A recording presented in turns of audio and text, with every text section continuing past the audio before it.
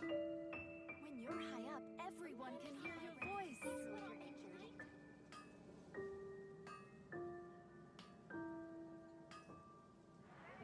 Tea parties are a must for the well-mannered. If you'd like to learn the proper etiquette, I'd be happy to teach you.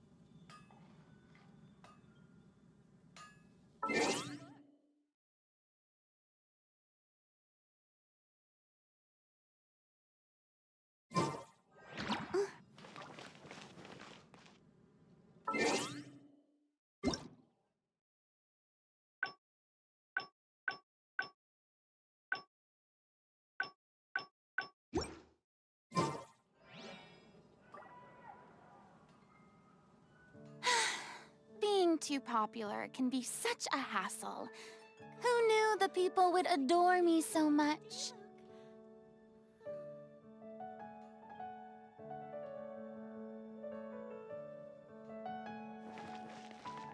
Error. Come take a look. There will definitely be something that catches your eye.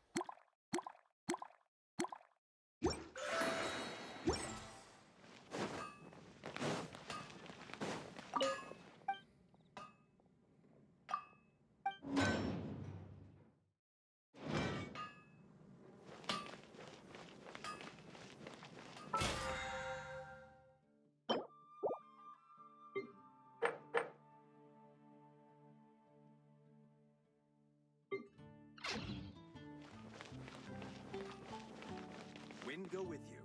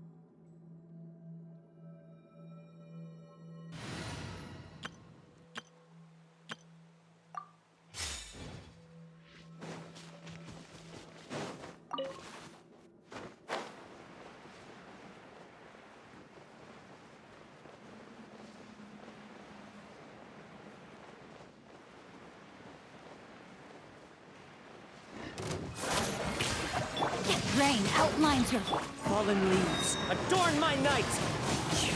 Time to shine! Nice and spicy! Let me weave you a verse. Huh?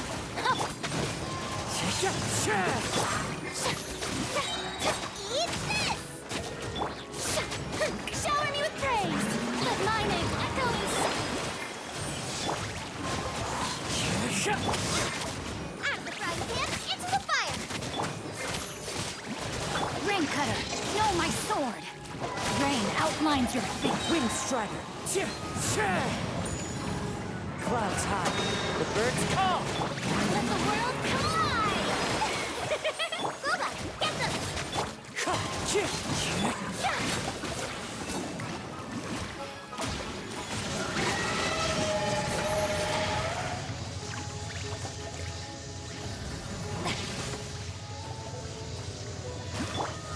Let me read you a verse.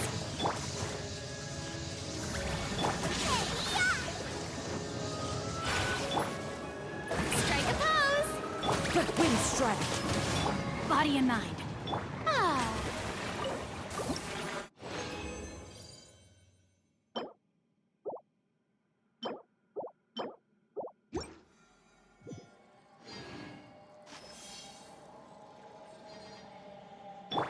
No, my sword!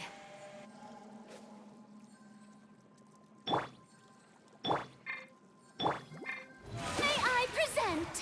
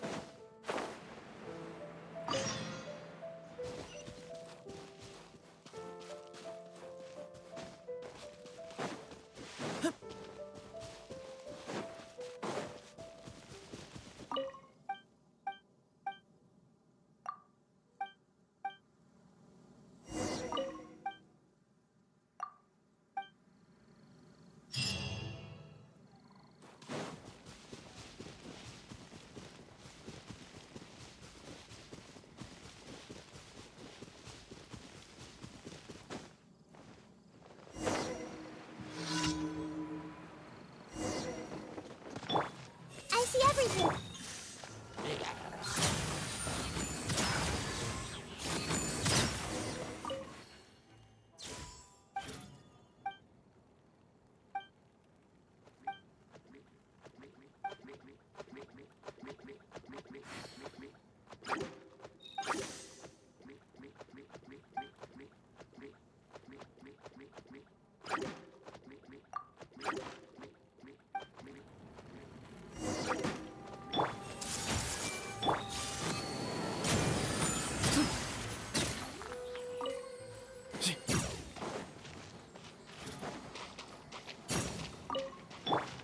Everyone hop in!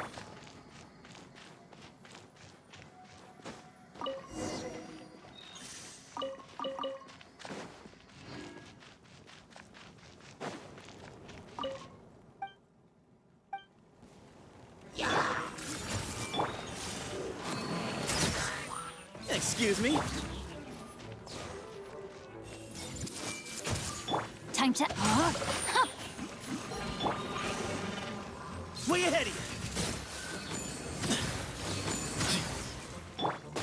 Let the show begin.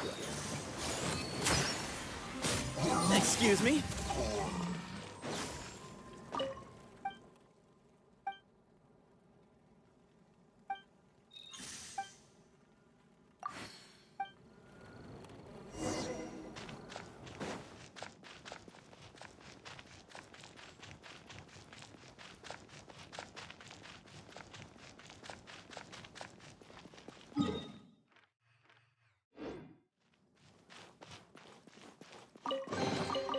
Ah, this is a nice surprise.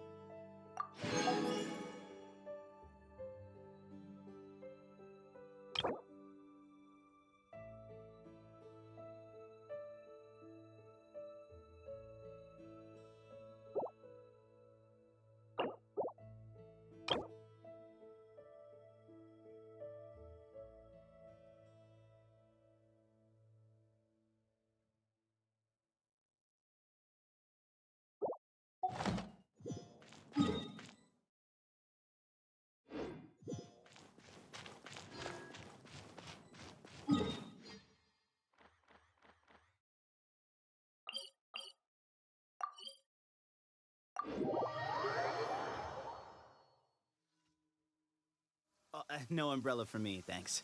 It hardly ever rains in the desert, so I'm gonna enjoy this while I can.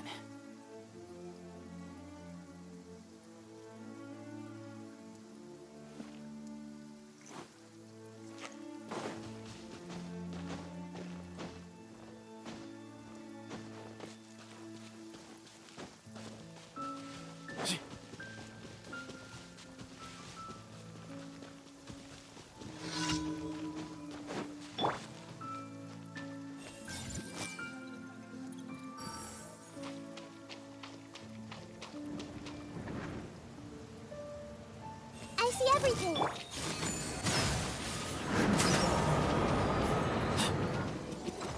Where you heading? Behind you! Go, Barb.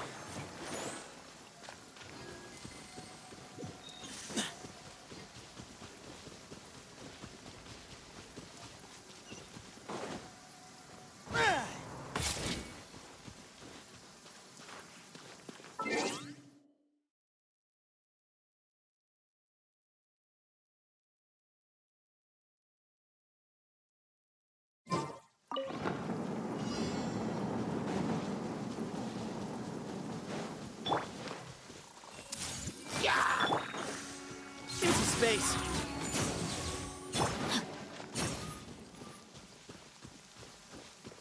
Time to act.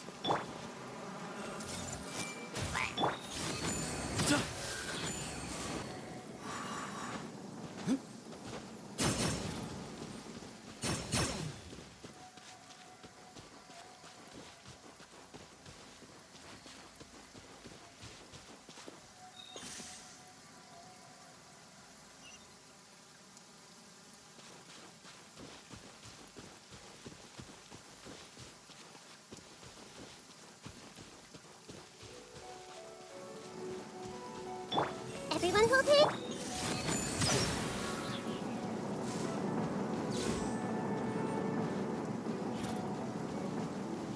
Hey!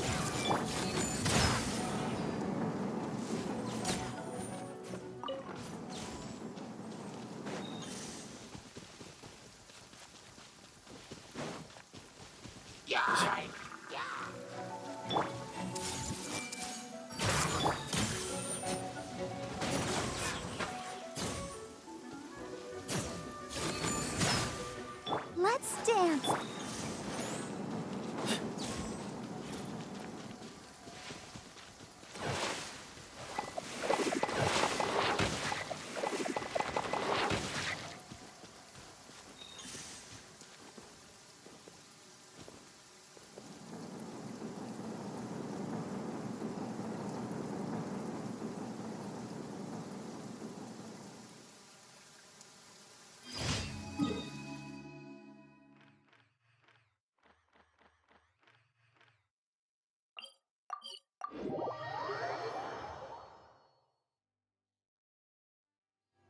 weather's so perfect, it'll be such a waste not to go camping. How does fishing in an oasis sound?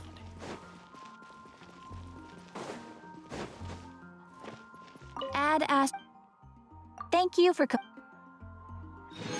Ad Astra.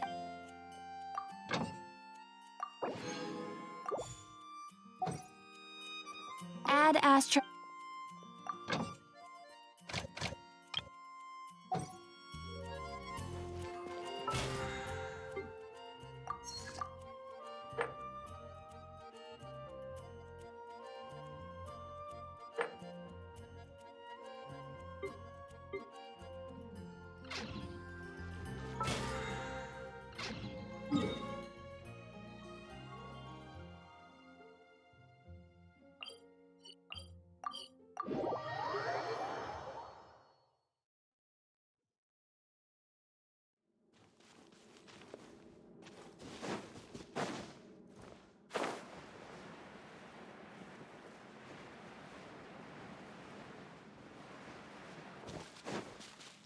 Everyone hold it.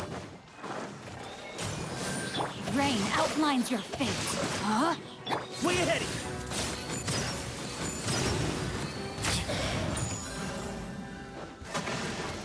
I see everything.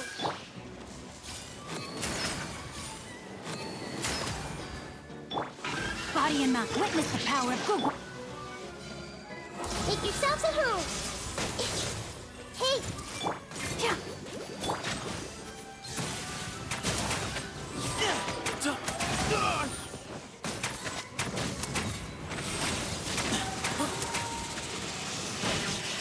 Give me some space.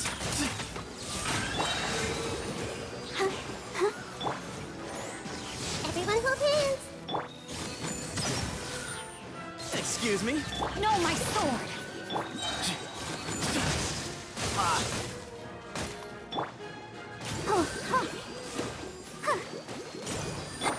The Temple of Wisdom. Let me weave you a Way ahead! Move or be moved!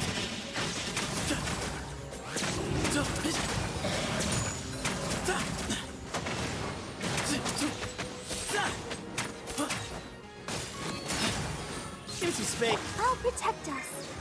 Hey,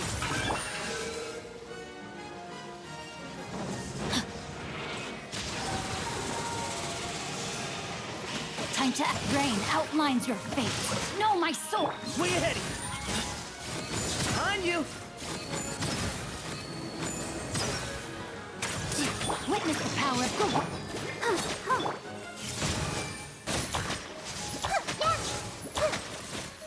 I see everything. Sharing my knowledge. Excuse me? I was too slow.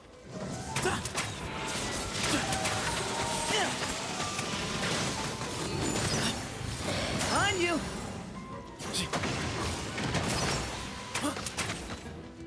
I'm okay. There's still... La la la la la. Let the show begin. Everyone hold hands. I see everything. Oh, hi. Oh, huh, huh.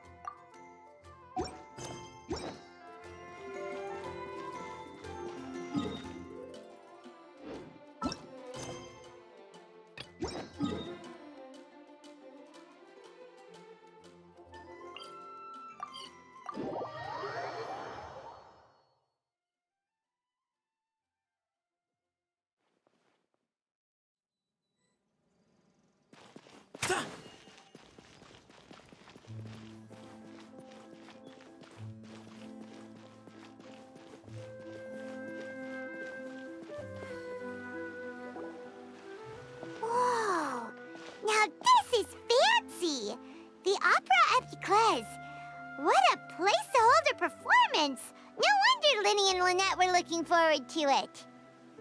Huh. Looks like there's a lot of people standing around the fountain up ahead. Oh, Archon, please bless us with a bright and healthy child. We pray. I don't know why you always feel the need to ask so much. I'll be happy as long as our child is healthy and lives a peaceful life. I guess if they're our kid, then there's no doubt they'll turn out smart. Maybe this is one of the customs in Fontaine. There sure are a lot of couples here. Vache.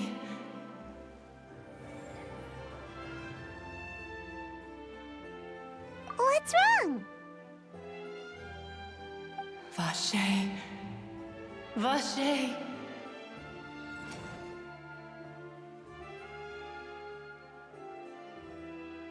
No, Paimon didn't say anything.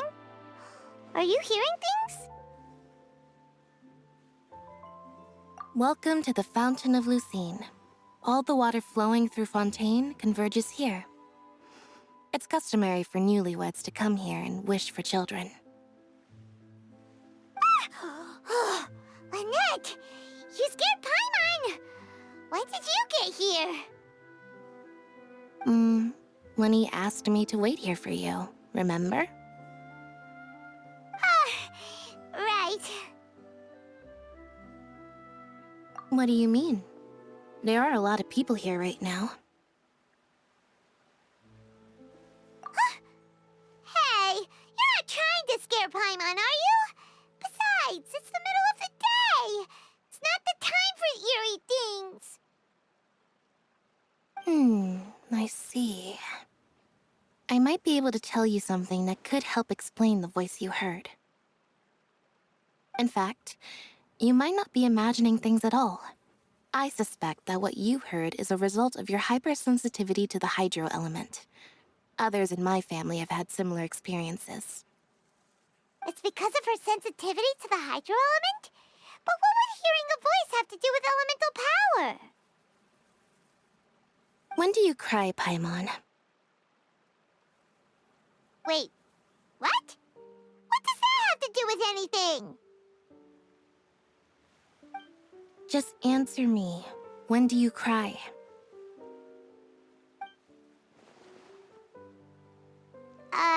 When Paimon's really sad? Oh, and when Paimon's super happy. Oh, and also when Paimon's really, really scared. Then you should understand that tears contain your most intense emotions. Like I just mentioned, the Fountain of Lucine is where all the flowing water in Fontaine converges. Even the tears that fall to the ground will eventually gather here.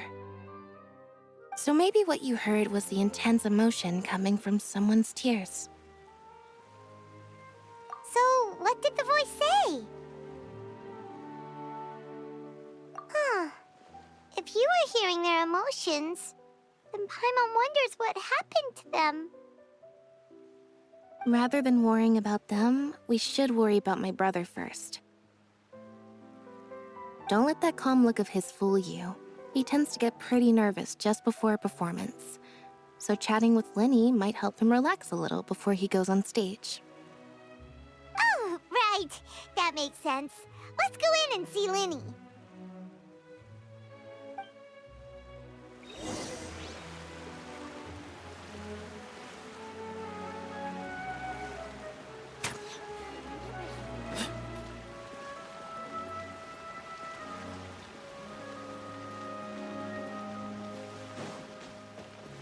No two cases.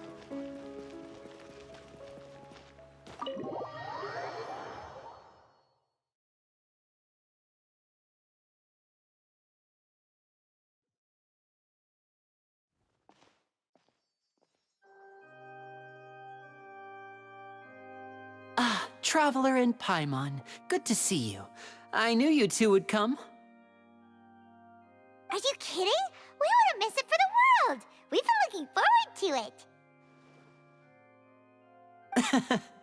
I can tell, judging by how early you've arrived. But you're actually right on time. The audience still hasn't started entering the venue yet, which means now is the perfect chance for us to take you to the best seats in the house. Wait just a moment. I'll fetch the tickets.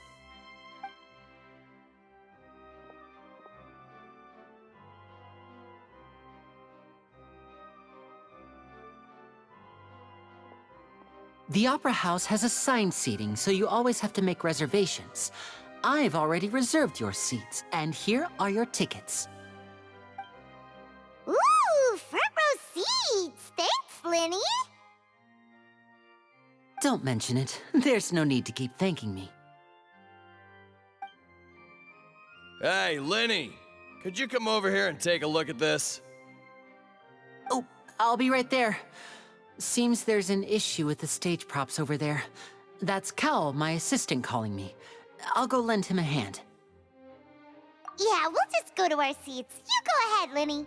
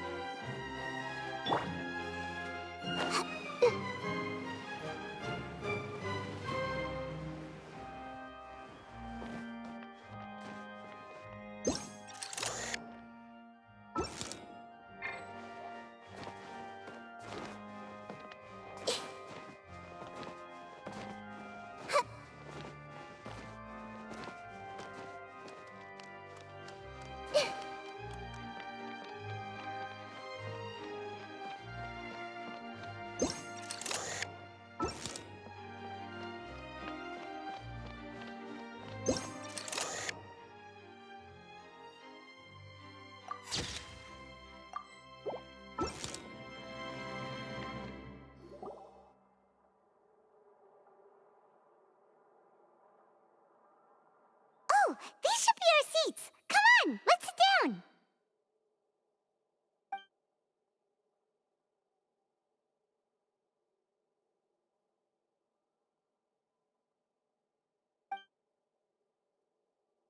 Uh...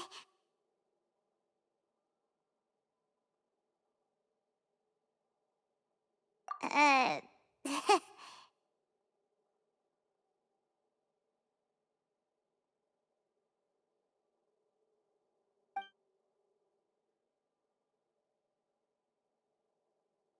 Hey, Traveler. Maybe we should strike up a conversation with the person next to us.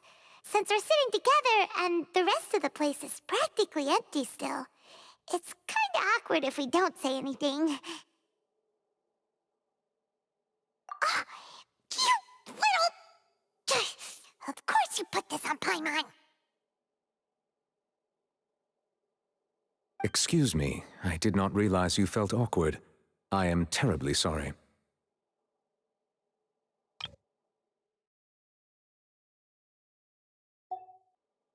I would be perfectly happy to chat with you if that is what you would like. Oh, so you heard all of that, did ya? Boy, you sure have good ears. Paimon thought she was keeping her voice down. Wait, that's not it, Paimon's... Sorry, Paimon's the one who was being rude, talking under her breath like that. So, let's talk, but, what should we talk about? Oh, Paimon's got it. You're also here early and sitting in the front. Are you a friend of Linny's too? A friend, you say? Well, if Mr. Linny would like to be my friend, I would be more than happy to reciprocate. Oh, so you're not friends with Linny then? Oh, this is getting more awkward by the second. Paimon nearly forgot to make her introduction.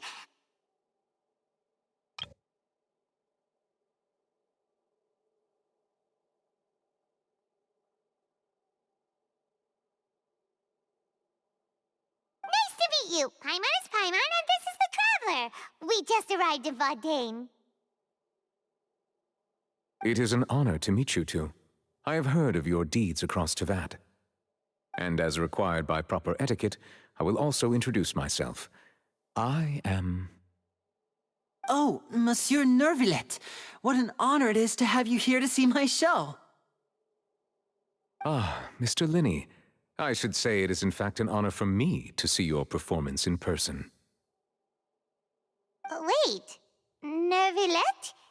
Could he be... I saw you all chatting just now, but it seems you still don't know who Monsieur Nervillet is. Allow me to introduce you to Fontaine's Chief Justice. That seat is always reserved for him. It wouldn't be too much to say that he's the symbol of justice and honesty here in Fontaine. Whoa! Sorry for being so rude just now. Paimon had no idea you were such an important person. No offense taken. Being Chief Justice is merely what I do for work. Nearly every person has their usual reserved seat, so I'm not so special, really. And by the way, I should probably let you know, even though I would prefer not to.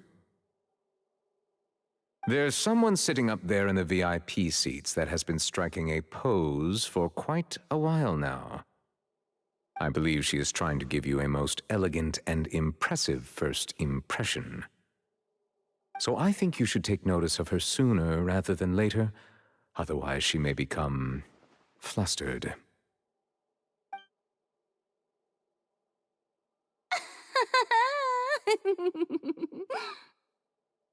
Huh? Oh, it's Farina, the Hydro Archon. Huh. She sure has a smug and satisfied look on her face. Guess she has no idea that you saw right through her act. Very good. That is for the best. No need to pay her any more attention. We may now enjoy the show. Huh? So is this what things are like between the Chief Justice and the Hydro Archon? All right, please wait just a moment longer. I've pretty much finished my preparations, and the performance will start as soon as the audience has made their way to their seats. Yay! The show's finally about to start! Paimon can hardly wait! Paimon's never seen a real live magic show before!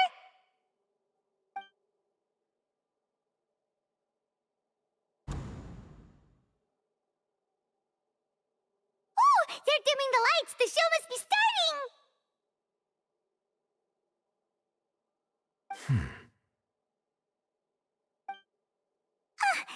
Sorry. Paimon will try to stay quiet.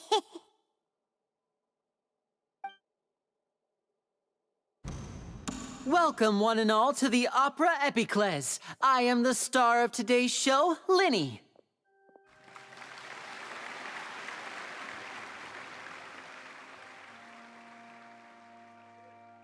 And over here is my sister, Lynette, who will be working as my wonderful assistant. Please, let's give her a warm welcome.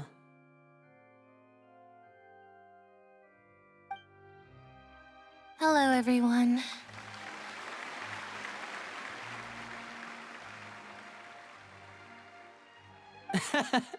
I know she may seem to be a little sleepy right now, but that's just a sign that she's nervous. Whatever. Now, some of you may be thinking, two vision holders who can freely manipulate elemental powers performing magic is not true magic at all. So, I would like to take a moment to assure you that elemental powers will have nothing to do with what you will witness on the stage today.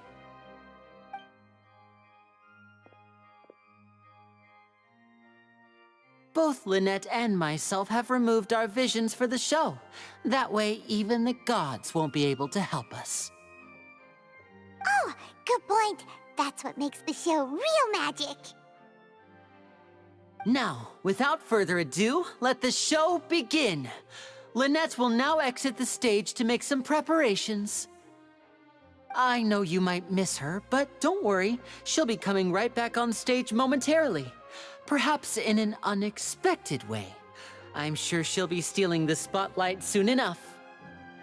Oh, and before I forget, there's one more thing I should say. You never know what can happen in the blink of an eye.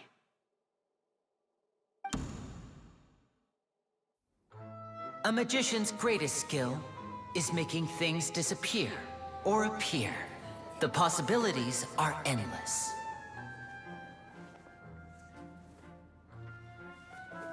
Huh?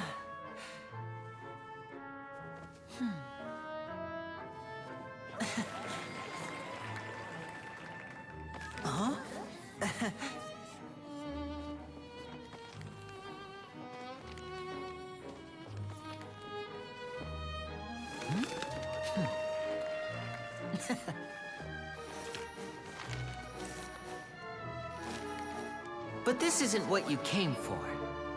These little tricks, you've seen them all before. So it's time for something truly extraordinary, don't you think? This one's a little tricky.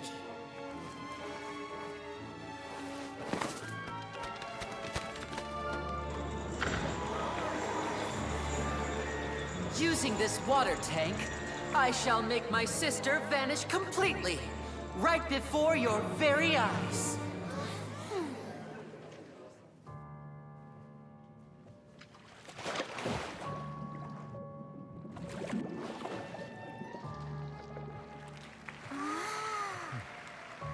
It's actually quite simple. She'll just turn into air bubbles and float right out of the top.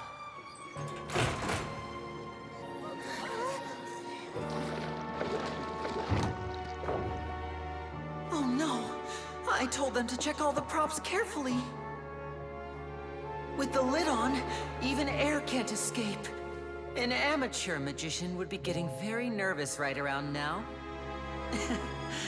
Luckily, it's me on stage, so let me show you what a true virtuoso can do.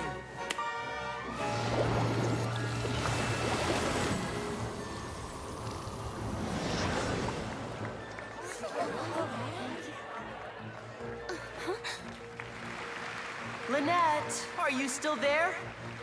Don't go too far. We don't want to use up all our magic. Hi, I'm back. Uh-huh.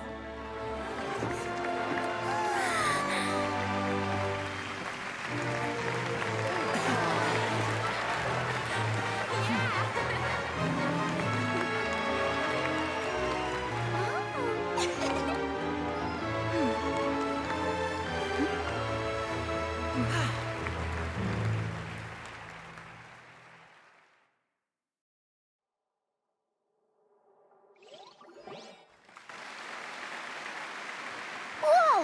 What in the world just happened? How did he do that? Hyman didn't see him do anything! Wasn't Lynette inside the water tank? How did she disappear and then reappear out of nowhere? If we could see easily through his tricks, then that would mean that his skills are still lacking. To appreciate magic, you should focus on the show happening on stage, rather than getting caught up in trying to see that which has been intentionally hidden. Guess you're right. Paimon couldn't believe her eyes when Lynette reappeared. Amazing! Thank you everyone. I'm glad you enjoyed that performance. But our magical journey has only just begun. I've prepared even more astonishing surprises for everyone here. The magic of transformation and disappearance can go far beyond what you've just seen. I'm sure many of you are thinking that escaping the water tank was impressive enough, but Lynette is still my assistant after all. In which case, I have ample time to make all necessary preparations. So, for my next trick, I will require the participation of one lucky audience member. Please, if my assistants could bring out the magical boxes now. There are 2 boxes and only 2 boxes. One is here and one is there in the aisle among the audience. I'm sure many of our clever audience members have already guessed our next magic trick. A swap! Our lucky audience member and I will each enter a magic box. After 1 minute, we will each emerge from the opposite box. Now please, everyone pay very close attention to the box you see here. Don't give me any chance to make a move. Wow! How's he gonna do this? Hey, do you think this is all magic tricks, or does Lenny have actual superpowers? The lucky audience member will be generated by this random number selector. It selects numbers entirely at random. Even I don't know who will be chosen to participate. Now then, let's begin.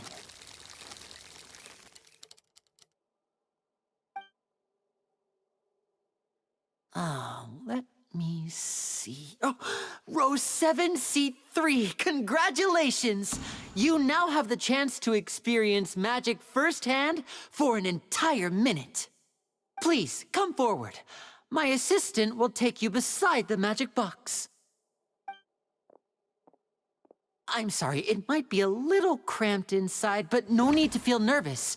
We've carefully arranged everything for you to be as comfortable as possible. You don't need to do anything, but no matter what strange things may happen, don't come out of the box. If the magic is interrupted, who knows where you might end up? You might even find yourself in the Fortress of Meripede. Oh, okay. All right. Before I enter the magic box, there is one more thing I need to ask the audience to do. Could you all give me a countdown? Like this. 60, 59, 58. Just keep counting down. You can go a little faster or slower if you like. I won't be able to see anything in the pitch-black box, so I'll be relying on your voices to know when time is up. Oh, and no tricks now. If you quickly count from 60 in just 30 seconds, then I'll be in a tough spot. Ooh! Paimon kinda wants to count faster after hearing him say that! No, that won't do. I can see it in your eyes. You still can't be trusted. Let's practice together. Come on, repeat after me. 60, 59, 58. 60, 59, 58! That's right, perfect. Keep it going. All right, I'll see you all on the other side once you've finished counting. 54, 53, 52? Huh? Why aren't you counting, Nervalet? I am counting in my head. I think things are exciting enough in here as it is. Merely a consequence of my identity and personality. Do not worry about me. Just enjoy the show. Oh, all right. You look so serious that Paimon thought you might be feeling uncomfortable or something. 40, 39, 38! Mr. Linney, are you all right in there? Is everything ready? Yes, I'm fine. I'm just double-checking the direction of the magic. It would be a disaster if we get sent to the wrong places. For example, midair right above the audience. Even though he's saying that, Lenny doesn't seem nervous at all.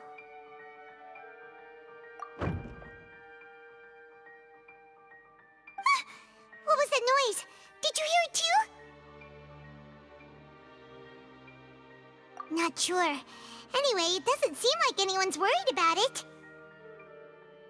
25, 24, 23! What's wrong, Mr. Linney? I can still hear you moving in there. I seem to have accidentally knocked over a decoration. I'm trying to fix it, but it's pitch black in here. I can't tell left from right. Never mind the decorations. There's no time for that. The show is what's important. No, that's unacceptable. I want my show to be perfect. Don't worry, we still have 20 seconds. Hear them. 19, 18, 17! It seems things aren't quite going as planned. I apologize, everyone. It feels like you're all starting to count faster, but that's all right. I know it can be tiring to do such a long countdown. 10 seconds and change is still plenty of time. 10! Almost there now. Whew. Swapping two people is harder work than you might think. Even a master magician like me can't guarantee I'll get it right the first time. Hey, wait! Is this the back one? I can't tell. They both look the same inside. Huh? No, that's not it. I'll try again. 7. Hey, slow down! Honestly. 5. 4. 3. Whoops! That doesn't count! 0.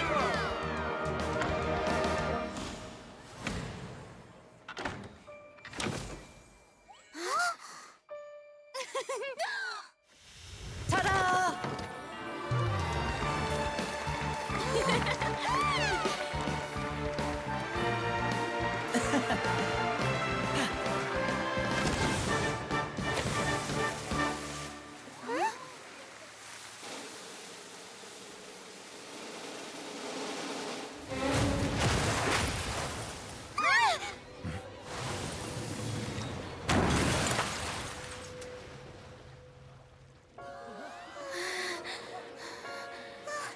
What happened?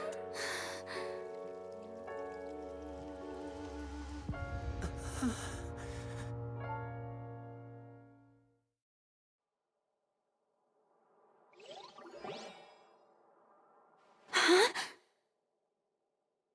Is this part of the show? Mr. Lenny, you're going to use magic to fix the stage now, right? What happened? Oh no. Maybe this isn't part of the show. The girl was still in that box, right? This performance is over. Medical staff with me. Guards, secure the scene and detain all the performers. Seal the exits. No one is allowed in or out at this time. Yes, that's right. If this was just an accident, then we must investigate the cause. But if this was all part of some scheme, then those accountable will not escape the judgment of the God of Justice. No need to be alarmed, you two. We'll get to the bottom of this soon enough.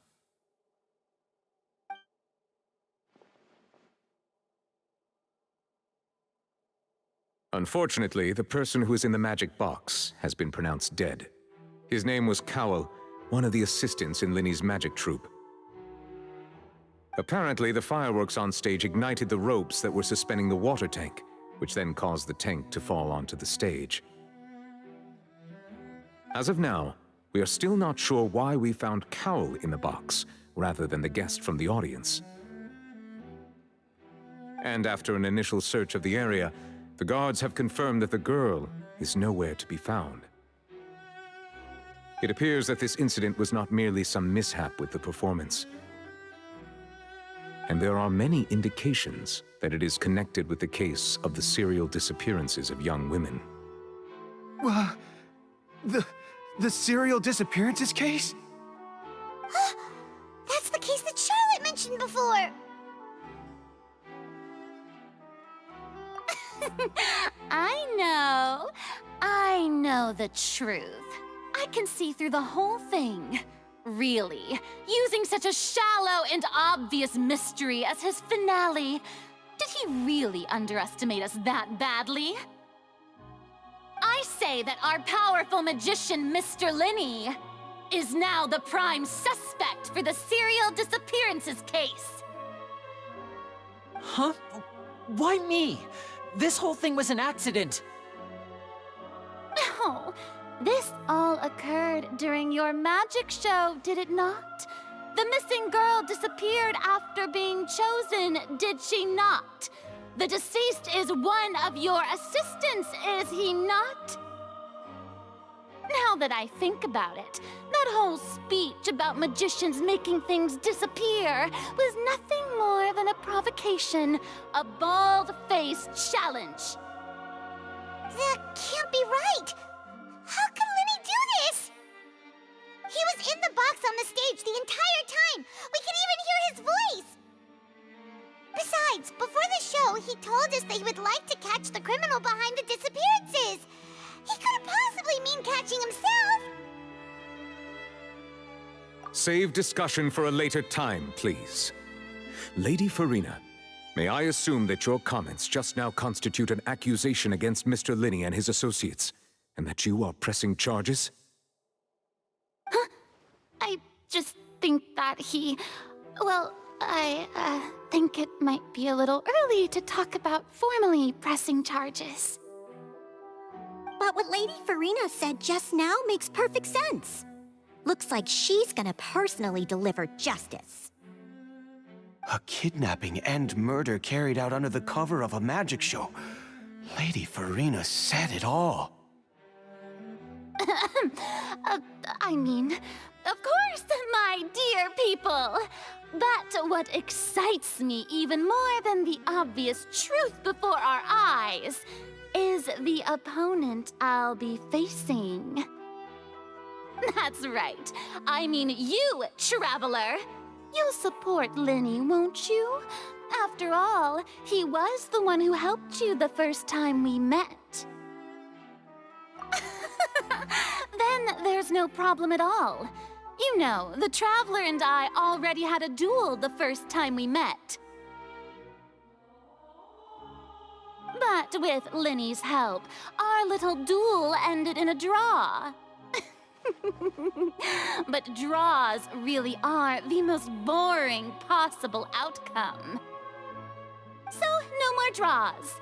Between the two of us, there must be a clear winner and loser.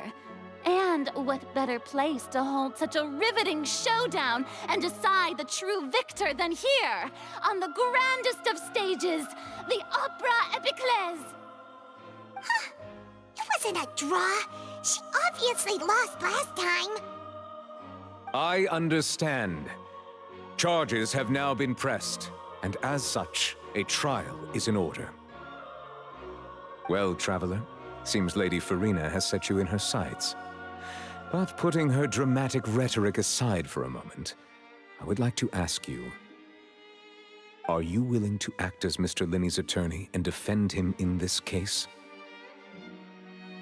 Very well. The trial will be held a day from now in the Opera House. Both sides may investigate the scene to build their cases and search for the truth. Linny and his troupe are all potential suspects and shall remain within the Opera House. The audience may begin to leave in an orderly fashion once they have been cleared by the guards. A day isn't that long. Let's see what kind of case this big-shot Outlander can build in such a short amount of time. I'm really quite looking forward to hearing it.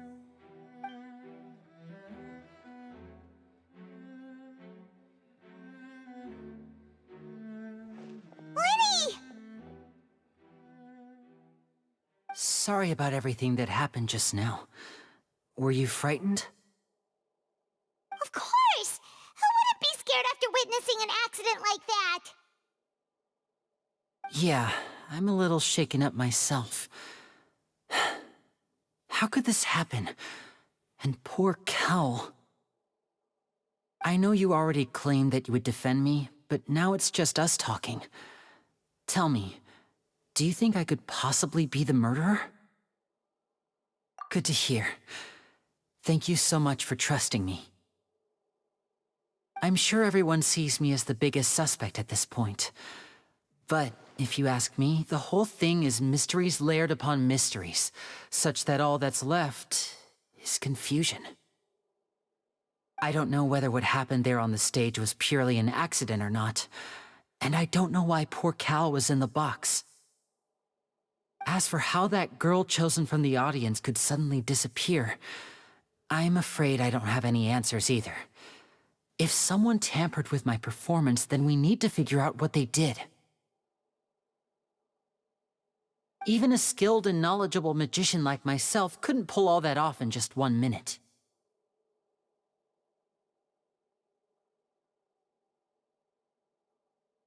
Which is precisely why we need to investigate! As this book says, the impossible could not have happened. Whatever happened must have been that which is possible.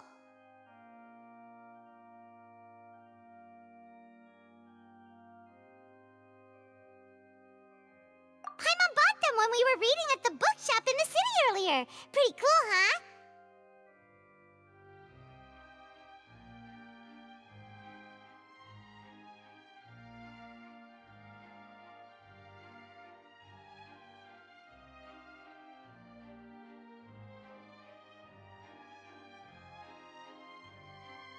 worry. Paimon used her own savings to buy them. It wasn't from our travel funds. I think they look cute on you, Paimon. You have good taste, Lynette. That's the right attitude. Feeling depressed isn't going to help me now. I need to get back to my normal self. But with the guards watching our every move, it's going to be especially difficult for Lynette and I to prove our own innocence. Good thing you agreed to be our attorneys. Thanks for that. We'll be counting on you. Yes, thank you so much. Yeah, just leave it to us. Oh, since we're going to start investigating, Paimon has a question first. Where did Lynette go during the performance? Ah, well, I'm afraid that would involve some of our essential trade secrets as magicians.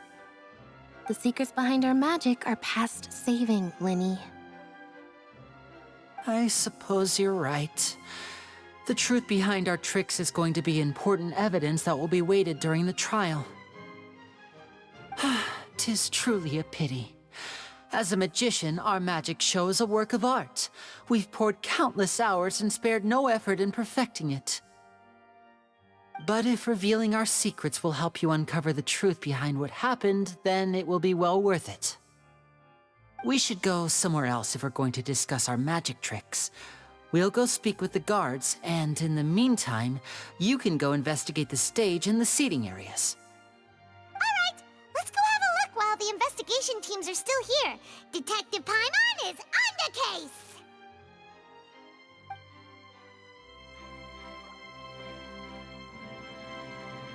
Hello, officer. How's the investigation going? I see. You must be the traveler that Lady Farina mentioned. Listen, I'll be perfectly honest with you. I'd avoid getting mixed up in this whirlpool of a mess if I were you. Huh? What do you mean? Come with me and you'll see. The deceased is one of Linny's assistants, named Cal. Even though he hadn't joined the troupe long, he was hardworking and everyone generally liked him. The assistants are usually in charge of setting up and inspecting the props, as well as assisting with the show and keeping the crowd engaged. As you probably saw when you were in the audience, the water tank suddenly fell and smashed the box with Cowl inside it. This is the real mystery. We've already searched the scene and were unable to find any traces of the girl. However, if you look carefully, the box was positioned directly under the water tank. The ropes holding the tank were then burned by the pyrotechnics on stage, causing them to snap. All these factors lining up so perfectly makes it hard to see this as a mere accident. If anything, the more logical explanation is that the whole incident was intentionally planned, and Linny is the most likely person to have access to all these areas. But he doesn't have a motive! Are you both good friends of his? Well, you can't say we're good friends, but we've known each other for a little while. So in just a short time, he was not only able to win your trust, but even convince you to act as his attorneys. I know there's no such thing as magic. The real trick of a magician is holding the audience in the palm of their hand. I've seen a lot of cases, and I can tell you that people are the least reliable kind of evidence. Sorry, I tend to be pretty straightforward. Just know that I'm warning you for your own good. Anyway, you may investigate the scene of the crime yourselves if you're curious. Who knows, maybe you'll be able to come up with some new evidence.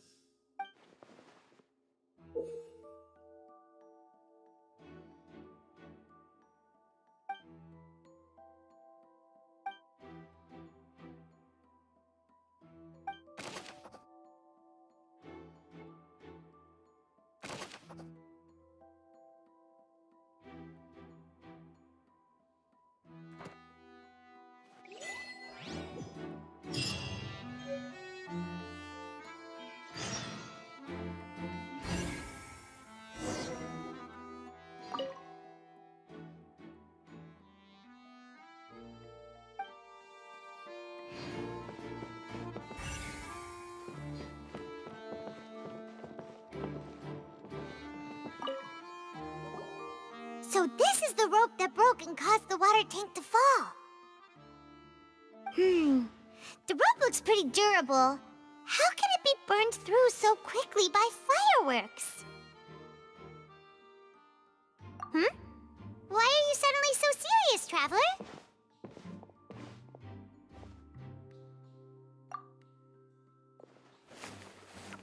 Whoa. Look! This bit is made from different material! Most of it was burned away, but there's still a little bit of it left.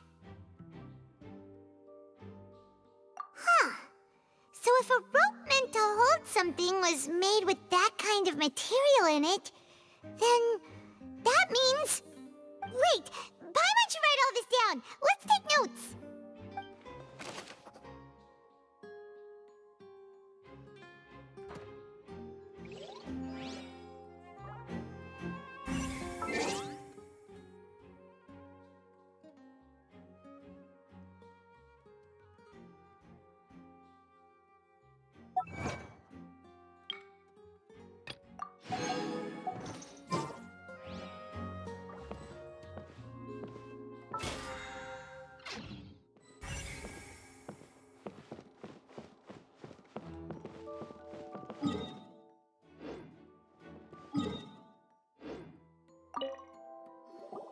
Hello there.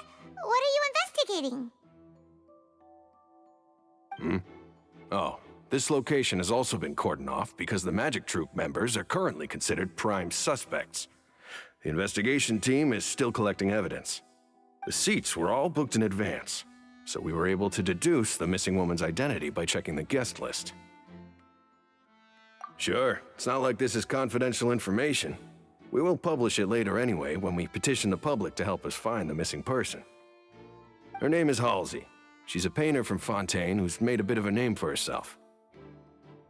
Apparently, she wasn't a regular at the Opera House, but she'd been feeling some pressure with her work lately, which made her decide to come see the magic show. The Magic Troop members all claim not to know her, and we have looked into her social connections. It seems that she has no personal grievances or conflicts of interest with the suspects. Simply put, she wasn't related to the Magic Troop at all, which matches the features of the previous serial disappearances. Were the victims of previous cases also chosen at random? That's how it seems to us, in any case. Apart from the fact that they were all young women of around the same age range, there really weren't any other connections between them. Okay then. No need to be so formal. If you do happen to see the missing girl, please be sure to contact us. It is of utmost importance that we get to the bottom of these disappearances.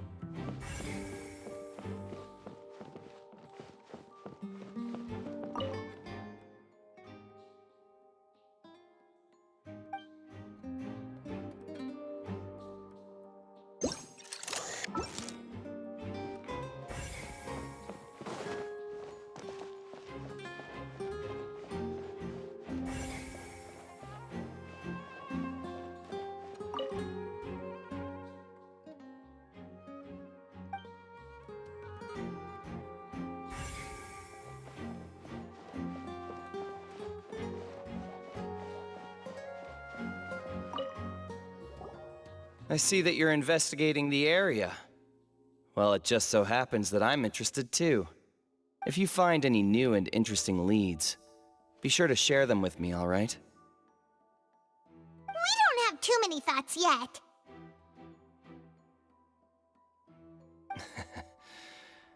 Then why don't I tell you my hypothesis first?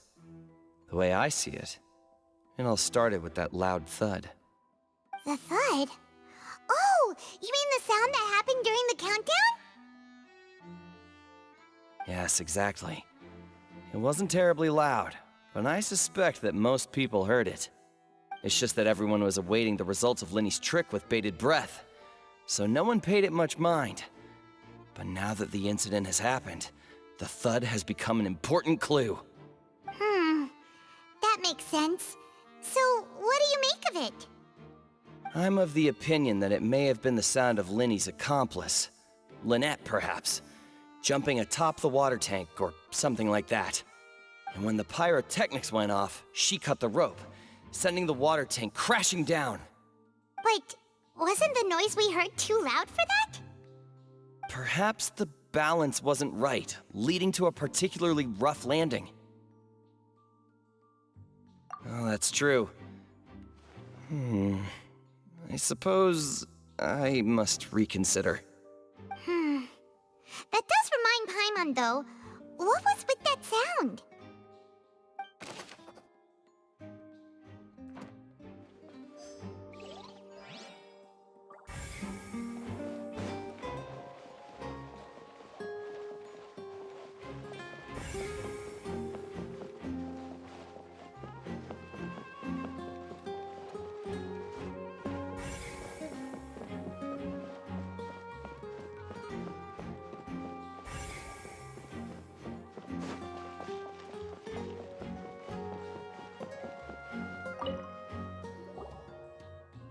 The investigation team has some new findings. Turns out there's an issue with the random number selector after all. See, I told you. What if the machine picked some big guy's seat? You think the murderer would have still made his move then? Sorry to interrupt, but we're helping Lenny and Lynette with their side of the investigation. What were you saying about the number selector? There's something wrong with it? You're trying to help them? That'll be a tall order. Lenny used the machine to pick a random member of the audience during his performance, right? The lucky girl that later disappeared. Well, we thought there might be a serious problem with the machine, so we had it taken away for further inspection. It turns out that the seat number it picked wasn't random at all. The machine picks that same number every time. I'm sure you already know that you have to make a reservation in advance to get a seat, regardless of whether it's a trial or some performance. In other words, Lenny knew who would be sitting where from the very beginning. That much checks out. Lenny reserved our seats for us, too. Bet you see why I was saying it'd be tough to make a case for Lenny. Even though it's bad for Lenny's case, Paimon had better write it down.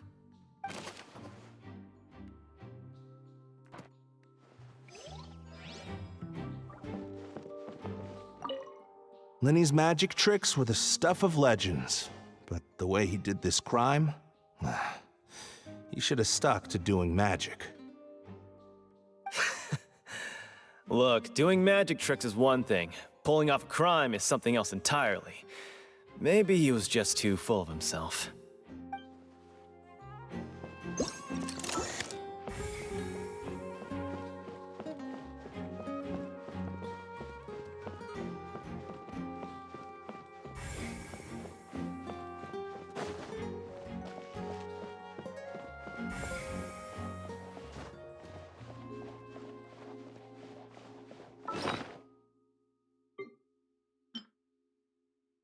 Whoever the murderer was, they must have made preparations well beforehand.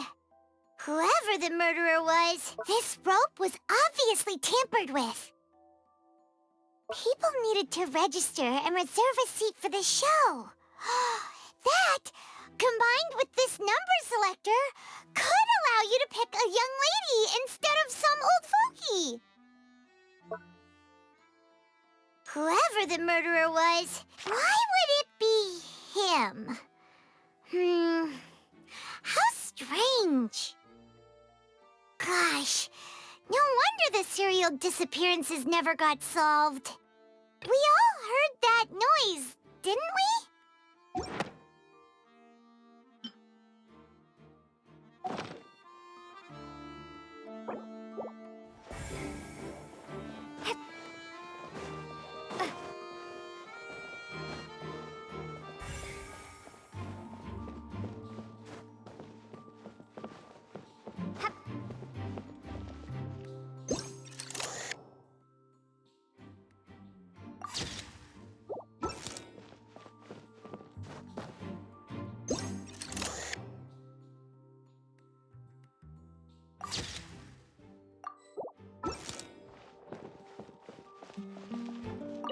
Lenny's still talking to the guards. It seems he'll have a lot of explaining to do. I think someone will be assigned to monitor us later, but that's all right.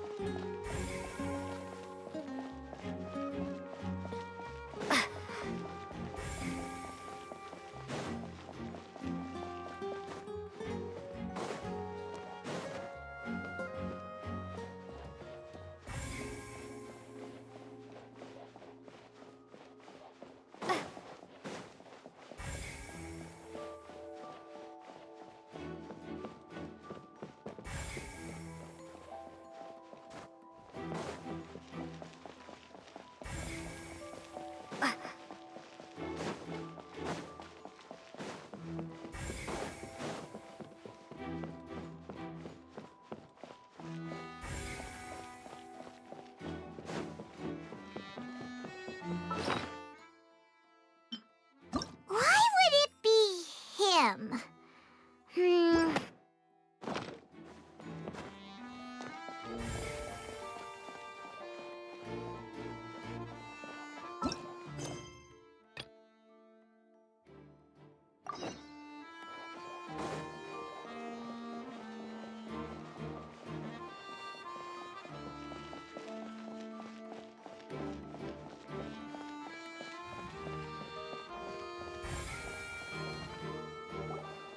Hey, you!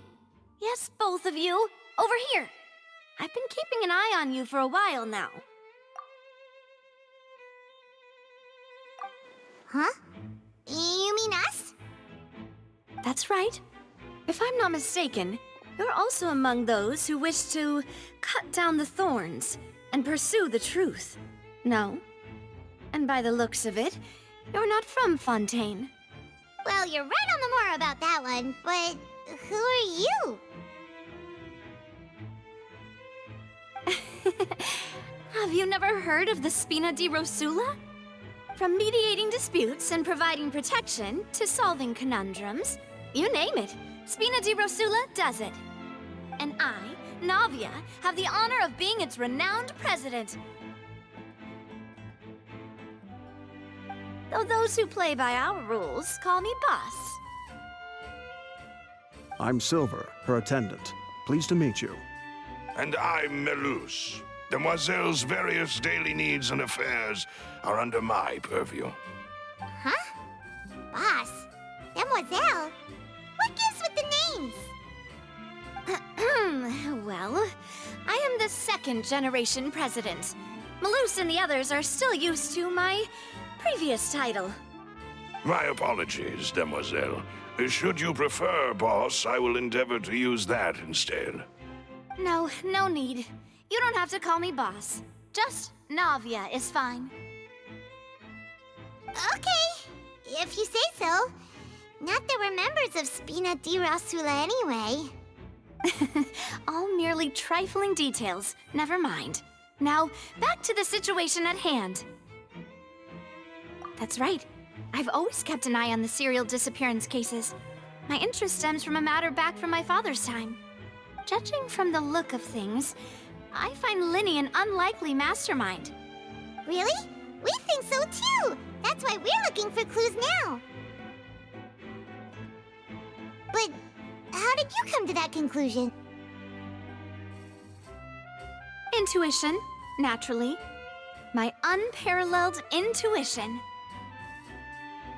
Farina sure was quick to point the finger at Linny without any decisive evidence whatsoever, wasn't she? But that's not uncommon for her. If you remember, the Justice had to interrupt her and ask if she was pressing charges just to keep her from getting carried away. Anyway, a trial begins the moment someone levels charges. And, of course, there was no way Farina was going to back down in that situation. Sounds more like you just don't trust the Hydro Archon. Well, what's your opinion? I must admit that she can be interesting at times, but liking her doesn't mean that I'll blindly agree with her. All right, I've answered your question. Now, it's time you answer mine. Wait a minute, did that answer count? Well, I say it does. But don't worry, you won't hear any pointless questions from me. In your opinion, do you think it's right to treat a trial like it's an opera?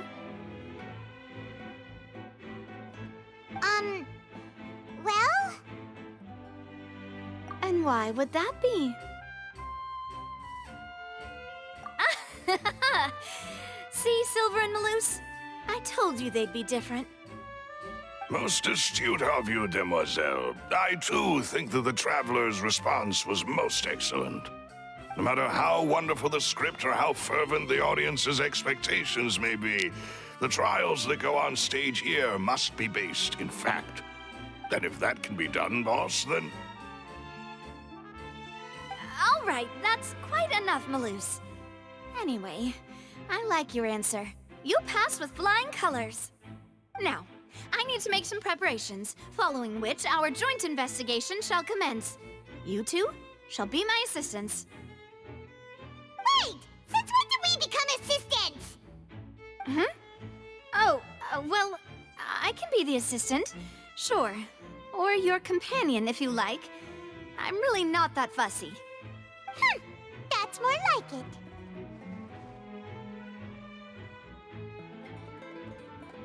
Far be it from me to brag, but I believe that Demoiselle's intuition will be instrumental in uncovering the truth. You wish to save a friend from false accusations, and we wish to unravel the disappearances. In this sense, our goals are aligned. You have a point. You're quite the talker, aren't you, mister? And what about you over there? What do you think? You seem like you've got something on your mind. I have nothing to add. Oh, alrighty then. We'll be making some preparations first. Just be sure to let us know if they start revealing Linny's tricks. Thanks!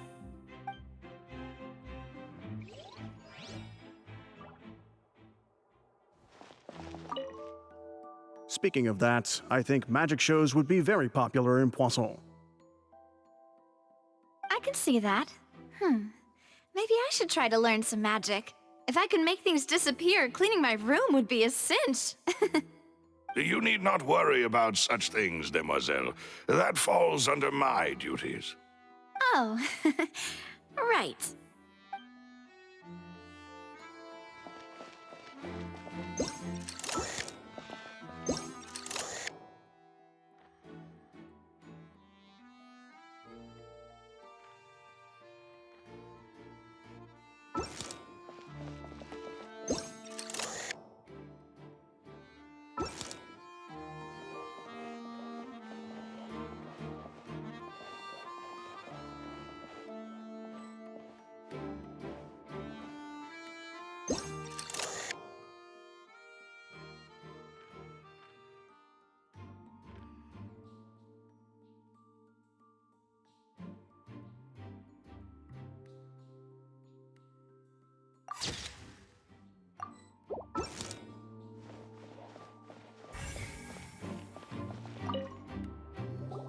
Sorry, but no one can freely enter or exit the Opera House at the moment. If you wish to leave, you must register your identity with us first. No, we're not leaving. We're representing Linny and Lynette as attorneys, so we're investigating the case. Were you always guarding this entrance? Yes. After the Chief Justice gave the order, everyone coming in or out must undergo a strict inspection. So, the missing girl couldn't have left from here. At least, not from that point on. I doubt there was much opportunity then, either. How can you be so sure, Well, because I was in charge of security near the entrance at that time. I couldn't see Linny's performance from here, which was quite a shame. Just my luck. But still, I did not abandon my post, and I stayed put no matter how loud the applause was. If someone had so much as even approached the door, I would have noticed it, let alone if they had tried to leave. We Melazines are good at that sort of thing, you know. So, it's safe to say the girl couldn't have left through here. All right, thank you for your help. This will be useful info.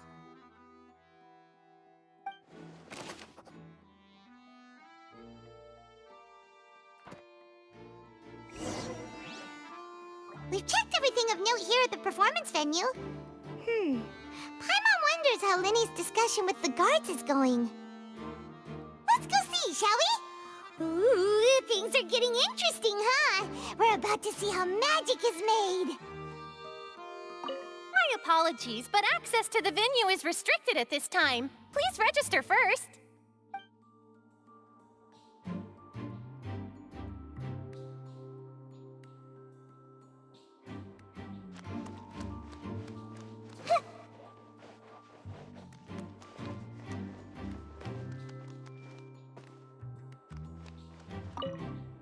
Speaking of that, I can see that. Maybe I should try to learn some magic. If I... You need not worry about such things. Oh, right.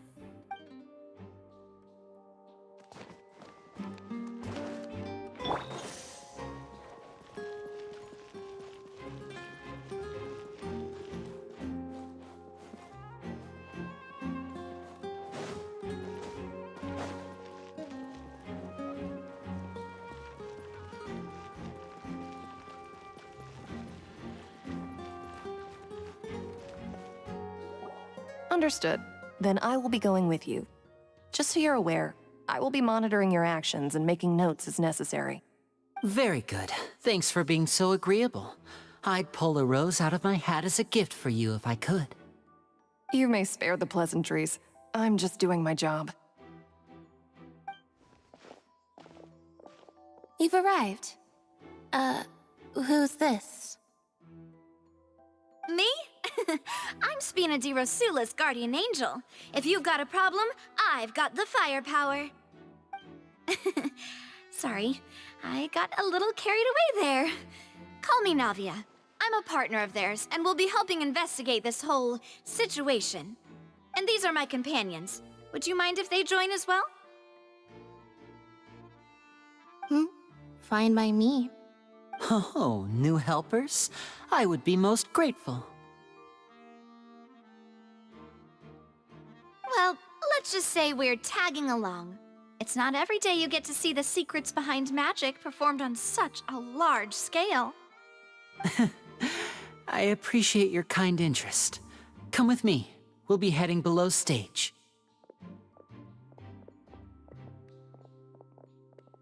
Huh? Below stage? Yes, a world of secrets is hidden beneath this magic box, prepared specifically for this switcheroo trick. But before I reveal everything, you should have a look first. Notice anything strange here?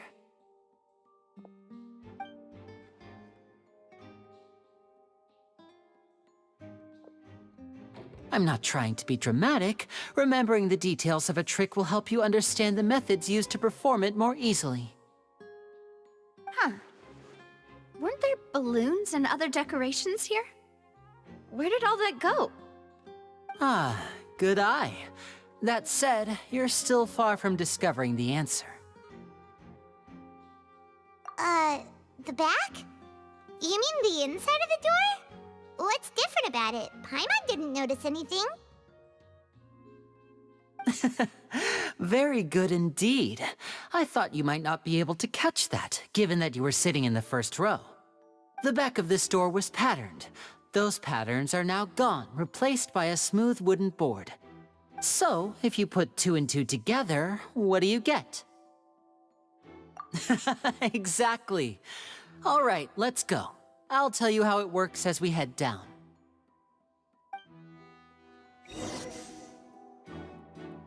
Oh, so there was a passageway under the magic box!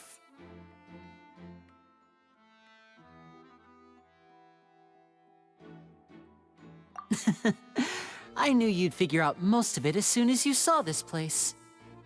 The 2 magic boxes are positioned right above the 2 entrances of the tunnel.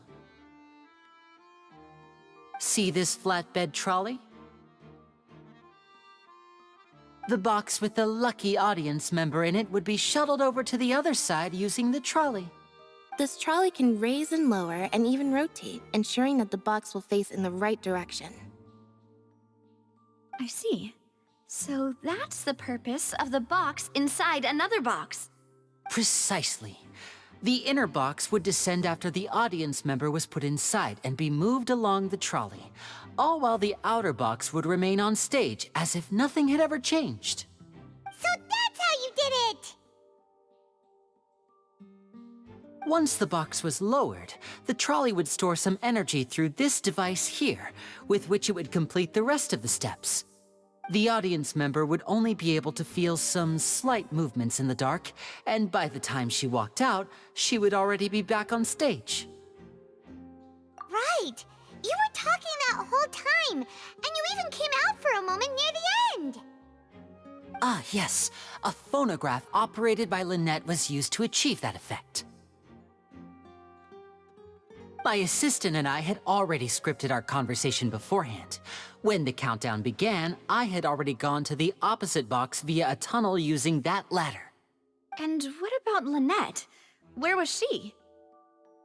I was in the mezzanine space in the back of the box. Oh, interesting! That's how we were able to coordinate Linny's lines with the assistant. And, by the way, I was the one who walked out of the box at the end. I mean, we are twins. All it takes is a change of clothes and no one can tell who's who. And that's my favorite part of this trick. Only Lynette and I can perform it. So that's how it all worked! Wow! Every detail you revealed was more amazing than the last!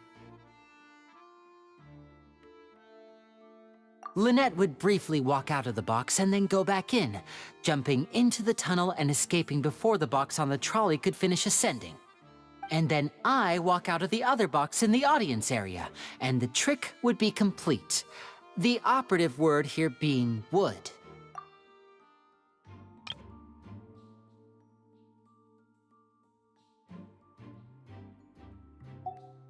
But as you saw, Cal was in the box, not our audience member. She, on the other hand, mysteriously vanished. We really don't know how that happened. If not for that interlude, this would have been an astonishing trick. I probably never would have figured out how you pulled it off. And yet, to think that someone was able to use this magic trick to commit a crime. Could we have a look around? I think we can come up with some more leads. This is the scene of the crime, so Linny and Lynette are not permitted to stay here. I'll escort them back up. Yes, of course. No need to be so strict now. I won't disappear into thin air, you know. Thanks, everyone. We're counting on you.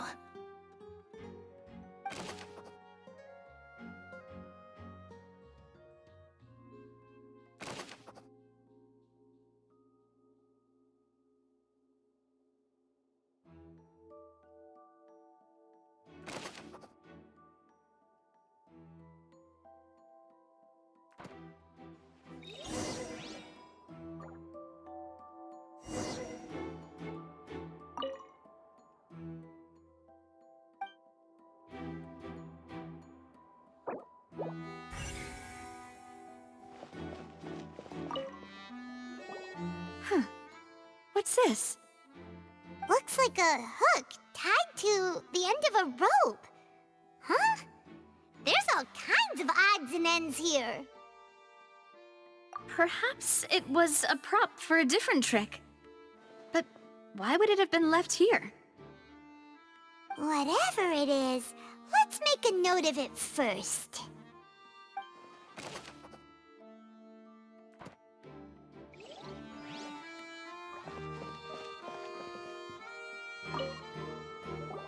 Oh, these are the clothes that the lady chosen from the audience was wearing, right? Her clothes are here, but she's nowhere to be found. Right. And do you really need to do that if you're kidnapping them? Ugh, this is so confusing. Paimon doesn't want to be a detective anymore.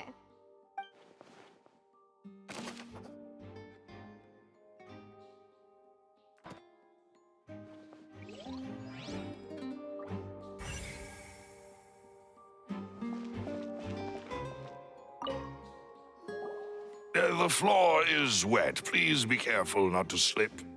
Speaking of which, why would there be water here?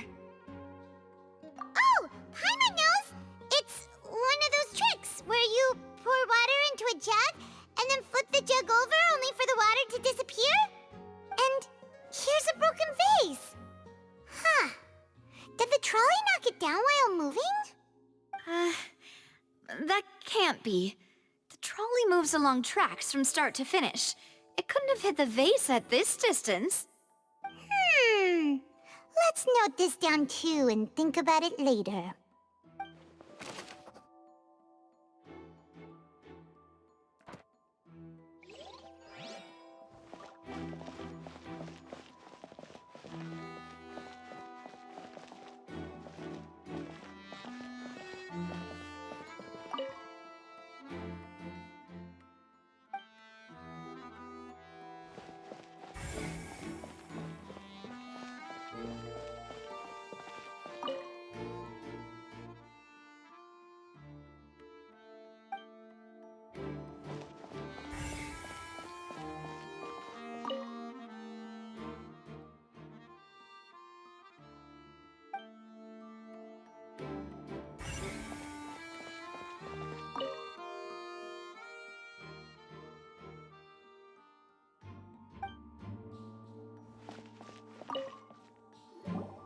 What is this place? It seems someone could fit through here. Huh. Could this have been the suspect's escape route? Alone, perhaps. But if they had to pull another person with them, the space would be too narrow. But there are no other ways in or out of here. Oh, you're right! Let Paimon write that down.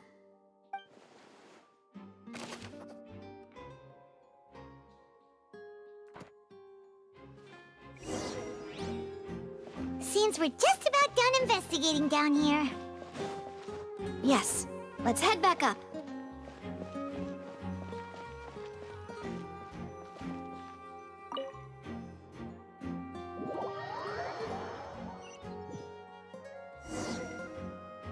Well, we've ascertained the state of the crime scene. Let's find a place to sort out our findings once Malus returns. Seems to me that there are several things that don't add up here. Apologies for the wait, demoiselle. So, what did the guards say? Did the criminal escape through the vent? They believe the odds of that are very low, since the vent leads to the Opera House's basement. The guards have checked the area carefully. No one left through the basement during the performance or after the incident, and no one was found hiding there. So the tunnels become like a secret chamber then! You know, like the kind you usually see in novels! The plot thickens. Halsey's disappearance and Cowell's death are both quite inexplicable. No wonder Farina was so confident in her accusation. All the current evidence points toward Linny and Lynette. In other words, the charges are very likely to be upheld unless we make some considerable progress. Charges and then trial. So if the charges are upheld, they'll announce a sentence? That's right. This is how a trial goes in the Opera House. During the proceedings, the Chief Justice and the oratrice will hear statements from both sides. That's right. This is how indemnitium is produced. The statements from both sides, the defenses from attorneys, witness testimonies, and even the audience's emotions will all be projected on the oratrice. To put it simply, it's as if the oratrice has its own will, and is a judge in its own right. This also precludes any kind of favoritism on the part of the Chief Justice. And not that this has ever happened anyway.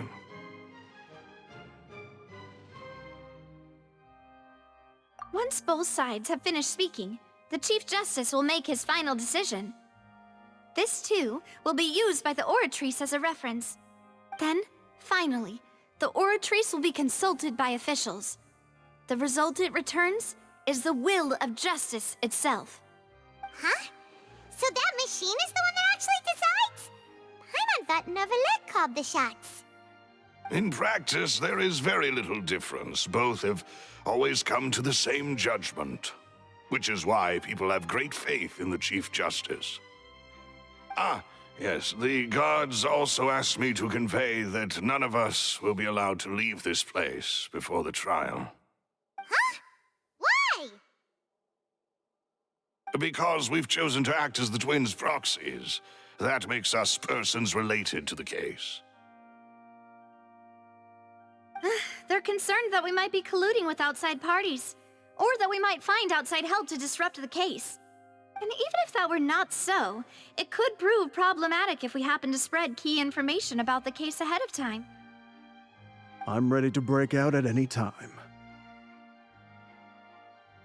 Whoa, whoa! There's no need for that! Paimon thinks they have a point. That said, are they providing food? Of course. I just hope you don't mind the lack of options. I'm afraid that catering to all tastes is not in the cards, nor is any guarantee of balanced nutrition. In that case, let's just sort out our findings together here. Pity. I was hoping to take you to try some of Fontaine's famous desserts, too. I mean, what better way to properly think through our findings than over some tea and sweets? Huh. Breaking out suddenly doesn't seem like such a bad idea after all. Just kidding, just kidding. Paimon will still do her best, even if there are no snacks. What do you mean, no snacks? Of course we'll have snacks. If we cannot buy some, then we'll simply make some. Huh? Here? But how? Understood, Demoiselle. Everyone, please come with me.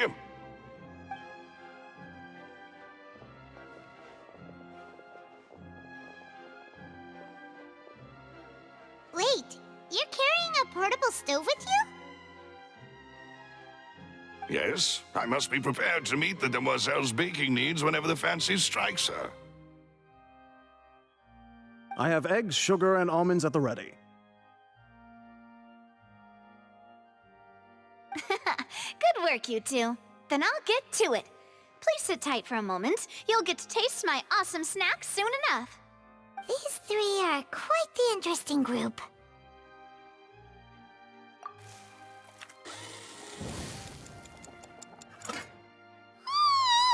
And Paimon thought it smelled good while it was still in the oven! Oh, it's even better now. Paimon can't stop drooling. From the way you had these two guys carrying all that stuff around, Paimon thought you'd have them do more during the baking process. But you ended up doing the entire thing by yourself! Beating the egg whites, grinding almonds, everything! I was applauding. And I was giving encouraging smiles. Paimon was just thinking, aren't you worried about getting your fancy dress dirty beating egg whites and baking like this? Well, I don't think it's carved in stone anywhere that fancy ladies can only read books, sip tea, ride horses, and play the piano. I just really enjoy making snacks. Don't underestimate beating egg whites, by the way. It's a real arm workout. You also need to beat them to just the right consistency, or your macarons will crack. Anyway, give these a try, fresh out of the oven. There's 3 for each of us. Only 3? Well, eating too many sweet treats might send all that sugar to your head. You wouldn't be able to think clearly about the case on a sugar rush, would you? Tea is ready to be served as well. This is Demoiselle's favorite, strong black tea with a floral fragrance that clears the mind and lifts the spirit. No need for concern. I'm merely doing as I should.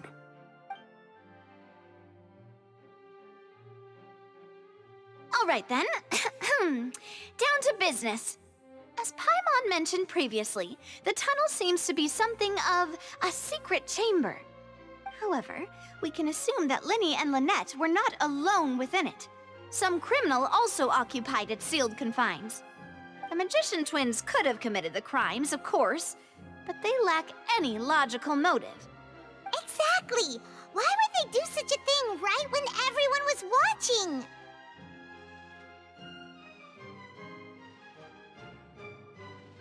The flower vase and the thud we heard during the performance could indicate some altercation between Halsey and the criminal in the tunnel, resulting in the shattering of the vase, the discarding of her clothes, and her abduction. Perhaps the criminal thought that since she was chosen from the crowd, she would be too easy to identify if she was still wearing the same clothes. Paimon thinks that makes sense, but the real trouble is... True. None of the clues we found thus far support the existence of this third person. But the only people left to consider are both technically victims, whether it's the missing girl, Halsey, or poor Cowl. Huh. Could Halsey have secretly made modifications to the magic props in order to murder Cowl before making her escape? That's right. And even if she had tampered with the setup, she would need to understand the entire trick to pull it off. Nor does she have any motive. The guards said that she has never had any dealings with the Magic Troop's members. Were we not thorough enough in our search? From the sound of things, this is turning into an impossible case. Your macarons are amazing, though, Navia. They smell great! They're nice and crisp and super sweet! They are my specialty, after all. And I see you've already had 5 of them. What? 5? Oh, that can't be right. Paimon only counted 3, honest! Please don't worry about it. At my age, a few less sweets might actually be a good thing. No. Being greedy is one thing, but Paimon knows how to count. Besides, Paimon knows that if she ate too many, then others wouldn't have enough. Wait, even you don't believe Paimon? How could you? If Paimon ate those 2 extra macarons, then may they turn into stone in her stomach! All right, we get it. Well, I suppose one of us might have gotten too engrossed in our chat and eaten them by mistake. No big deal. Maloose, set up the stove again, if you would. Huh? What are you doing? Making sure everyone gets 3 macarons, of course. Exactly. We don't want to trouble you. As you wish, Demoiselle. And I have the egg, sugar, and almonds. Well, this really is your hobby, huh?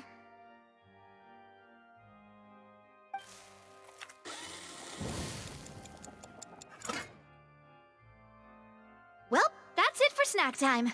I'm going to have another look around the area.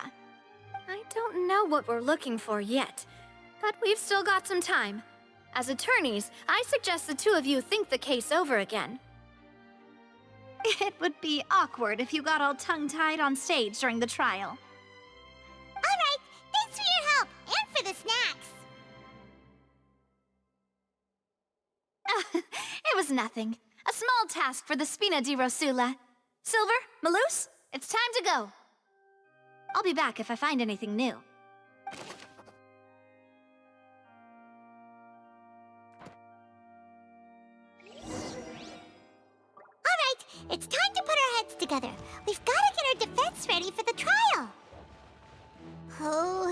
probably gonna be a long and difficult case. There's no point in worrying about that now. We just need to prepare. Here, take...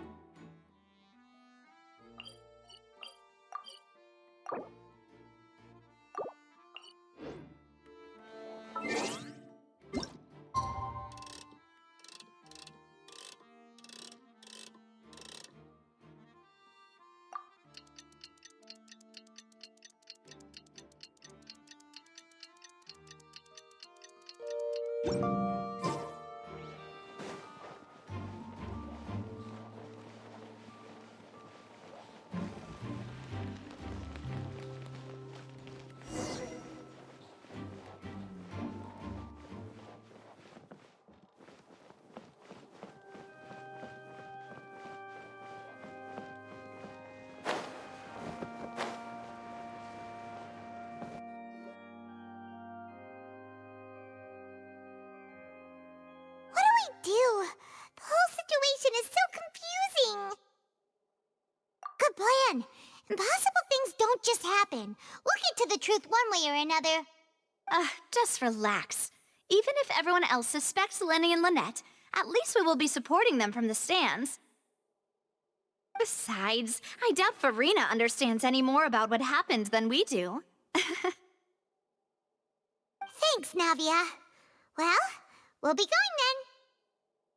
Best of luck to you.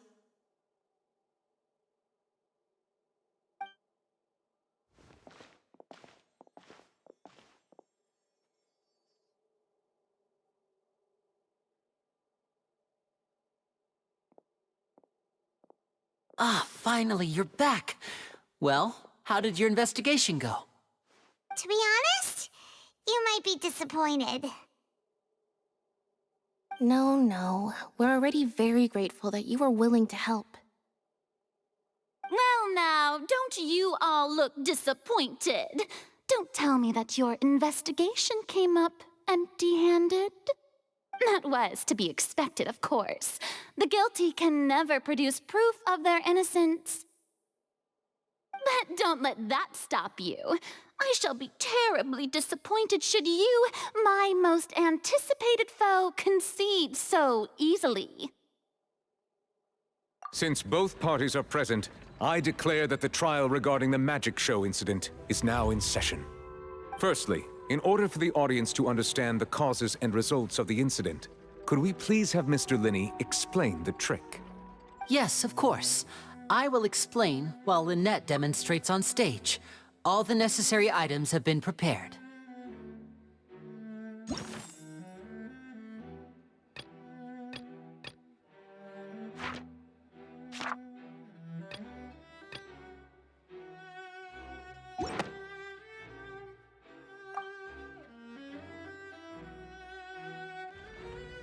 Thank you, Mr. Linney. In that case, I take your statement to be that you ran to and remained hidden within the magic box in the audience stands once the trick began, and thus could not have committed the crime. Is this correct? Yes, that's correct, Your Honor. In that case, I call upon the prosecution. Lady Farina, do you wish to refute his statement in any way? Why, of course I do. Allow me to take the first shot and break this case wide open. Mr. Linney is clearly lying. There is no way you could have been in the box the whole time if you were to abduct Halsey and murder Cowell. In fact, I'd say you were hardly in that tunnel at all. That is simply your hypothesis based on the presumption that I'm guilty. Oh, is that so? And if I may ask, what did you hear while you were inside your box? The roaring countdown of the crowd, of course. That's how I kept track of the time and built anticipation for the finale. And you didn't hear anything else at all? Nothing that might leave an impression of any kind? No, nothing. I see. But when the count reached 30 seconds or so, there was a thud. One so loud that I believe practically everyone heard it. Huh? Hey, hang on! Something's not right here.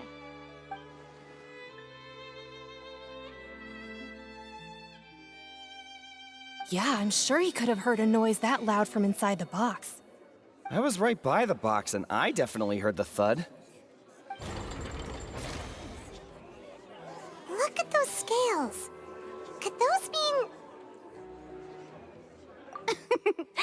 Well then, ladies and gentlemen, allow me to use the words of the magician himself. You never know what can happen in the blink of an eye. Indeed, it seems his alibi can also collapse in the blink of an eye. Of course, I have armed myself to do far more than smash your alibi. Confidence cannot go unfounded, and my foundations are rock solid. Tell me, aren't you and Lynette actually from the House of the Hearth? The House of the Hearth?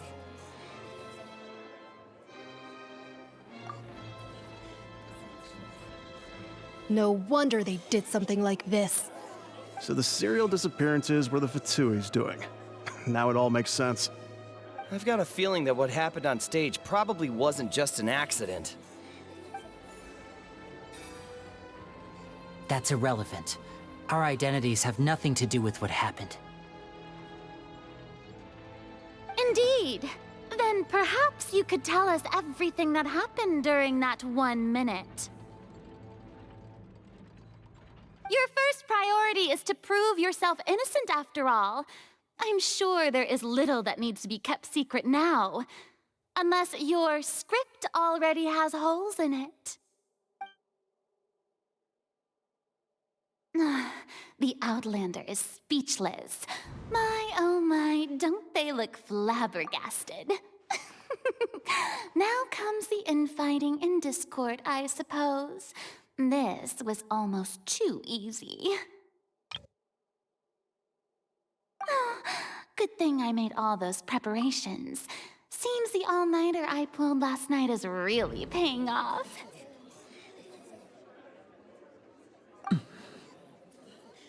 Hey, Linny! Why didn't you tell us this before?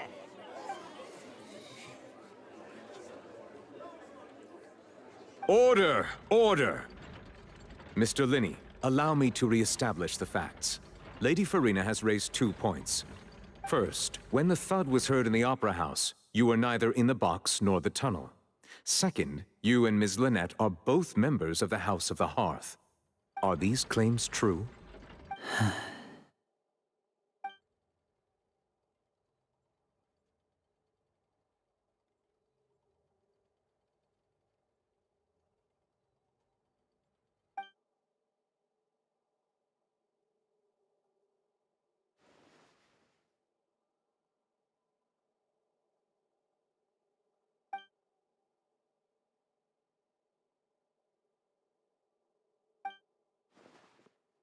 Please answer my question, Mr. Linney.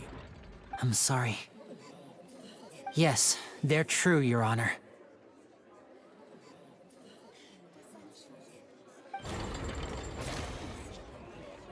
I knew it! Well, that's it. We might as well move on to the sentencing already. What should we do now? Granted. In that case, what is your request? Is that really necessary? They're already as good as guilty. The defendant deceived their own attorneys. What is there left to discuss? Order! Order, I say! Your request is reasonable, and we shall adjourn. This trial will reconvene in 1 hour. So you would stick to Mr. Linney's defense even after knowing what you do now? You certainly have more professionalism than I thought. In that case, my dear audience, let's allow the joy of victory to steep for a little while longer.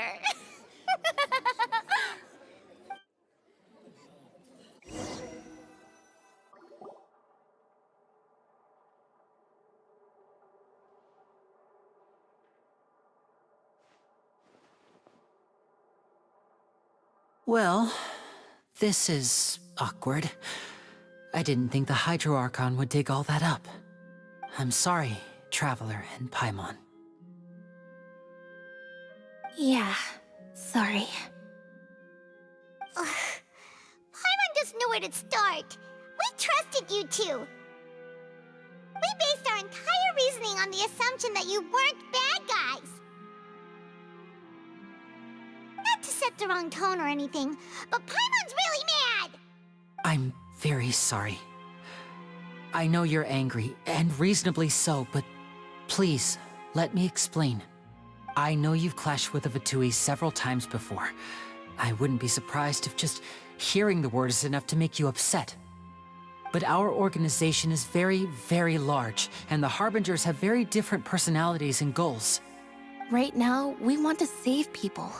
As many as we can. That's right. I'm sure we're on the same page when it comes to this nation and the disaster that its people might face. I knew if it weren't for our respective identities, we could become good friends. That's why I didn't wish to flat out lie to you, but chose to hide some details instead. The truth is very important, but being completely transparent about everything would see us spending more effort than we need to. Right. So, you be the judge. Heck, if I were you, I fear that I'd even struggle to trust me at this point. You met a Fatus who works as a magician, a trickster by trade. All by coincidence, too. But still, I'm asking you to trust me. I am no criminal. At least, not in this case. Sorry. Please forgive us. Well, you both say that, but... Right, let's hear your answer first, and no lies now! Of course. I'll answer any question you ask. We've been trying to find out how the Oratrice operates. We want to know why it has a consciousness. Why can it deliver sentences accurately? During our investigations, we learned that the machine's core is beneath it. From that moment on, Lynette and I have been designing this box swap trick, with the objective of getting close to the core. Is that why you needed a whole minute? That's right. In truth, the audience would take about 75 seconds to count down from 60, while I would only need 15 to get to the opposite box. So, after jumping into the tunnel, I accessed the Opera House basement via the vent, and went to investigate the room in which the core is stored. That air vent was created during the construction of the tunnel specifically to execute this step. Well, nothing. As soon as I reached that room and was about to investigate, I heard someone's voice. Which should have been impossible, of course. I was quite certain that I was the only one in the room. That voice seemed to recognize me and tried to speak to me. I chose to err on the side of caution and retreated the way I came. On the way back, I saw the broken vase and the clothes on the ground, but the countdown was almost finished, so there wasn't time to give it any thought. After that, the homicide occurred just as you saw. Well, that explains why you didn't hear the thud. Because of that prophecy I told you about, of course. We must know all we can about this nation's secrets in order to deal with that prophesized crisis. That's the only way we can save everyone. So, there you have it. The whole truth. I swear, I didn't hide anything from you this time. It was never my wish to proceed under this cloud of mistrust either. But like I said earlier, you can be the judge. If you want to leave because you don't trust the Fatui, there's nothing I can do to stop you. Well, Traveler, you decide. Paimon will follow your lead however you choose.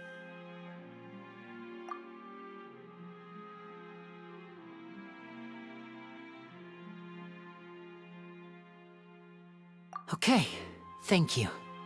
Thanks for giving us a chance.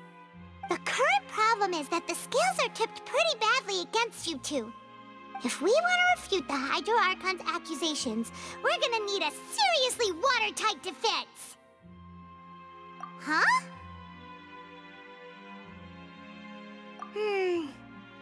Oh, Paimon thinks she gets what you mean.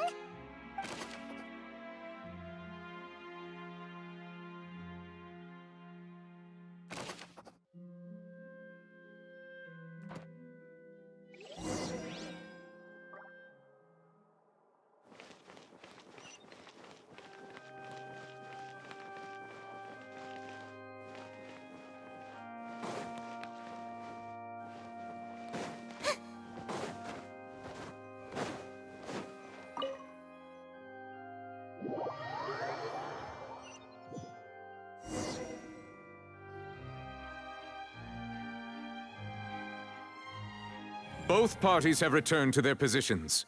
Let us continue the trial. When last we left off, Mr. Linney acknowledged the new evidence presented by Lady Farina as fact. Therefore, Lady Farina may continue stating her reconstruction of the events. Ugh, that took long enough. Now then, if everyone would lend me their attention. At this stage, let's revisit that scene from Linney's perspective.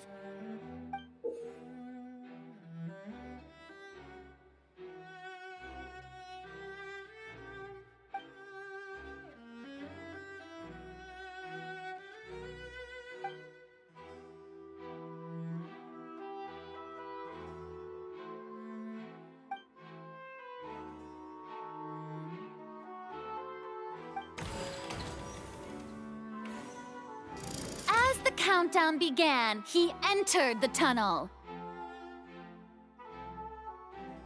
When the flatbed trolley passed, he opened the box and got into an altercation with Halsey, which caused the loud thud. He did not realize that this sound could be heard by everyone in the opera house, which is why he claimed earlier that he could not hear the sound. Finally, he used the vase to knock her out, before making her change clothes to prevent others from recognizing her. At this time, Cowell arrived in the tunnel, having heard that strange noise, and caught Linney red-handed. So Linney proceeded to knock him out too before stuffing him into that box. Afterward, Linney passed the unconscious Halsey to his accomplice through the magic box in the audience stands, before operating the devices such that Cowell's death would be ruled an accident. And there you have it. That's the truth behind what happened.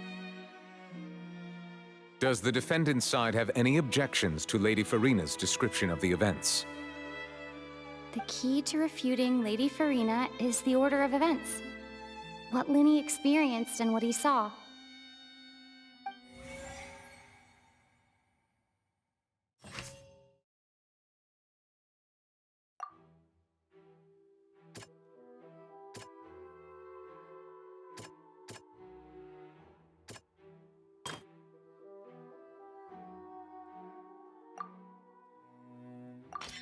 According to Linney, he left via the vent after entering the tunnel. He couldn't have had that altercation with Halsey.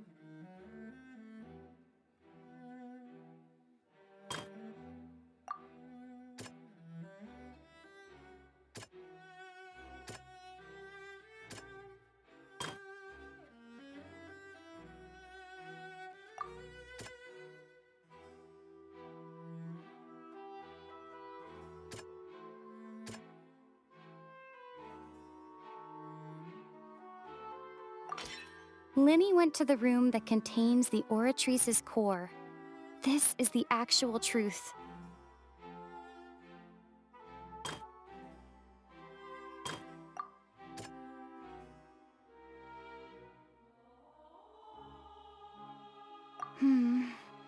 Seems this won't produce a particularly effective rebuttal.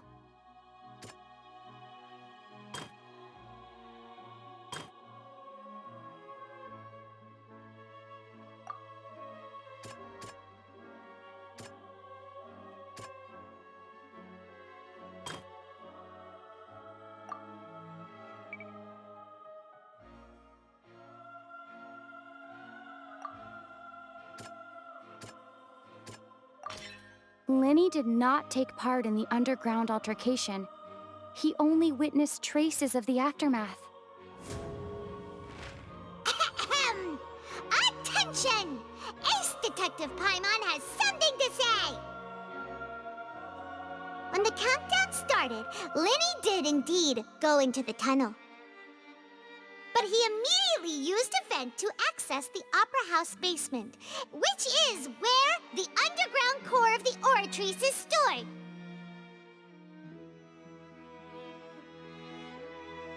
Once he reached that area, he heard a voice in what should have been an empty room. Since he felt something was amiss, he returned immediately.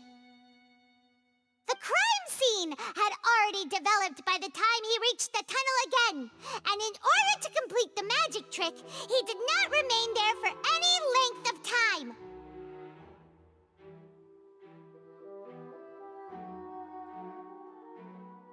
Finally, he reached the surface, and that was when the accident happened from his point of view. Therefore, he's innocent!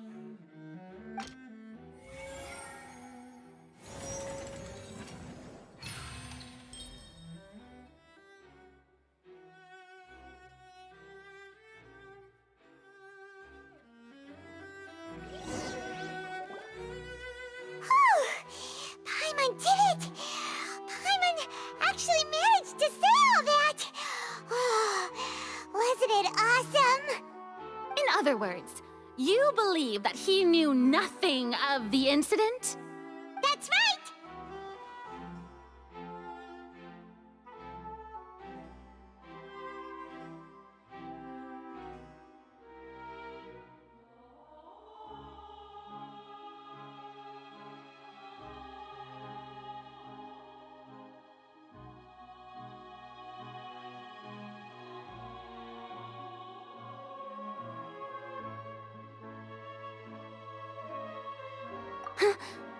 My reasoning?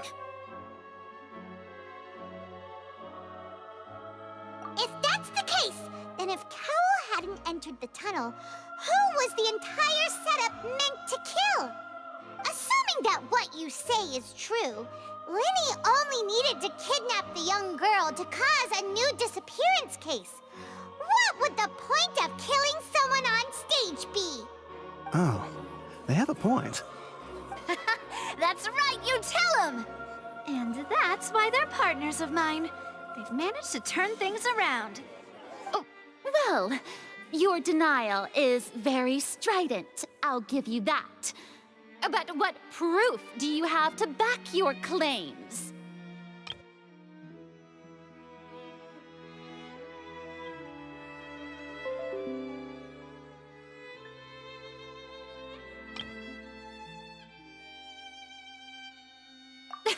Of course I do. If he had been in the magic box the whole time, how could he have not heard that sound? Why do you ask? You're saying that he wasn't?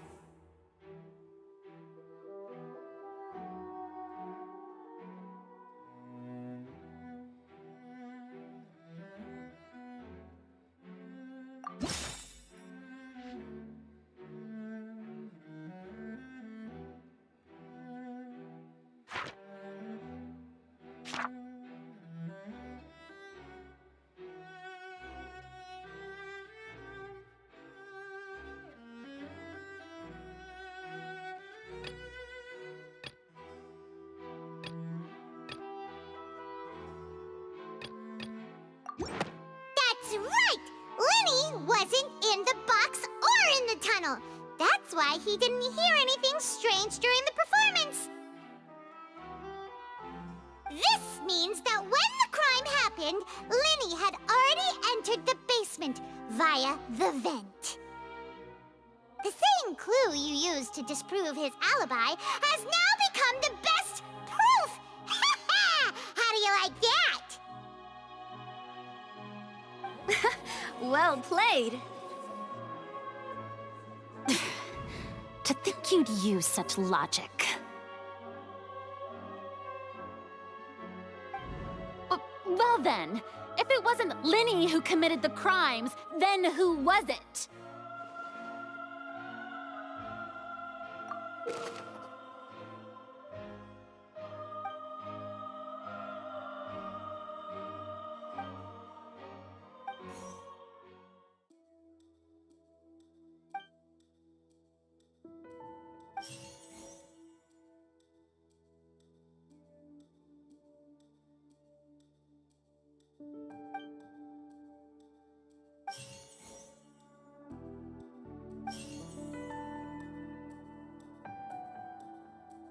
Could there have been a third person involved? Is that really a possibility? Halsey is the missing person and an ordinary audience member. Or did she have her own scheme all along? The deceased's name is Cowell, Linny's assistant. He would have been able to tamper with the equipment.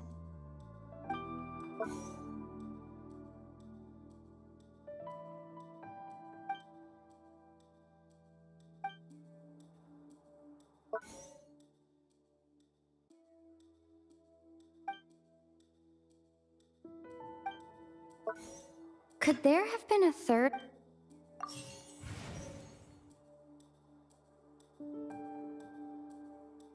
The deceased's name is Huh?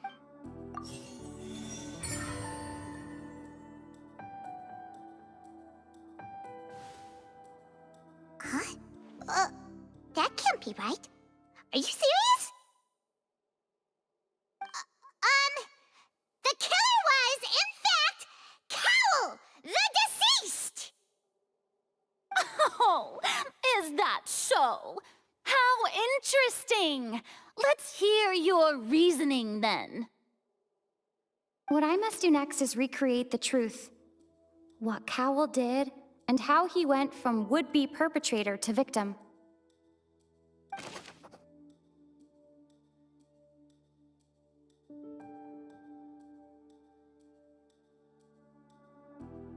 Linny was not in the tunnel at that moment, which gave our criminal ample time. The sound we heard may have come from a clash between the missing Halsey and the criminal. Linny was not in the tunnel. The sound we heard may have come from a clash between the missing Halsey and the criminal. It would have been tough for both people to fit into that vent. They would likely have bumped into Linny as well. No one entered or left the opera house through its... The deceased's name is Cowell. The sound we heard may have come... The deceased's name is Cowell. Halsey's clothing was in the tunnel. So there must have been some fear that she would attract attention.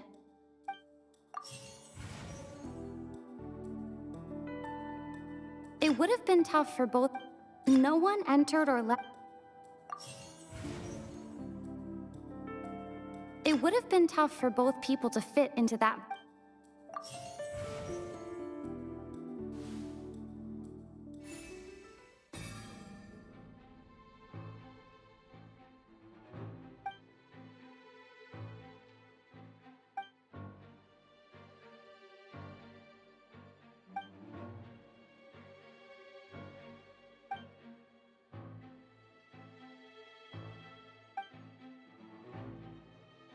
What's wrong, Traveler? Are you still having trouble figuring things out? I see how it is. So this was all just a bluff. And here I thought you had something to show for it. But it seems you're still far from the truth. Look, since we're at a dead end, why not consider a different track? Just like the trick as it transpired, the end result must have been utterly different from the magician's initial design. If only we knew how Halsey disappeared. Well, that would be nice, but the tunnel only has 3 exits, and none of them seem very likely. And it's not like this is a magic trick where you can just make a real live person disappear.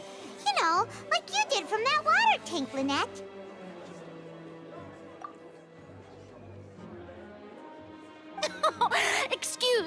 interruption, dear opponents. But do you not see that the crowd is growing impatient? There is no greater sin in this opera house than an awkward delay in the performance.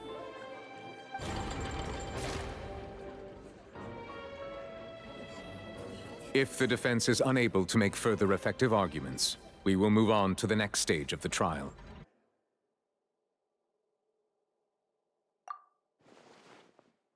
Lenny was not in the tunnel at that moment, which gave our criminal ample time. The sound we heard may have come from a clash between the missing Halsey and the criminal. The deceased's name is Cowell, Lenny's assistant. He would have been able to tamper with the equipment.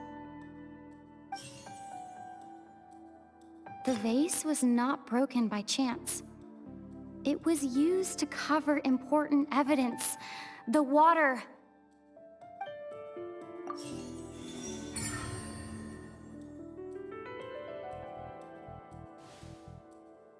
Oh, Paimon gets it!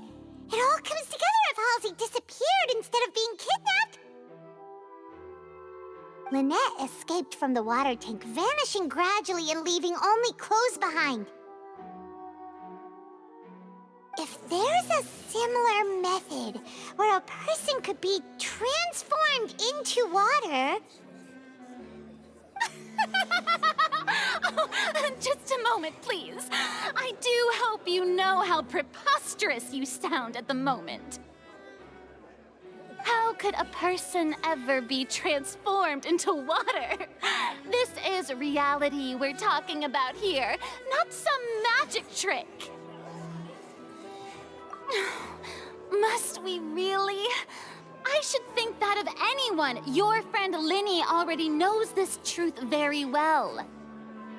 Magic tricks are ultimately just illusions and misdirection. But Halsey's disappearance is very real. We're talking about two completely different things. Even so, I trust the Traveler's judgment. The truth must be out there somewhere. Perhaps some new line of reasoning may open if we try to gather all the focal points that don't make sense. Since Cal was the deceased, we haven't placed much attention on him. But given that we aren't making much progress with the case, it wouldn't hurt to have a look at his belongings, would it? People really do come up with all sorts of harebrained schemes when at the end of their rope. The way I see it, your suggestion that we broaden the scope of our investigation is nothing but a tactic for stalling the trial. Nevertheless, I believe that this is a reasonable request on the part of an attorney. Since the trial does indeed appear to be at an impasse, I believe that additional evidence may help us make more progress. Guards, please step into the lounge and examine the personal effects of the deceased, Cowell.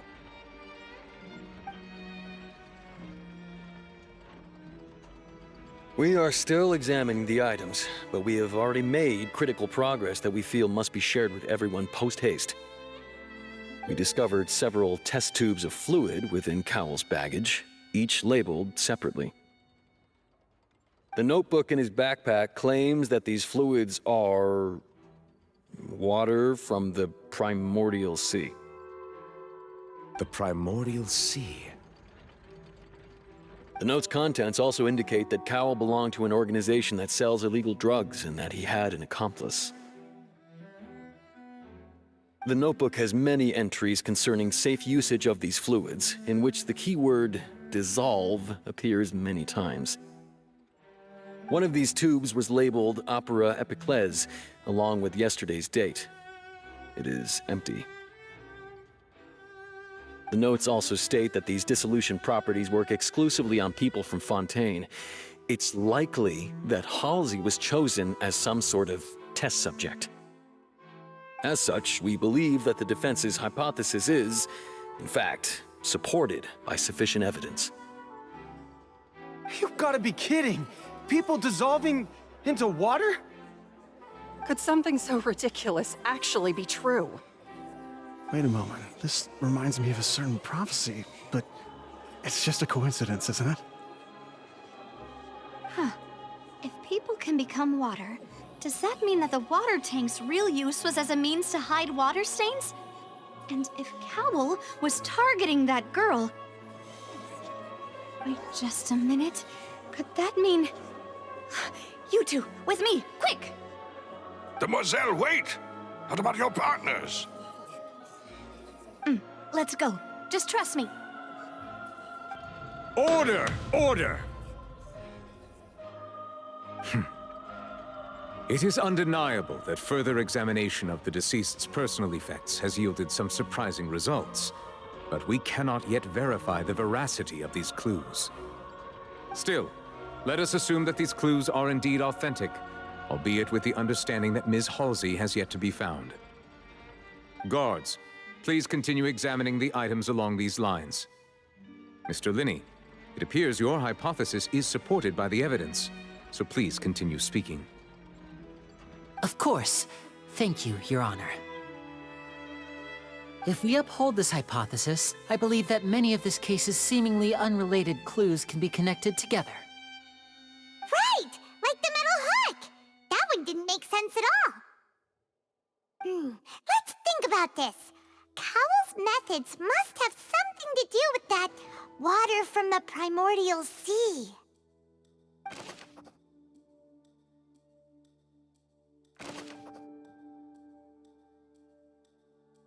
The deceased's name is... The water from the primordial sea should already have been prepped before Halsey entered the magic box. Lynette was in the magic... I remember there was something else within the inner layer of that box. Now it seems like the hook rope was not meant for another magic trick, but was instead some form of triggering mechanism. The water from the primordial sea should already have been prepped before Halsey entered the magic box.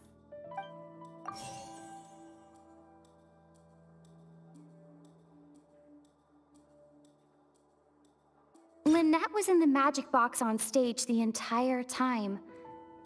Did she have something to do with this?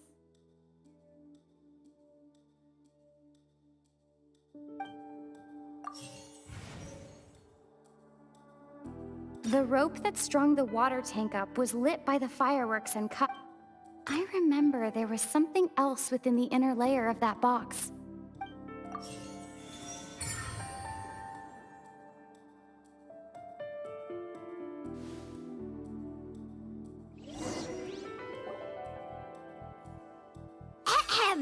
It's Ace Detective Paimon's time to shine again! In the original plan, Cowell would tamper with the water tank rope and the number selector securing his target.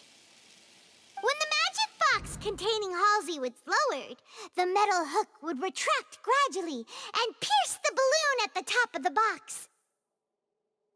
When the balloon attached to the box popped, the water from the primordial seed inside it would pour down and dissolve Halsey. Afterward, Cowell would enter the tunnel and break the flower vase to conceal the water inside the tunnel, with the remaining evidence being covered up by the water tank on stage. But he encountered something unexpected in the tunnel, and wound up being fatally hit by the same water tank he meant to use to cover his tracks. Huh. That does make sense. That actually links together a lot of the more confusing pieces of evidence.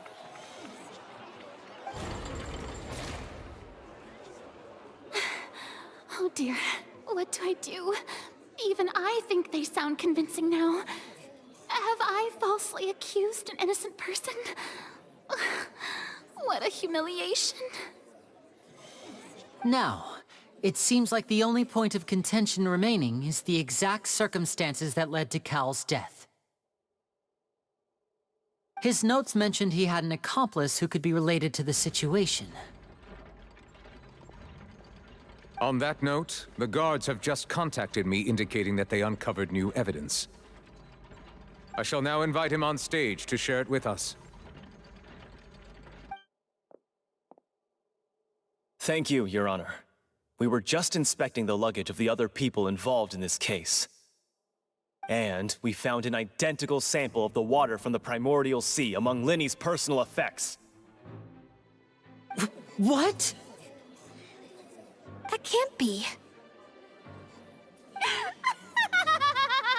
Oh, I see. Well, how wonderfully comedic to have your own counterattack only to come back and wound you. Does this not clear all doubt? My dear citizens, my loyal audience, allow me to present my reasoning and bring this performance to a swift close. Linny did not need to take part in the dissolution of the young woman at all. Indeed, he did leave the scene via the vent. Having made modifications to the props beforehand, his accomplice Cowl then caused Halsey to vanish using the water from the primordial sea. But upon his return, in cruel avarice, Linny desired sole credit and prepared to do away with his partner in crime. Ultimately, he knocked Cowl out, and the tool meant to cover the crime up also became a murder weapon. Now, as much as I regret having come to such a viciously straightforward conclusion, it does seem that the famed Fatui is quite the cold-blooded and ruthless organization. Am I right, Mr. Linny? We've used up all the evidence we collected. There's no way for us to make a rebuttal here. Is this the end of the road?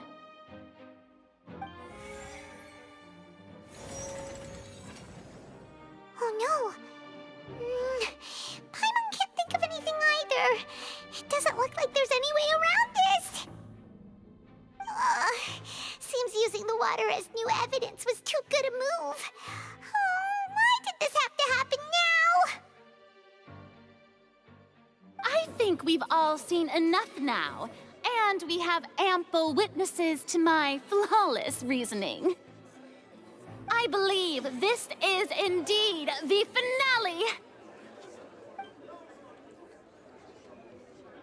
Now then, my good, noble Chief Justice, should we not, in your view, move...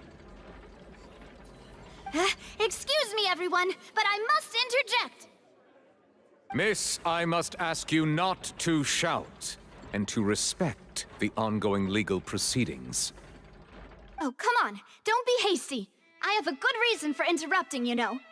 Now, would anyone here like to take a little break from all this debate and see a little magic?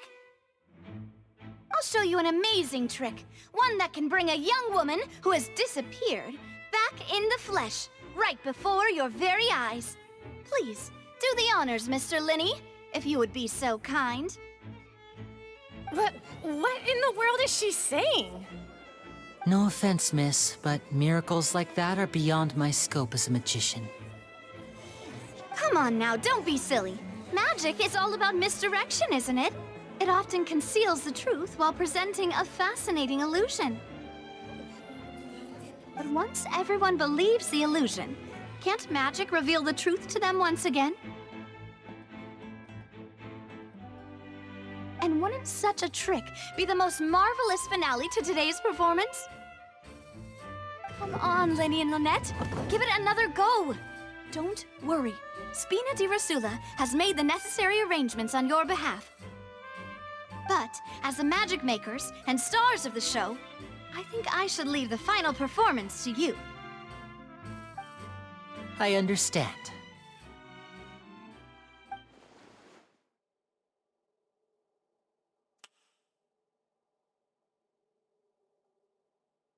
And voila!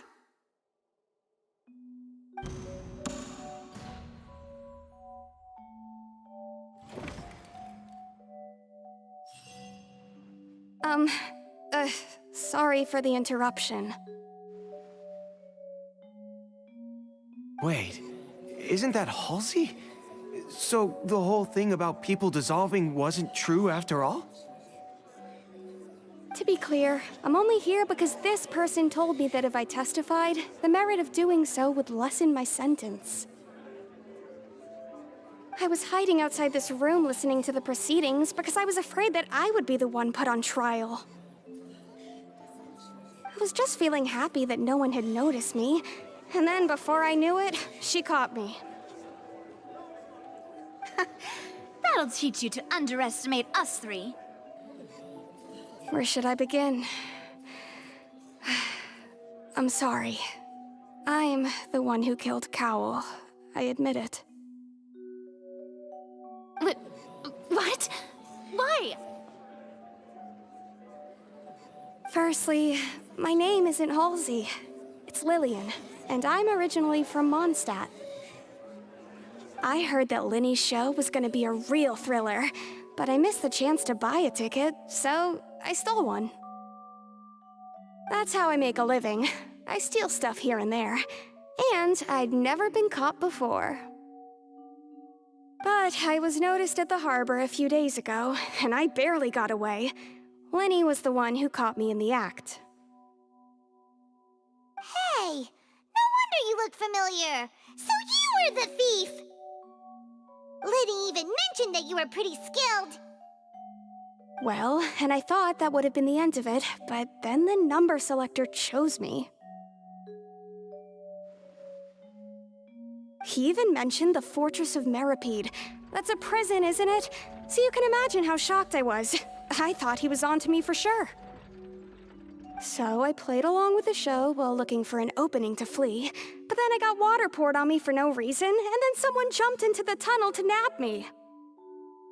I wasn't going to take that lying down, so I knocked him out and stuffed him into the box. There was nowhere to run from there, though, so I had to change my clothes and hide in a box containing performance costumes. I slipped out after the first guard arrived at the scene and continued hiding inside the opera house. Can a person even hide in there?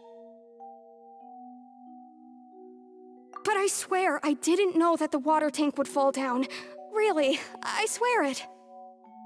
Had I known that, I wouldn't have put him in the magic box. I may be a thief, but I'm no killer. Well, that makes everything pretty clear now, doesn't it? This time, we need to tell the entire story from Lillian's perspective.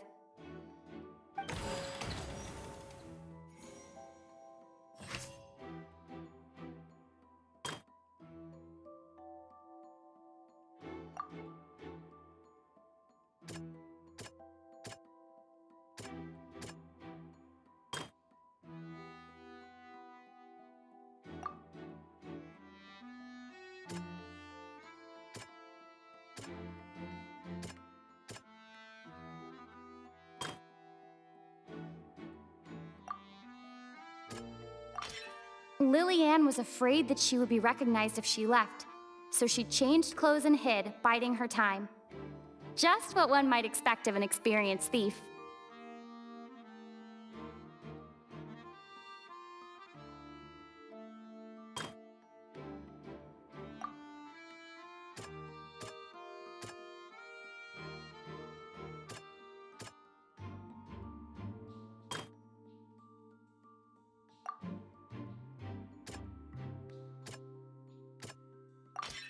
The strange sound wasn't from a fight. It was Lillian's attempt to break out when she was frightened.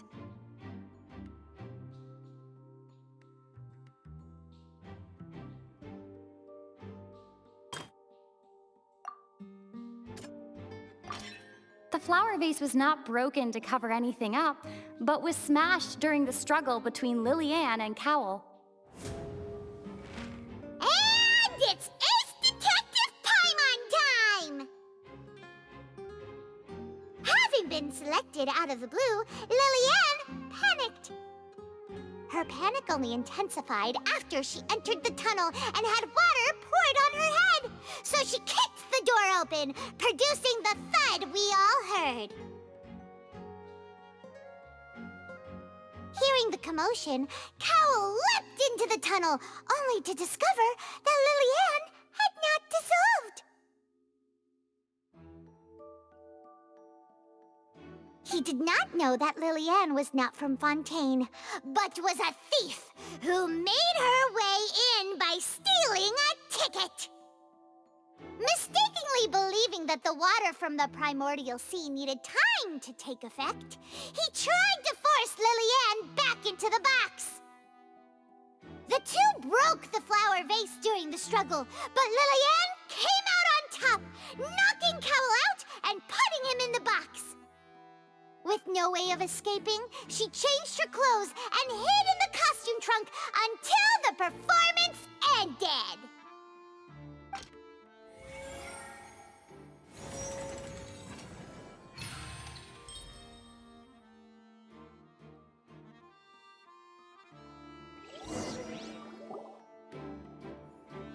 She knew that she would have to go through guard inspection if she tried to leave afterward, so she has been trapped in the Opera House these last 2 days!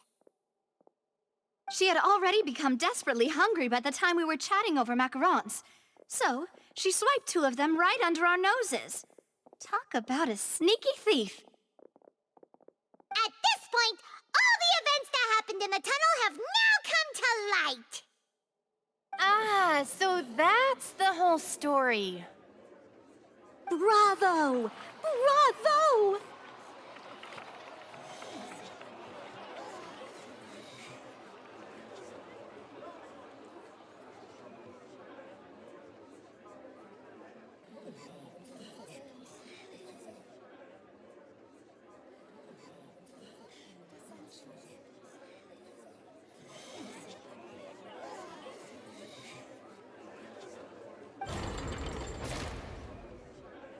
Now then, Lady Farina, do you wish to speak against the defense's statements?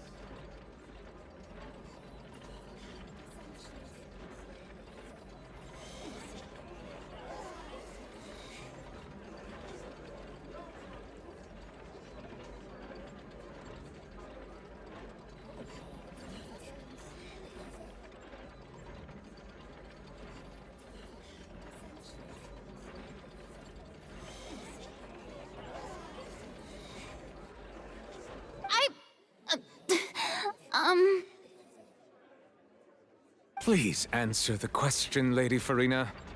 Also, if I may add, the trial has not yet ended. As such, I request that the prosecution not leave the room before the proceedings have concluded.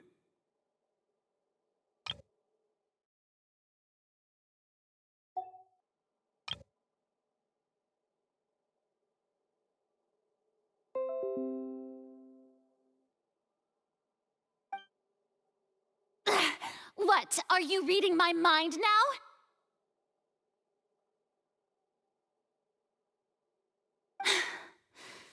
No, I have no further arguments. I admit defeat. But really, could you at least have left me with some dignity? Wow! Look at that! She's like a deflated balloon now! If there are no objections, then as the Chief Justice of Fontaine, I shall once again repeat the full sequence of events. The actual perpetrator of the serial disappearances, Cowell, selected his next victim from the audience reservation list. With some modifications to the selector, he could ensure that the pre-selected young woman would be chosen. To cover up any evidence while committing the deed, Cowell thought of allowing the water tank to fall, which would conceal the water left behind after the young woman was dissolved. He also tampered with the rope suspending the water tank, using the fireworks at the end of the performance to cause the tank to drop and hide the watermarks. He poured the water from the primordial sea into a balloon during the preparation of the magic box and stuck it to the box's lid. Finally, he passed the prepared hook on a rope through the gap in the magic box's door when bringing the young woman to said box. When the magic trick officially began, the box containing the woman was lowered into the tunnel, tightening the hook rope and bursting the balloon containing the water. If all had gone to plan, the young woman would be dissolved at this time. However, Lillian was not from Fontaine, and thus fled the box with a loud noise. Realizing that there was trouble, Cowell entered the tunnel and met Lillian. Thinking that the waters had not yet taken effect, he decided to proceed. However, his opponent was more capable than he thought, and he was overcome, knocked unconscious, and placed into the magic box, and thus became his own final victim. Lillian, according to her own statements, then changed clothes and hid until the performance ended, before hiding in other parts of the opera house. As for Linny, he was in the underground structures within the opera house, and was thus ignorant of these happenings. From this reconstruction of events, we can conclude that Linny, the accused, is in fact innocent.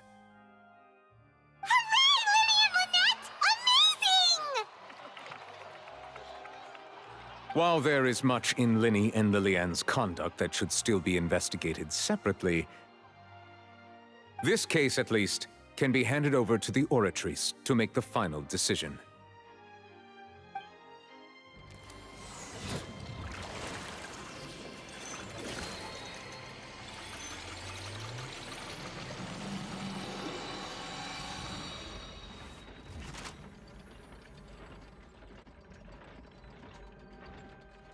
As such, Linny and Lynette are officially declared not guilty.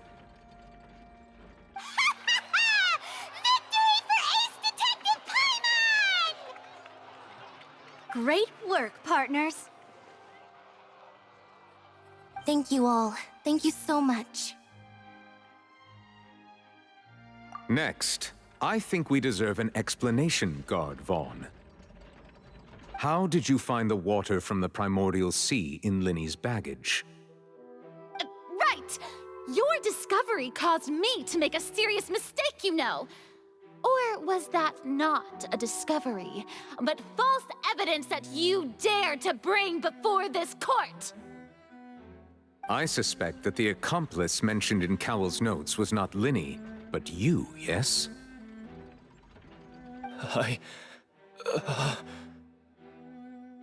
I'm sure you know what you must do to lessen your sentence. Speak quickly! Unless you want to earn yourself a one-way ticket to Coupon Town. I was just following orders.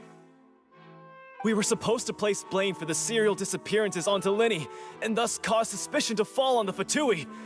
The higher-ups said this was the best opportunity to do so. And now that your plan has fallen through, and the secrets of the water have been revealed, you have become a liability to said higher-ups, yes?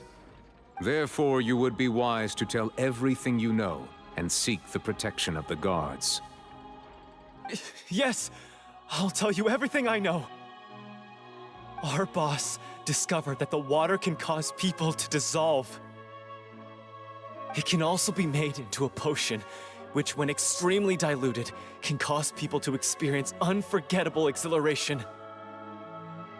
We've been in this business for a while now, and have made decent mora off it. The disappearances were also the boss's idea. I mean, this is the boss we're talking about. The...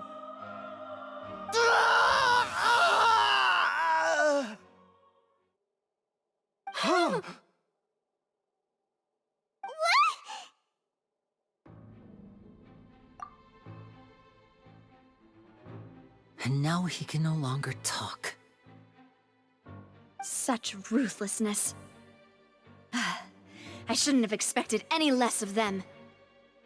An outrageous act. All present, please submit to inspection immediately.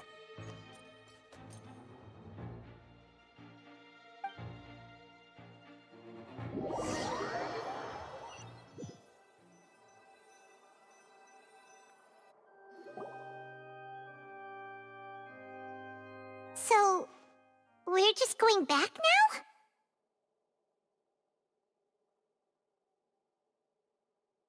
That's true, but...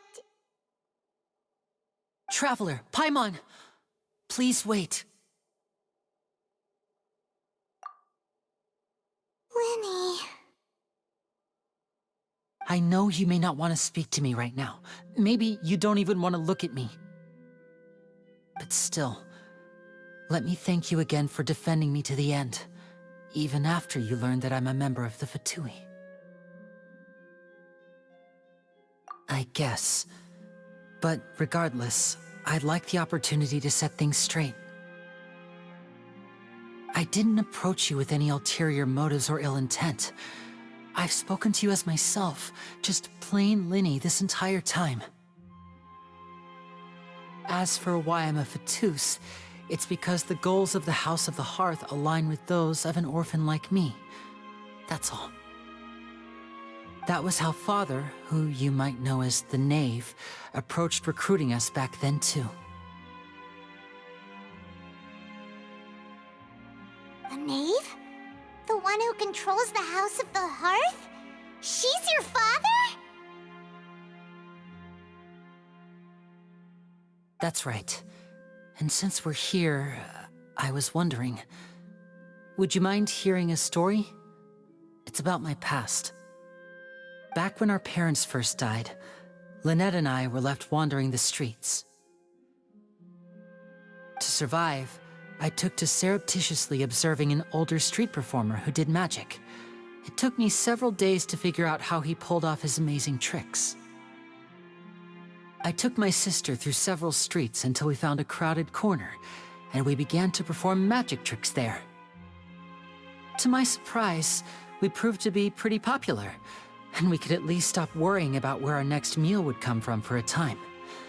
But I didn't want my sister to remain a street rat together with me forever. Before long, an aristocrat came to me and claimed that he wished to take us in after watching my performances. So you went from orphans to nobility just like that? That was how we felt at first too. As if fate was on our side and we could say goodbye to those painful days. But I gradually discovered that while we were called foster children, he was really after my talent for magic tricks. He would constantly take me to all sorts of banquets to garner attention, which he would then use to expand his social circles. That doesn't seem too bad either. Better than roaming the streets at any rate. It took a while for me to realize just how dark his heart really was. After one particular performance at a banquet, I discovered that Lynette was not on the same return vehicle as me. I waited a long time after we returned home, but she did not come back. I went to that noble's bedroom and asked him about her whereabouts. The answer he gave me was, she caught the eye of the most eminent person at the banquet, so I sent her over as a gift. I mean, you'll be able to perform your magic regardless of who your assistant is, yes? Oh no. So he was gonna... But wouldn't Fontaine's laws deal with such people? As far as outsiders are concerned, this is a relationship akin to adoption or foster care, and they have their ways of escaping the eye of the law. I managed to ferret out the location of the mansion of that so-called eminent person and hurried through the night. But by the time I leaped over the walls, avoided the guards, and made my way in, all I saw was the moonlit ground covered in blood, and the knave standing there in the darkness. So, she'd already taken care of that guy. That's right. She had rescued my sister before she could come to any harm, and had even discovered several girls hidden in a basement, all of them orphans. Father, I mean, the knave, might have seen something in me, and so she made me an offer. The House of the Hearth welcomes you, for your interests align with ours. Here, none will ever betray you. Indeed, betrayal shall never be permitted here. I was hesitant to trust her. I mean, I had just been betrayed by nobles. But she was also quick to destroy the noble who had taken us in at first, giving us back our freedom. Oh, so that's how the two of you joined the House of the Hearth. She has her own plans. She has gained permission from the Tsaritsa to first use the Gnosis' power once she obtains it. She plans to use it to find a way to break the prophecy and save Fontaine. So, she believes in that prophecy too? That's right. The whole House of the Hearth is currently working to combat that crisis. Today's case has also proven that people from Fontaine can indeed dissolve into some sort of water, thus further supporting the prophecy. Everyone at Hotel Bouffe d'été, including the Knave, has their roots in Fontaine, and we will always defend our homeland. To us orphans, the only connection we have left to this world, apart from our family, is our homeland.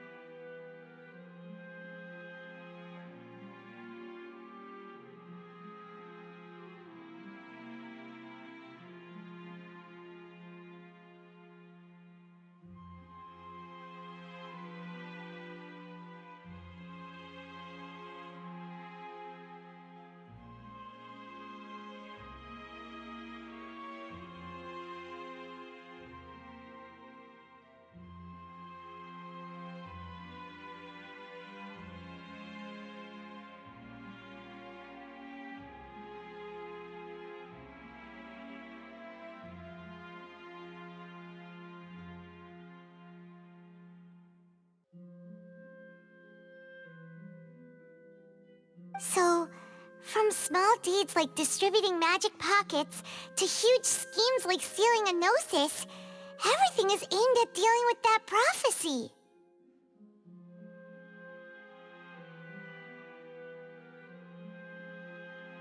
It's all right. I understand. The only thing I can do is relate all this to you. I just hope you can understand that even as a member of the House, I have never stopped making my own decisions, and that I believe what I'm doing is right. If you should need anything at all in the future, feel free to find me. I will do my best to help you, as plain Linny.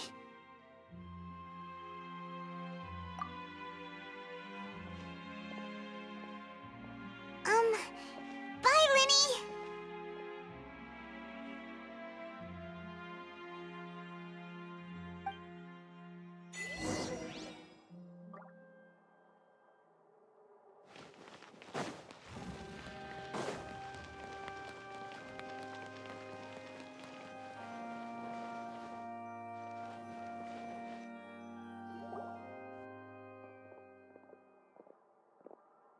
Hey there! What was with the disappearing act you pulled right as the trial ended? Were you looking for us, Navia? Well, this whole thing isn't exactly over, is it? I do feel that we're getting closer to solving the serial disappearances case, though. Don't you think so, too? Huh? What's wrong, my dear partner? Besides, are you sure we're the ones who can crack a case that's been cold for decades now? And given that there's new evidence from the trial, there should be a trail of breadcrumbs for the Hydro Archon's people to follow now, right? Ah. I see. Well, I won't lie. I'm a little shocked to hear that from you. But I suppose you are just travelers who have only arrived in Fontaine after all. Sorry. I might have been too presumptuous. Don't say that, Navia. Ah, and we were having so much fun investigating with you, too. It was like having new waters flowing into a stagnant mire, causing new hope to spring forth, and the reflection in the murk to become clearer. Sorry about that. I'm a bit prone to nostalgia. Don't mind me. Wait, shall we have a farewell meal? You know, to commemorate our time as partners? Huh? Do we really need to get that formal? Well, guess you really did treat us as partners, huh? Well, I'd just like to have a proper ending to every important memory. That way there are no regrets later. Anyway, it would just be a meal, so it shouldn't take up too much of your time. You don't have to twist Paimon's arm. If Boss Navi is treating, count Paimon in! Oh, wonderful! In that case, why don't we return to the Court of Fontaine and head to the Hotel de Boer? I believe we'll make it just in time for dinner. All right then, let's have our farewell meal!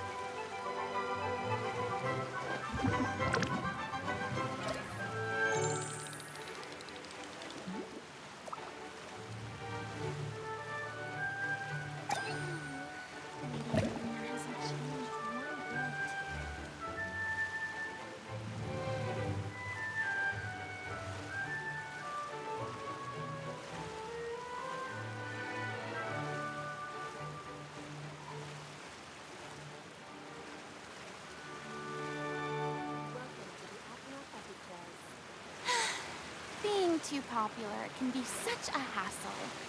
Who knew the people would adore me so much?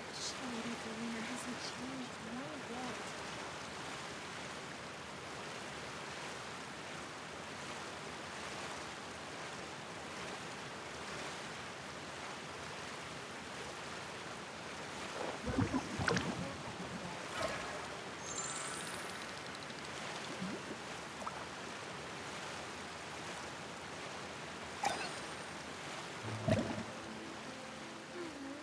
Lady Verena hasn't changed one bit.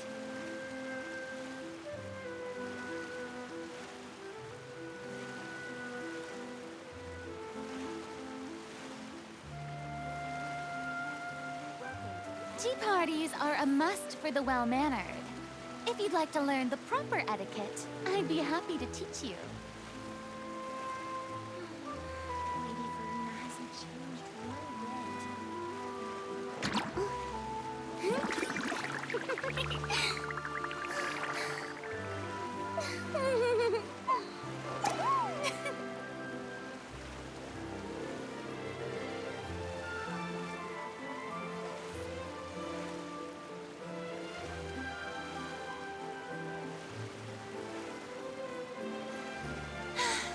Being too popular can be such a hassle. Who knew the people would adore me so much?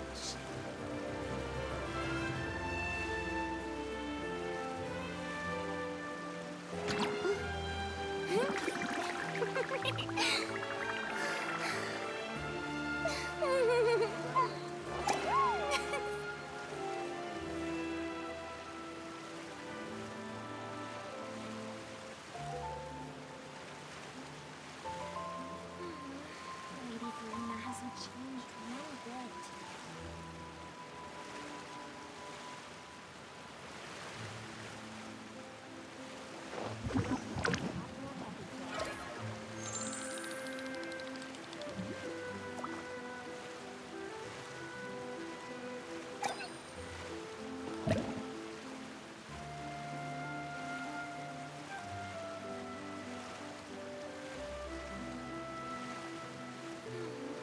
Lady Verena hasn't changed one bit. Boring! Isn't there anything else more interesting to do?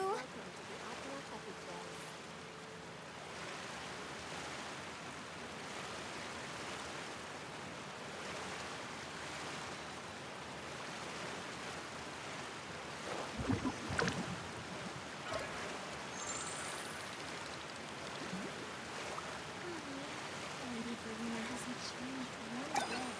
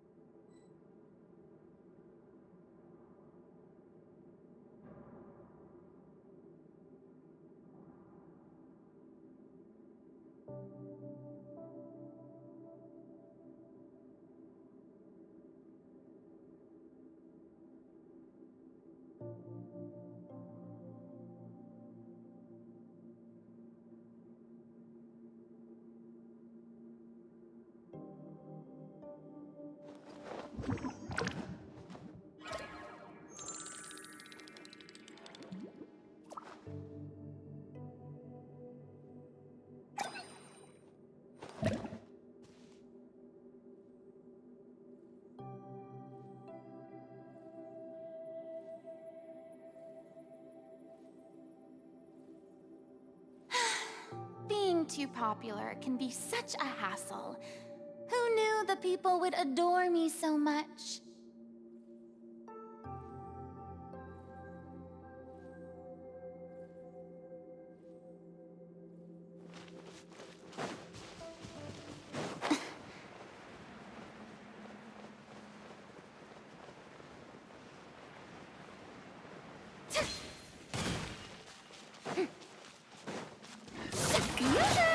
Time to shine!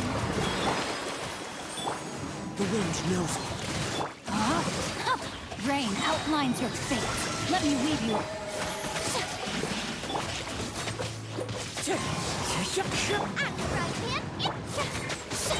Let my name echo in song!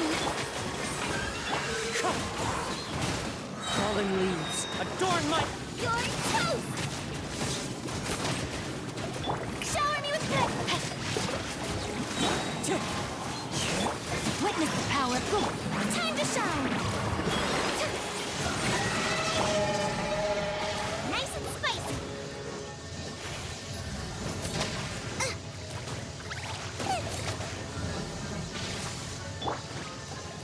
One with nature.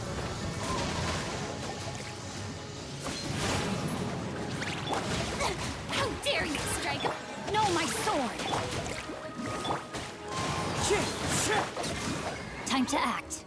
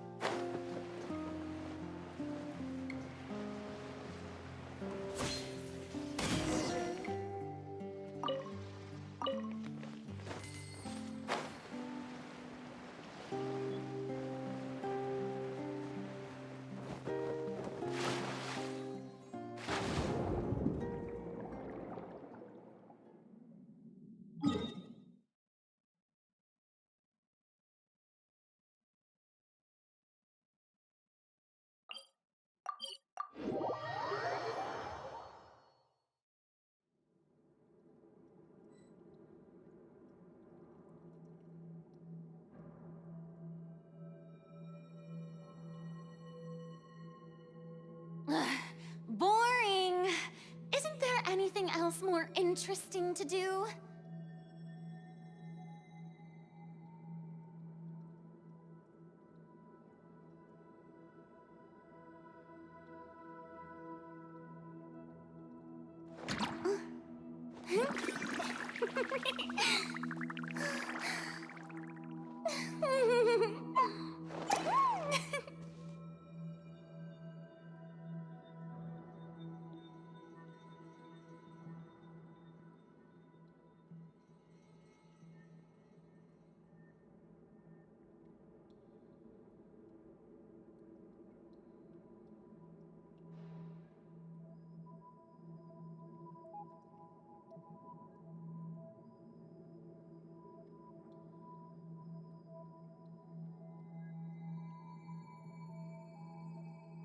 Tea parties are a must for the well-mannered.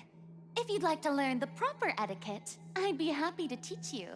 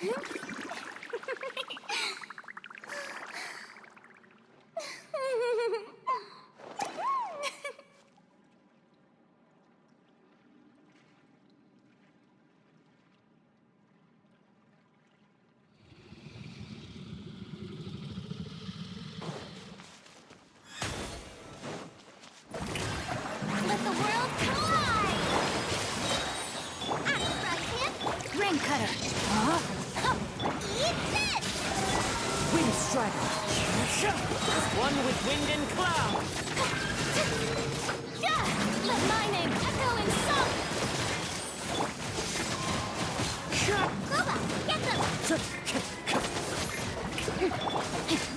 Let me weave you a verse. Body and... Time to shine! At the frying pan, into the bucket!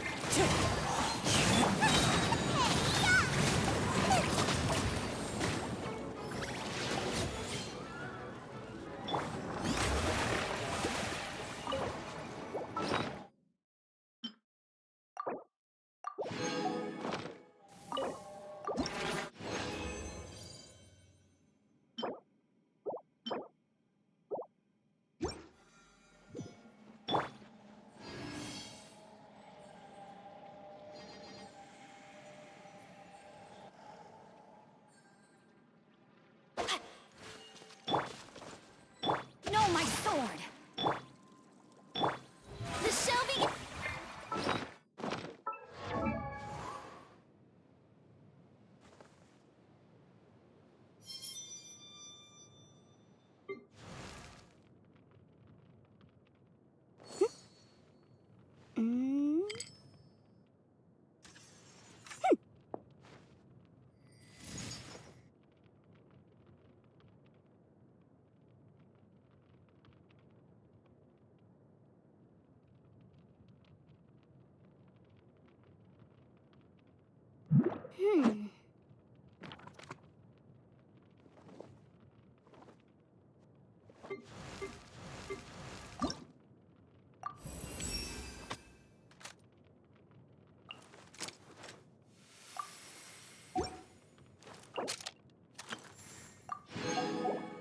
There are leaves around, and I know just the tune to accompany.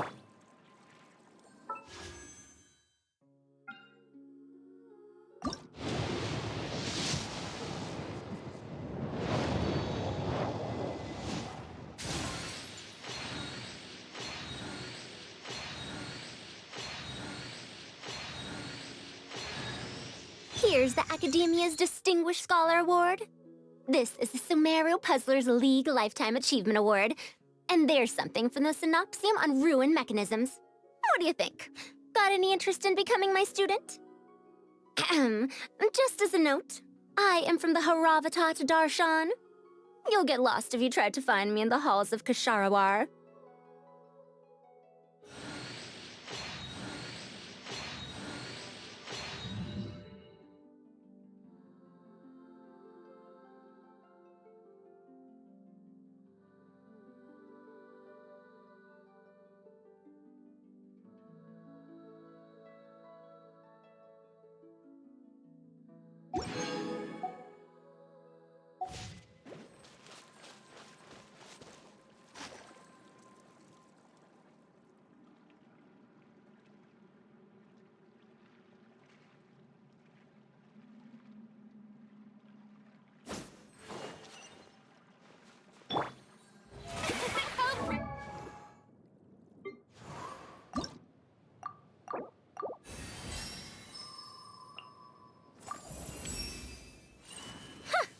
Aren't you an energetic youngster? So enthusiastic, even about collecting materials. Brilliant!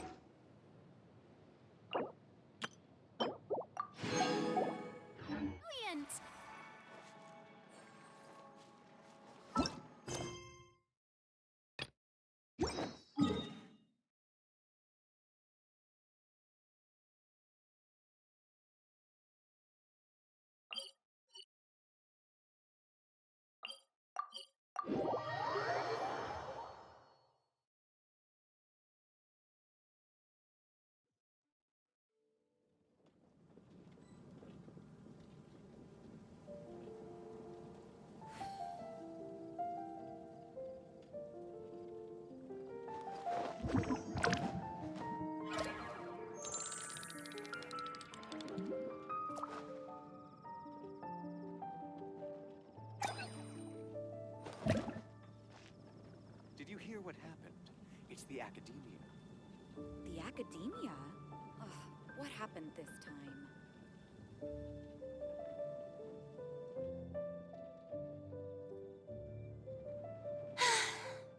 too popular can be such a hassle. Who knew the people would adore me so much?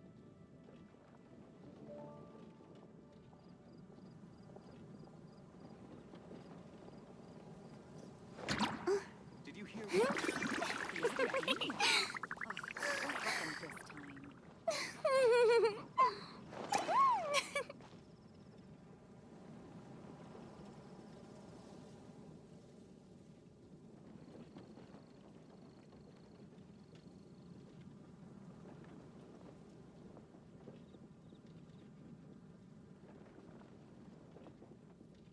Did you hear what happened? It's the academia.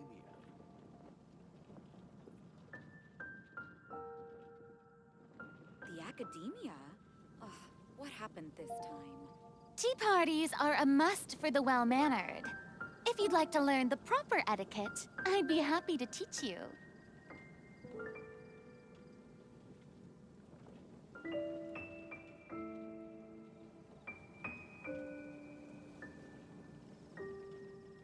Did you hear what happened?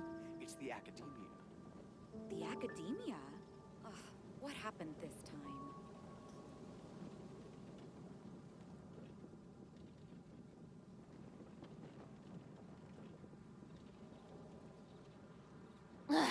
Boring!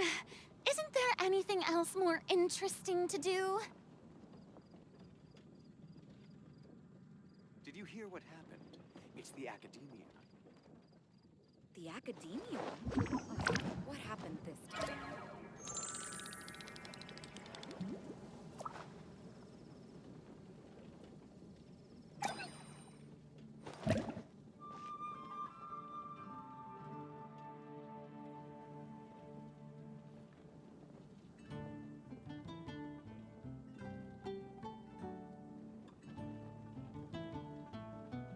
Did you hear what happened? It's the academia. Tea parties are a must for the well-mannered. The academia? If you'd like to learn the proper etiquette, I'd be happy to teach you.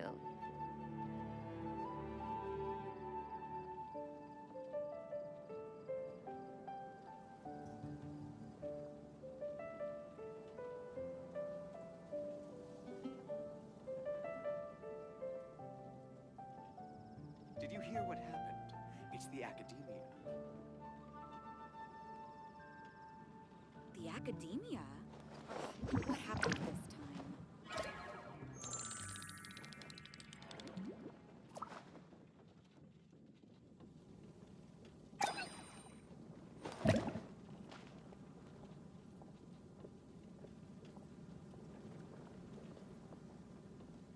Did you hear what happened? It's the academia.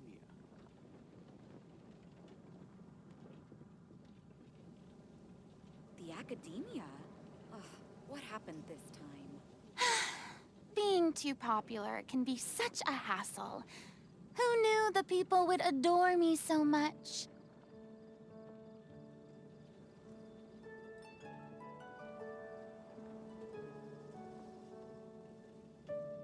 Did you hear what happened? It's the academia.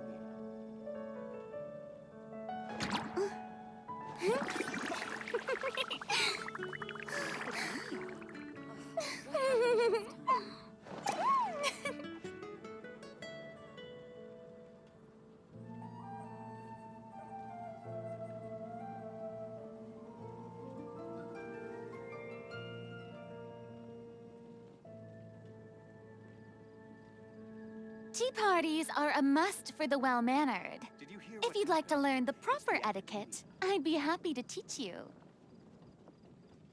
The academia? Ugh, what happened this time?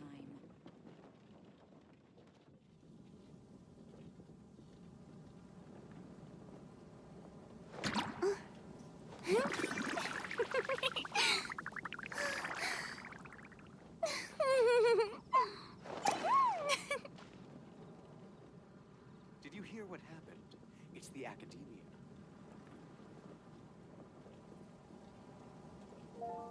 The academia? Ugh, what happened this time?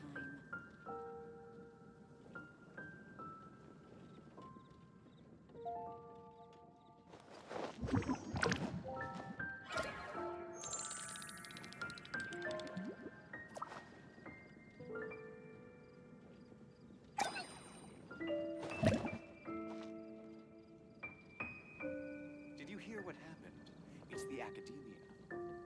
The academia? Ugh, what happened this time?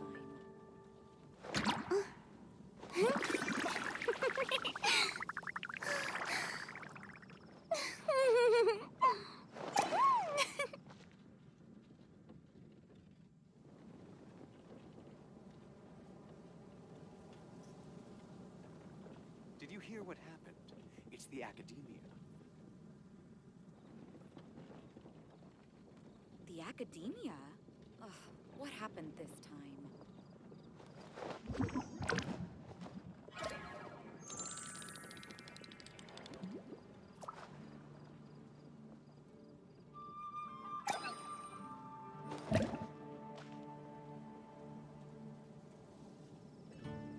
Did you hear what happened? It's the academia.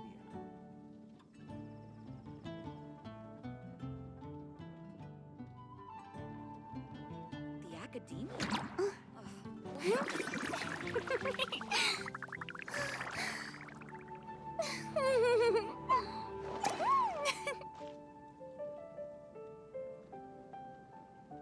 Did you hear what happened? It's the academia.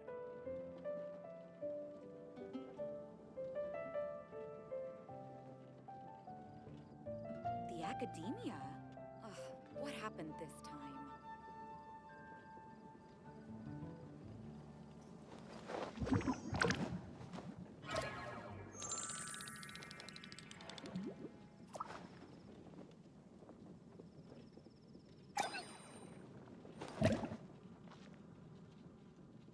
Did you hear what happened?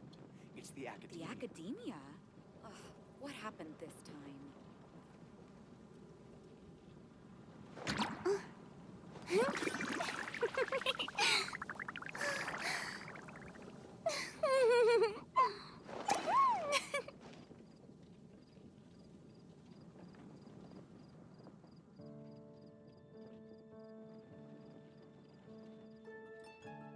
Did you hear what happened? It's the academia. The academia? Ugh, what happened this time?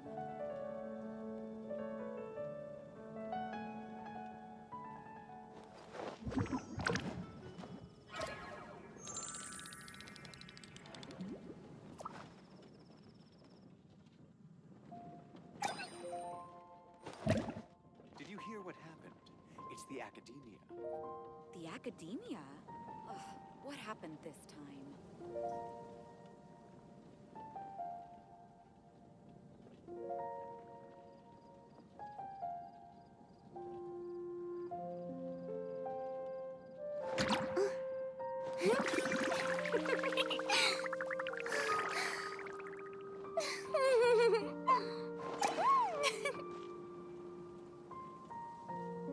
Did you hear what happened? It's the academia. The academia? Ugh, what happened this time?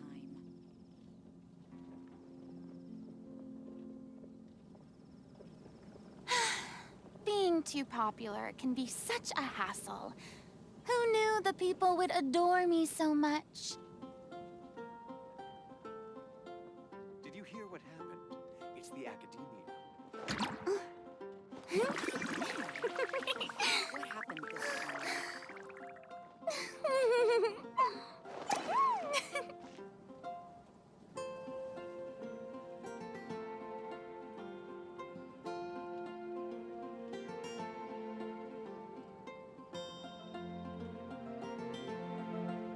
Did you hear what happened? It's the academia.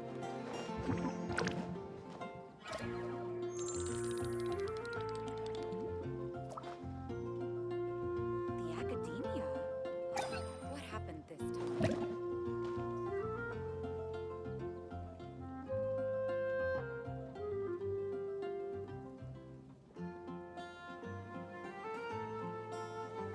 Did you hear what happened? It's the Tea parties are a must for the well-mannered. If you'd like to learn the proper etiquette, I'd be happy to teach you. The academia?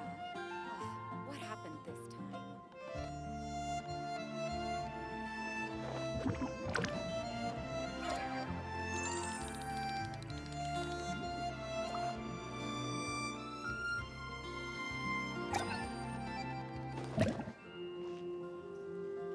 Did you hear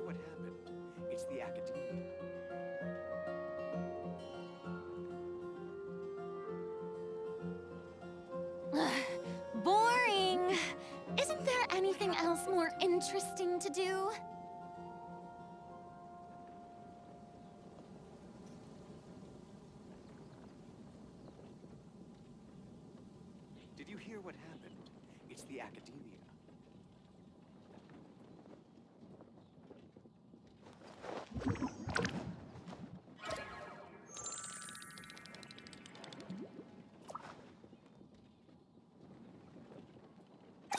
The academia? Ugh, what happened this time?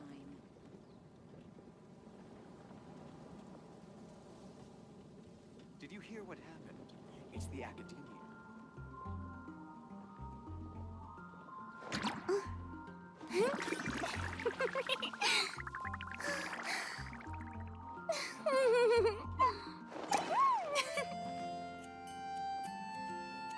The academia? Ugh, what happened this time?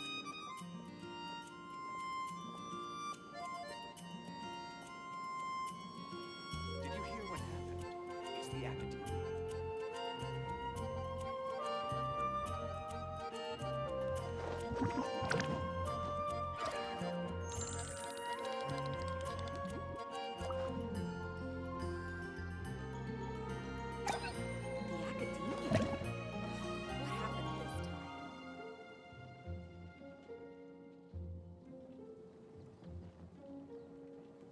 Did you hear what happened? It's the academia.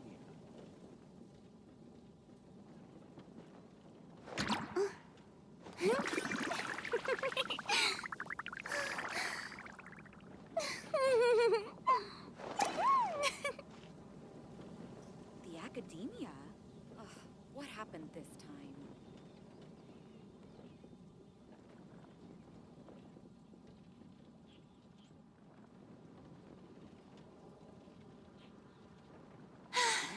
Being too popular can be such a hassle. Who knew the people would adore me so much?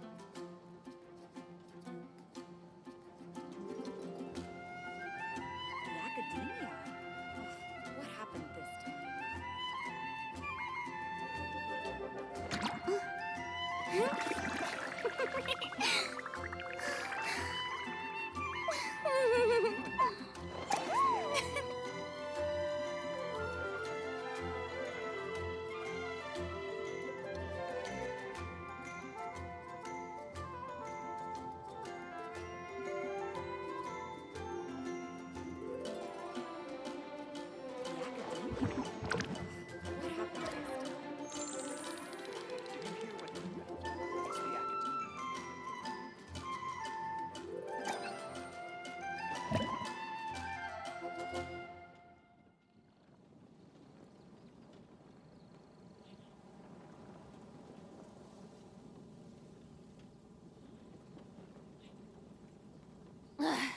Boring! Isn't there anything else more interesting to do? Did you hear what happened? It's the academia.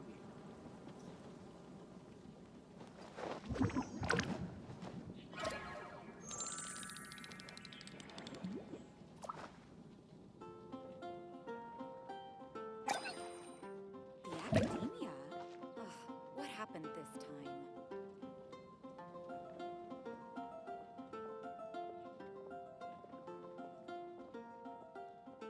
Did you hear what happened? It's the academia.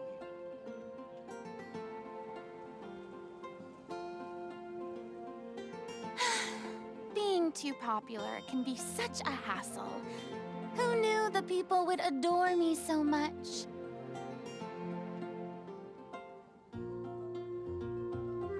The academia? Ugh, what happened this time?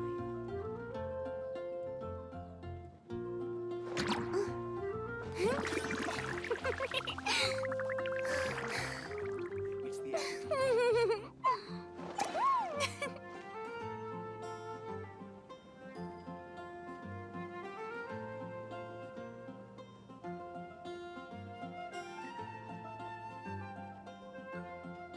The academia? Ugh, what happened this time?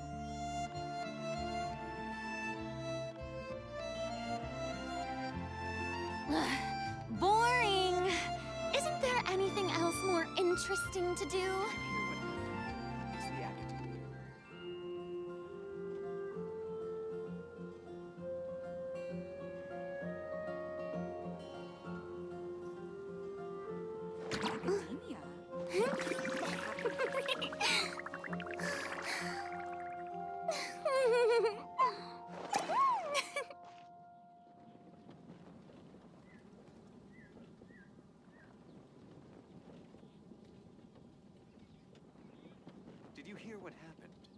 the academia.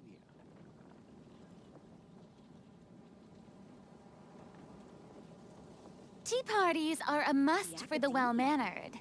If you'd like to learn the proper etiquette, I'd be happy to teach you.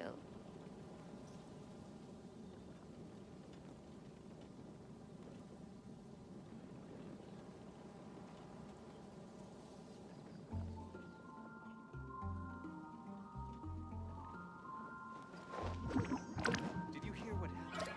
It's the academia. The academia? Ugh, what happened this time?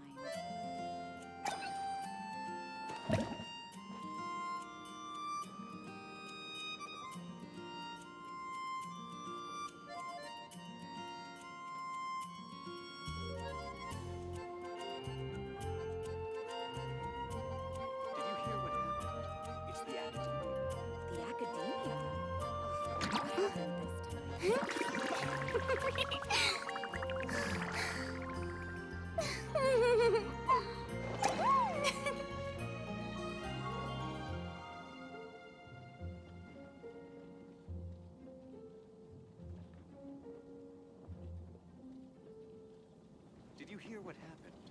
It's the academia. The academia? Ugh, what happened this time? Did you hear what happened?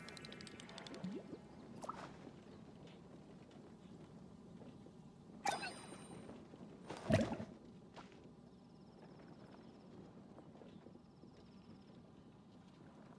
The academia? Ugh, what happened this time? Did you hear what happened? It's the academia. Being too popular can be such a hassle. Who knew the people would adore me so much?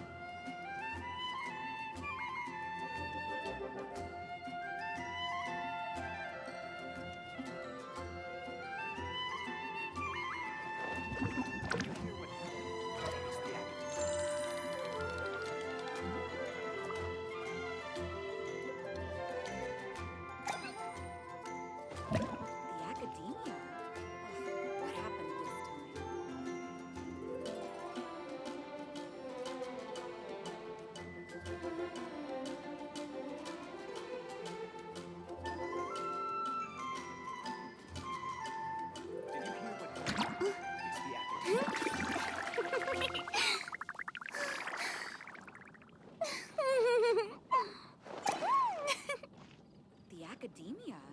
Ugh, what happened this time?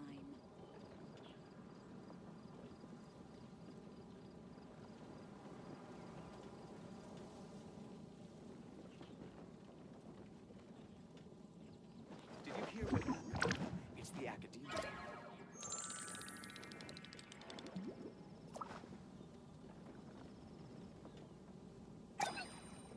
The academia? Ugh, what happened this time? Did you hear what happened? It's the academia. The academia? Ugh, what happened this time?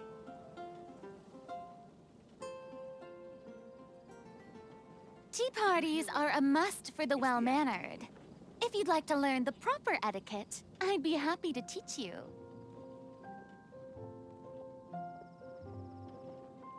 The academia? Ugh, what happened this time?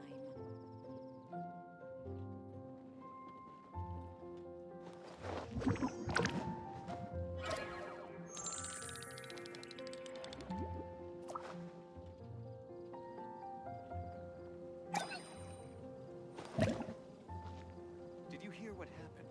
It's the academia. The academia? Ugh, what happened this time?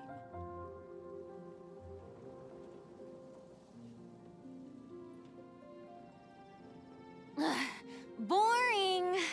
Isn't there anything else more interesting to do? Did you hear what happened? It's the academia.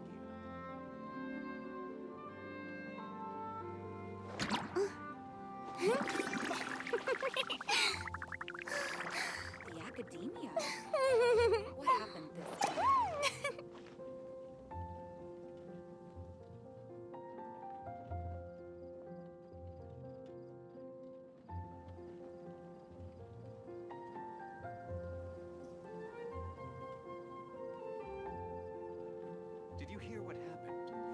academia.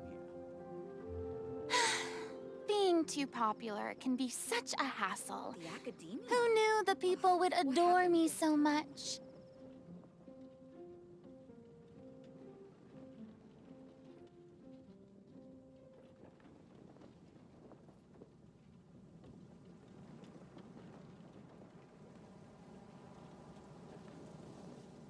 Did you hear what happened?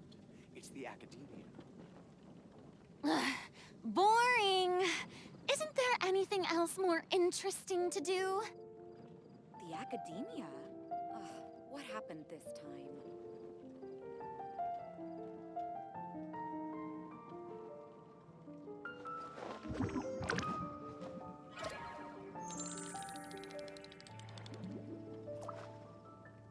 Did you hear what happened? It's the academia.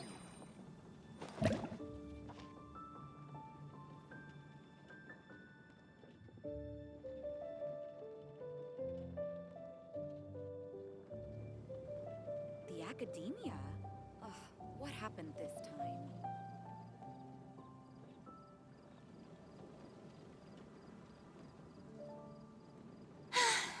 Being too popular can be such a hassle. Who knew the people would adore me so much?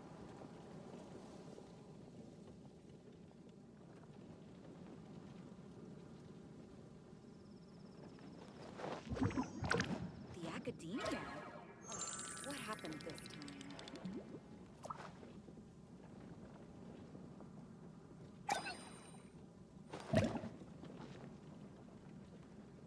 Did you hear what happened? It's the academia.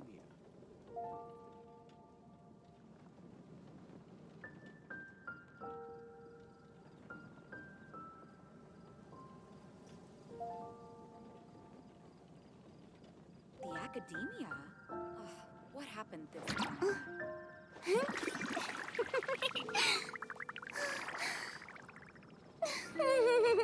you hear what happened? It's the academia.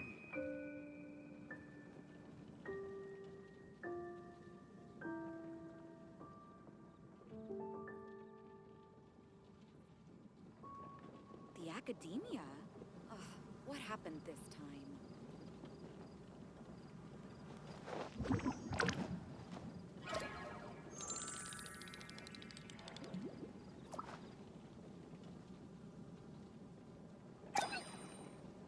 Did you hear what happened? It's the academia.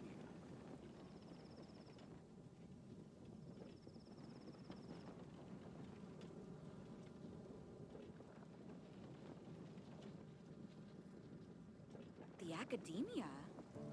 What happened this time?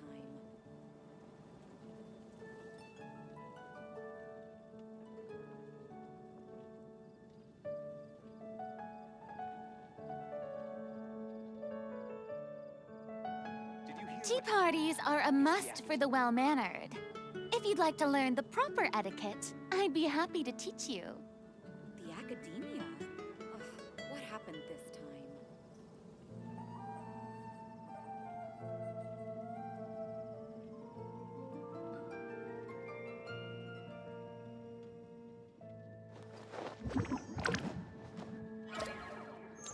Did you hear what happened?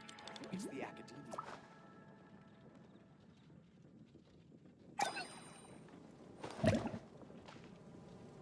The academia? What happened this time?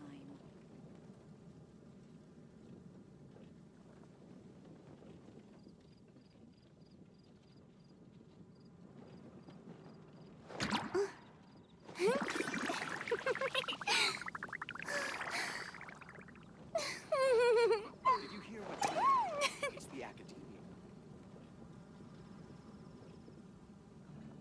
The academia? What happened this time?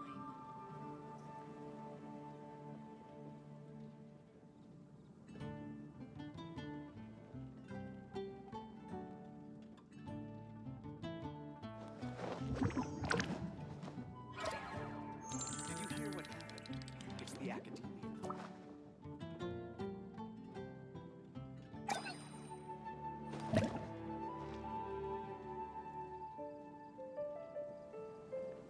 The academia? What happened this time?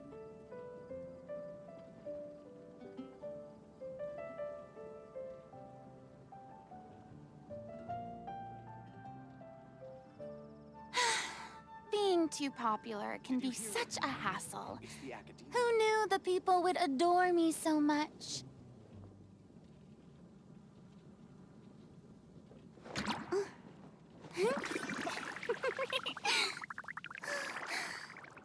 The academia. What happened this time?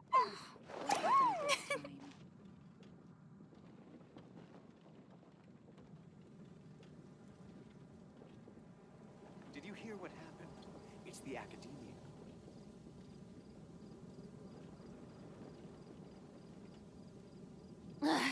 Boring. Isn't there anything else more interesting to do? The academia? Ugh, what happened this time?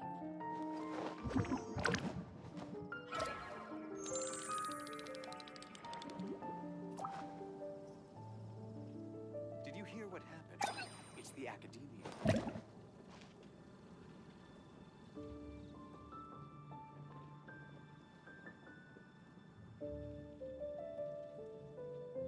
The academia? Ugh, what happened this time?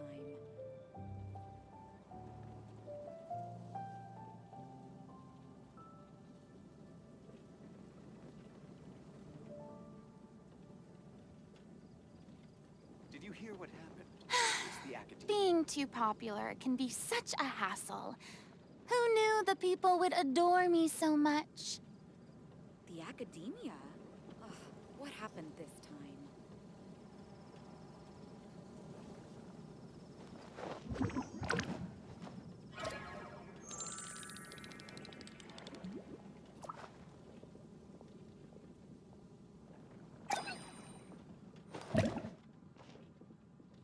Did you hear what happened? It's the academia. The academia? Ugh, what happened this time?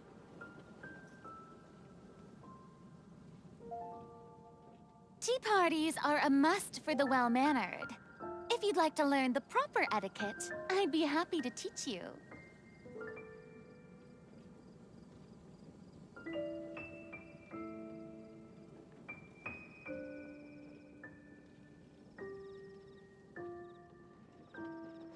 Did you hear what happened? It's the academia. The academia? Ugh, what happened this time?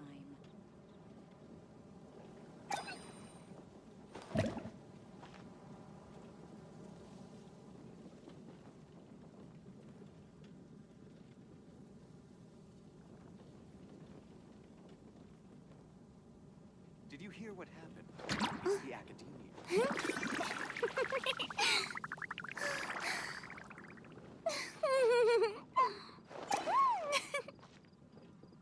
The academia? Ugh, what happened this time?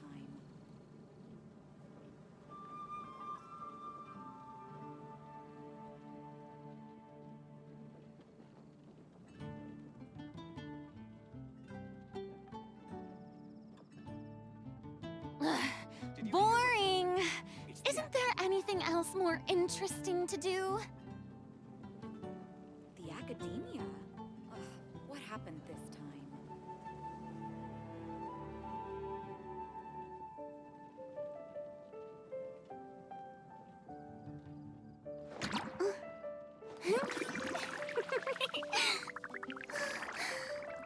Did you hear what happened? It's the academia.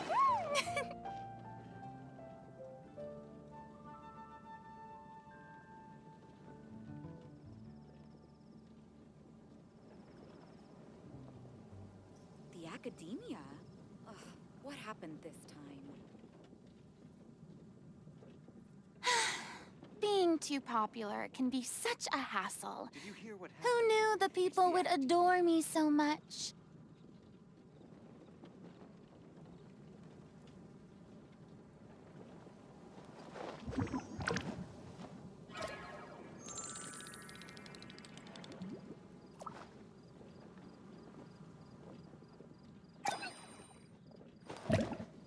The academia? Ugh, what happened this time?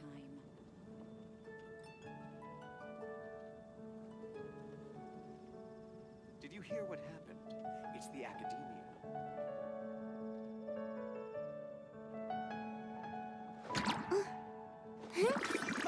The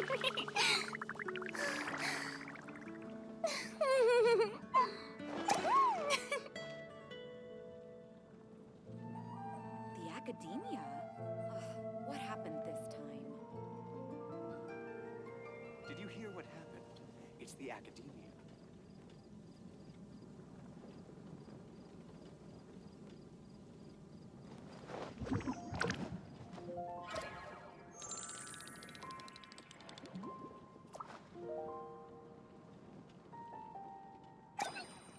The academia? What happened this time? Did you hear what happened? It's the academia.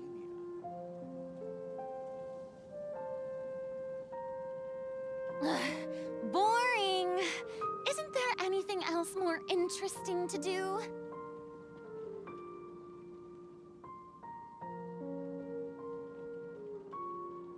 The academia? What happened this time? Did you hear what happened? It's the academia.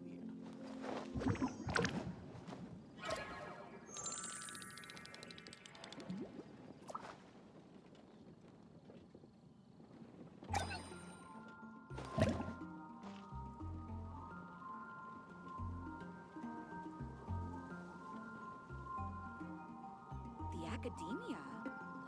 What happened this time? Did you hear what happened? It's the academia.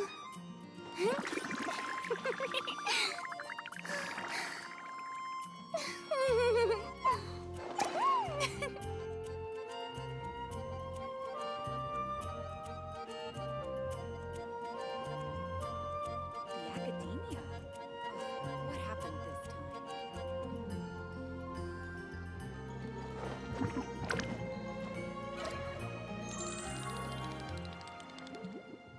Did you hear what happened?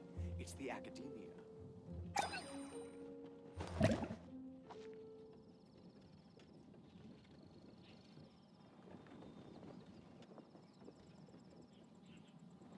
The academia?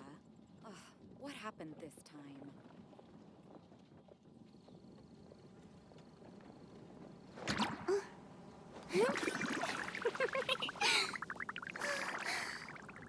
Did you hear what happened? It's the academia.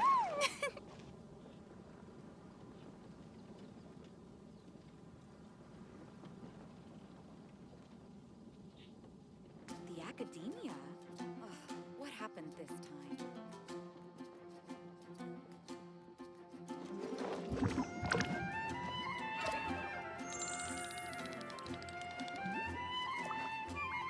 Did you hear what happened? It's the academia.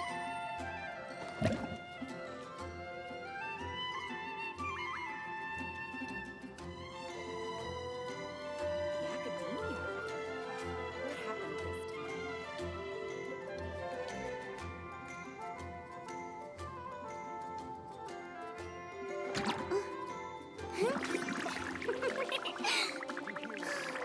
It's the academia.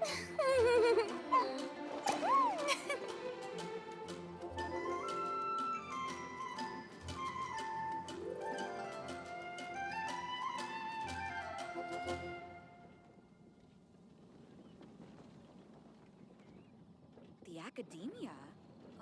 What happened this time? Tea parties are a must for the well-mannered.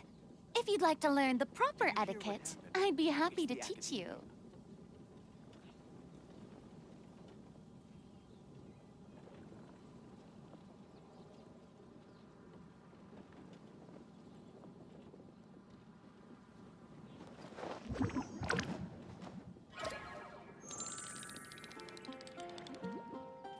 The academia? Did you hear what happened? What happened this It's the time? academia.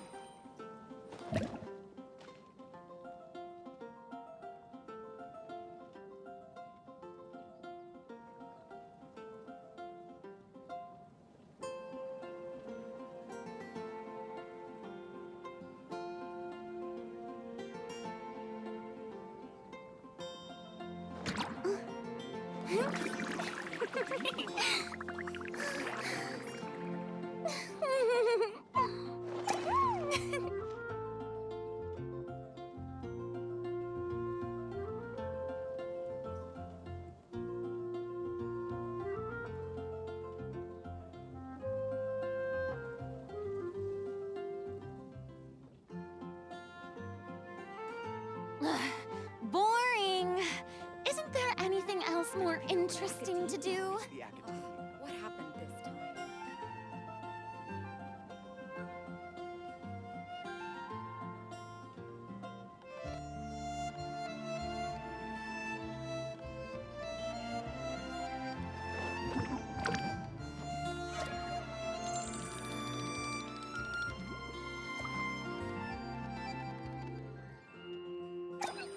Did you hear what happened? It's the academia. The academia? Ugh, what happened this time?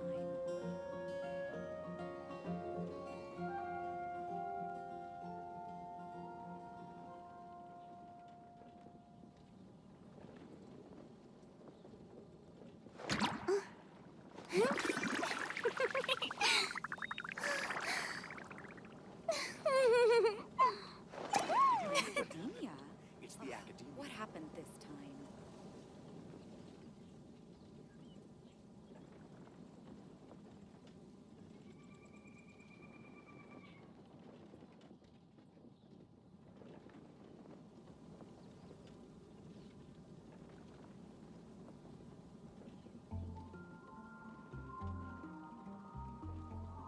The academia? Ugh, what happened this Did you time? hear what happened? It's the academia. Tea parties are a must for the well-mannered. If you'd like to learn the proper etiquette, I'd be happy to teach you.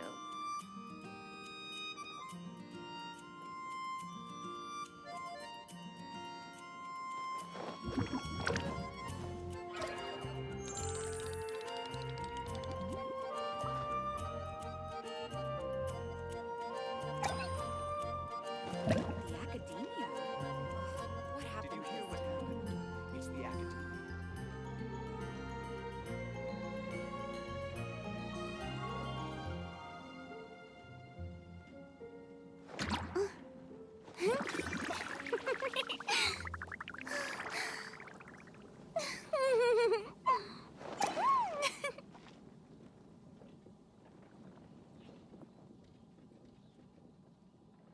Did you hear what happened?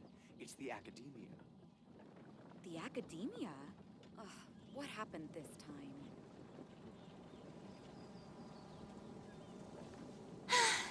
Being too popular can be such a hassle. Who knew the people would adore me so much?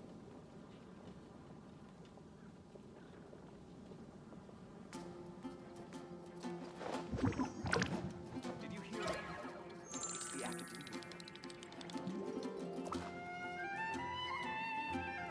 The academia? Ugh, what happened this time?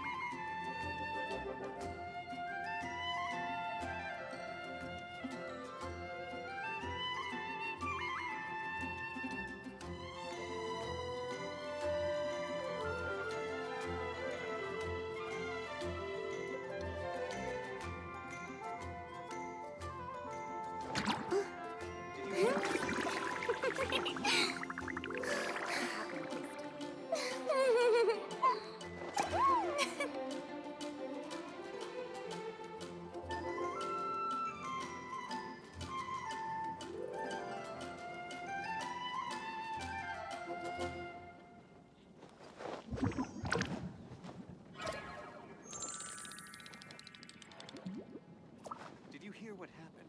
It's the academia. The academia? Ugh, what happened this time?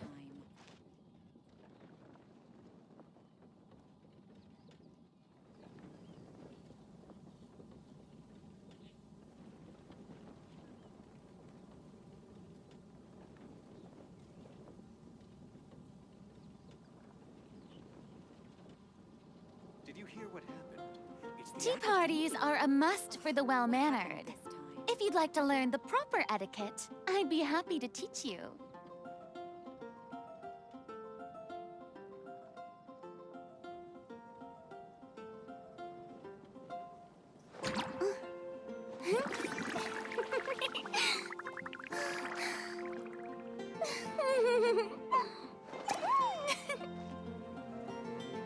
Did you hear what happened?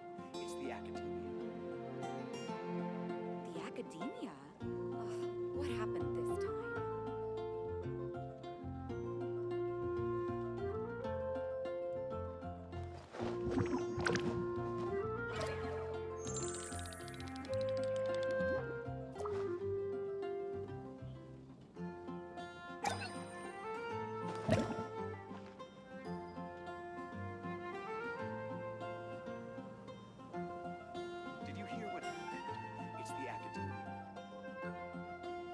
academia? Ugh, what happened this time? Being too popular can be such a hassle. Who knew the people would adore me so much?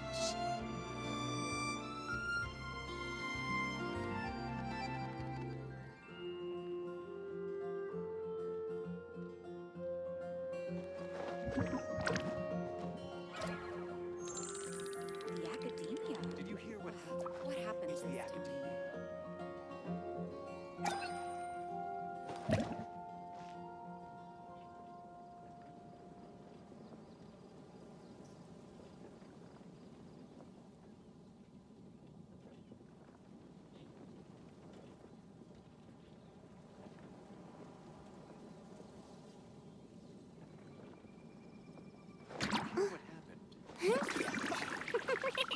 The academia?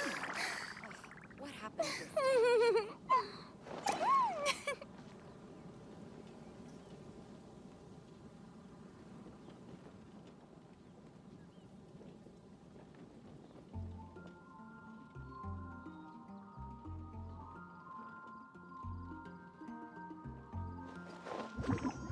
Did you hear what happened? It's the academia. The academia? What happened this time?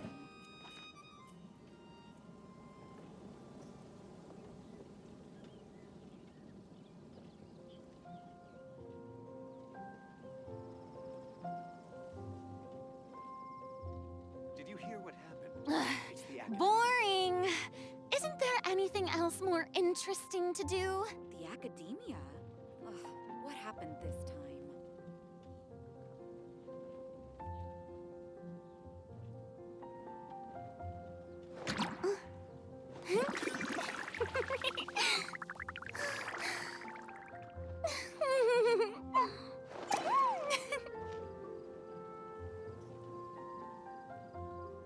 Did you hear what happened? The academia? It's the academia. Ugh, what happened this time?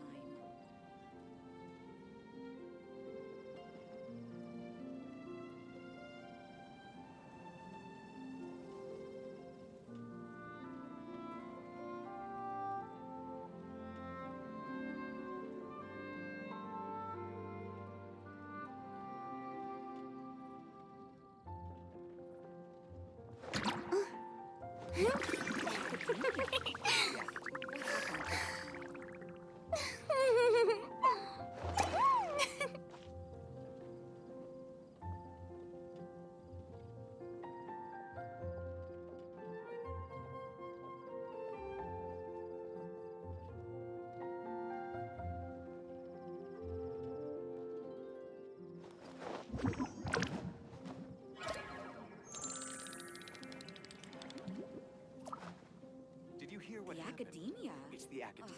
Ugh, what happened this time?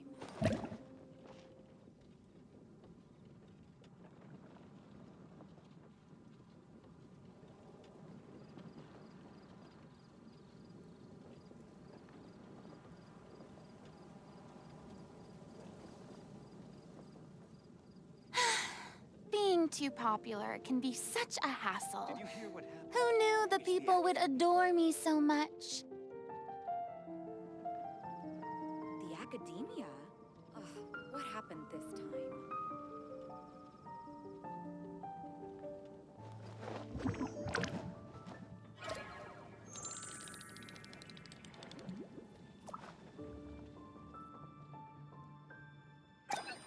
Did you hear what happened?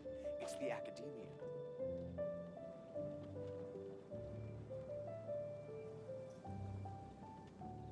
The academia?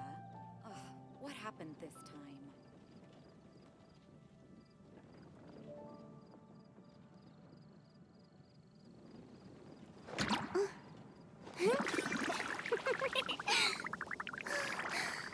Did you hear what happened? It's the academia.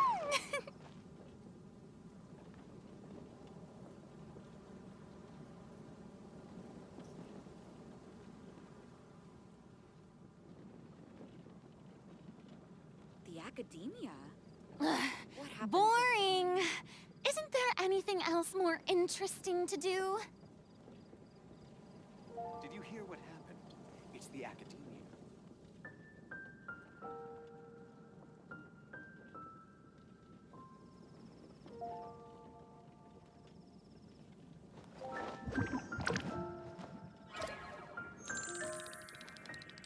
The academia? Ugh, what happened this time?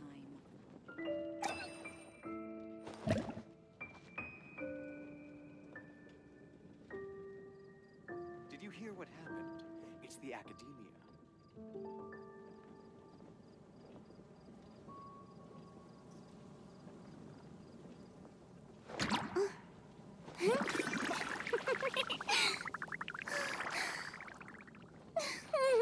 The academia? What happened this time?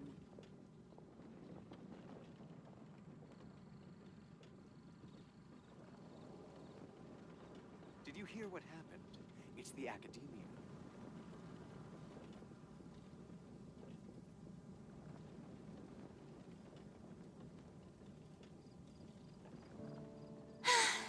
Being too popular can be such a hassle.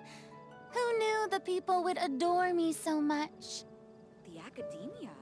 Ugh, what happened this time? Did you hear what happened? It's the academia.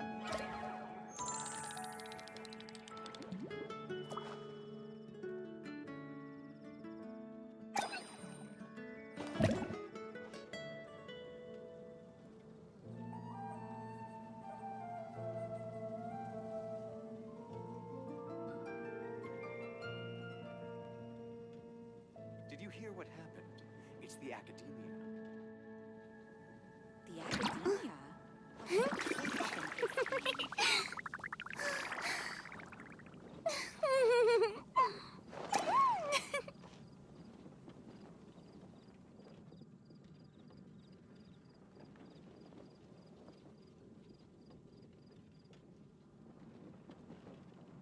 Did you hear what happened?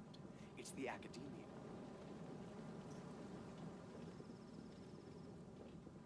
The academia? Ugh, what happened this Tea parties are a must for the well-mannered. If you'd like to learn the proper etiquette, I'd be happy to teach you.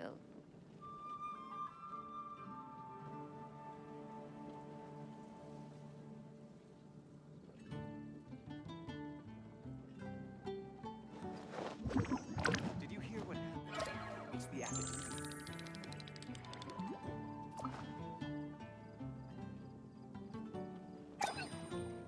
The academia?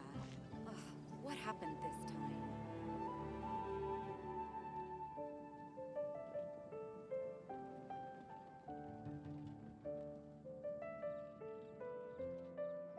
Did you hear what happened? It's the academia. Boring! Isn't there anything else more interesting to do? The academia? Ugh, what happened this time?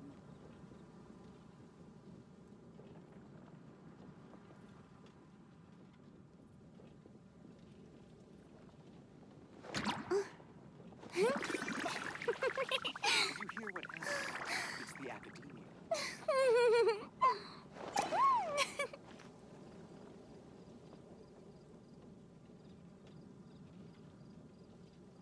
The academia? Ugh, what happened this time?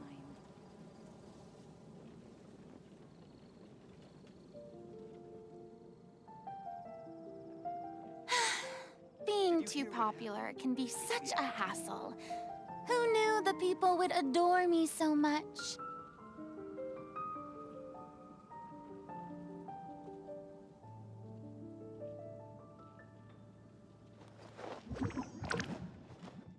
The academia? Ugh, what happened this time?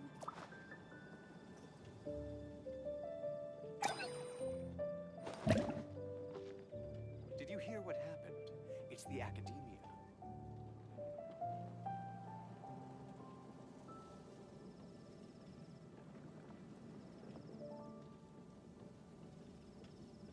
The academia?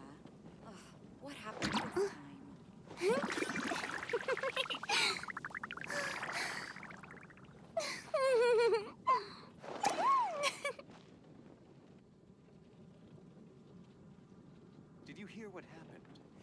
academia.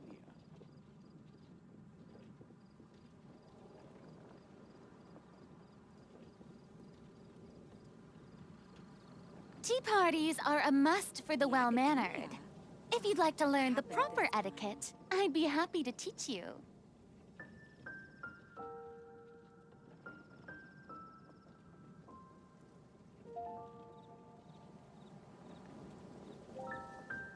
Did you hear what happened? It's the academia.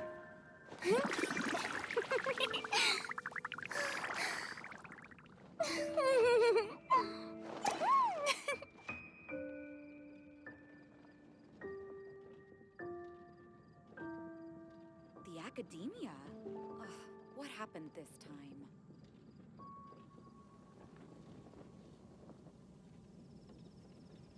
Did you hear what happened?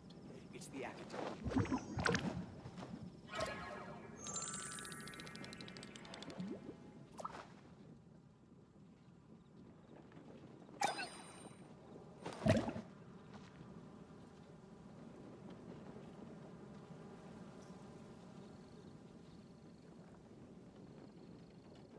The academia? Ugh, what happened this time? Did you hear what happened? It's the academia.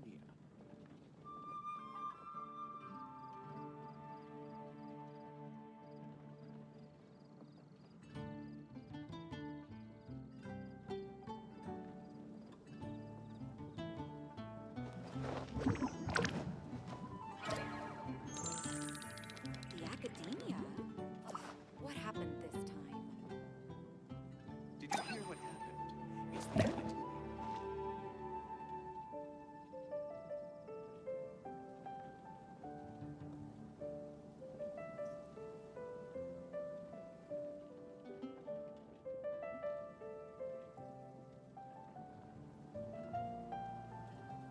The academia? What happened? Being too popular can be such a hassle. Who knew the people would adore me so much? Did you hear what happened? It's the academia.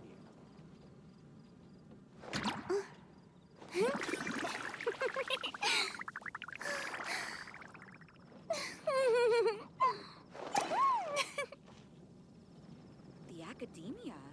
Ugh, what happened this time?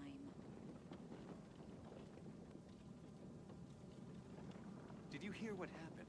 It's the academia. Tea parties are a must for the well-mannered. If you'd like to learn the proper etiquette, I'd be happy to teach you.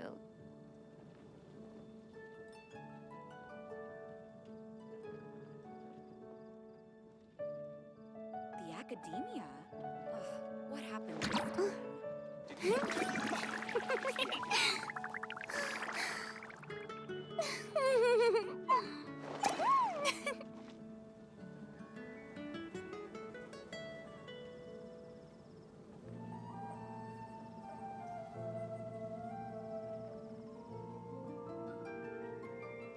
The academia? Ugh, what happened this time? Being too popular can be such a hassle. Who knew the people would adore me so much?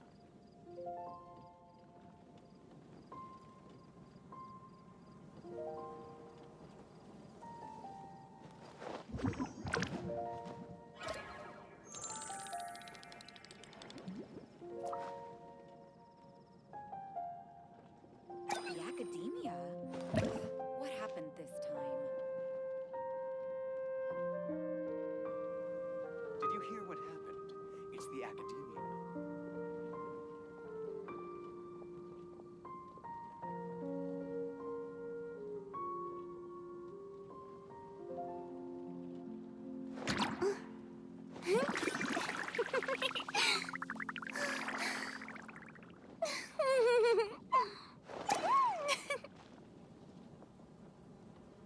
The academia? Ugh, what happened this time? Did you hear what happened? It's the academia.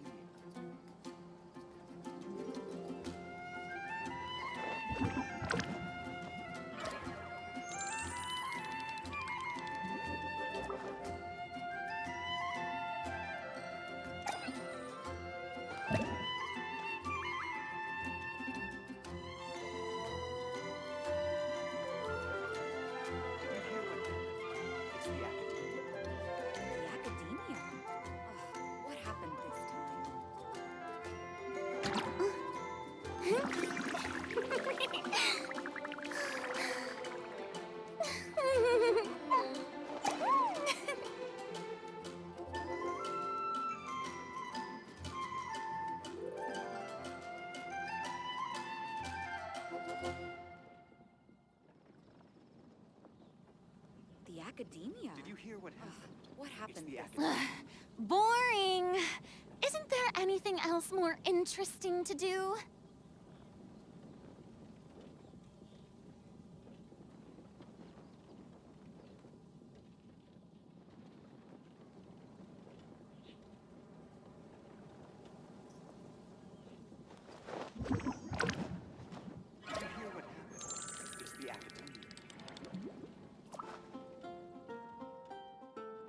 The academia? Ugh, what happened this time?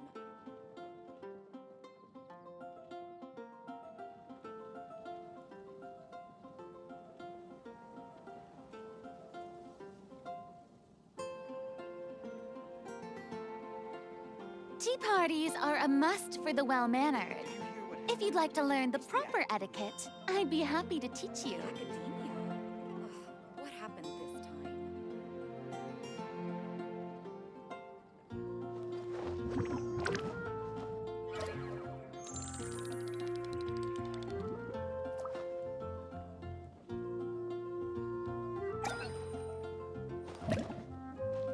Did you hear what happened? It's the academia.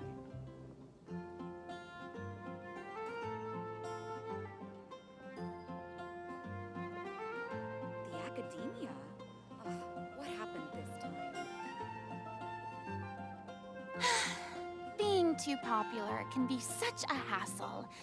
Who knew the people would adore me so much?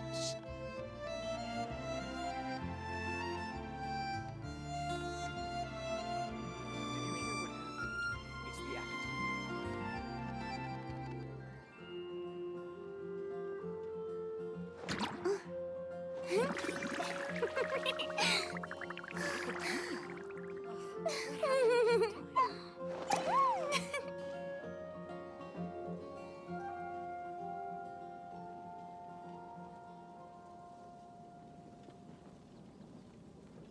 Did you hear what happened? It's the academia.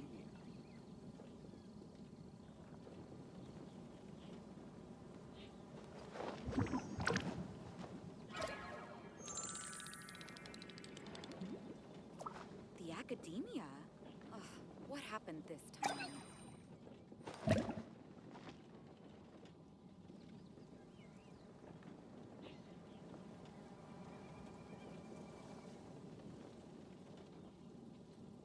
Did you hear what happened? It's the academia.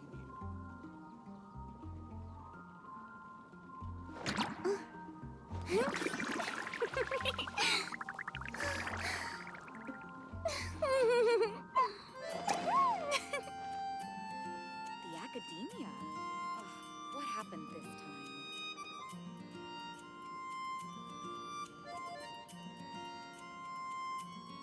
Did you hear what happened? It's the academia.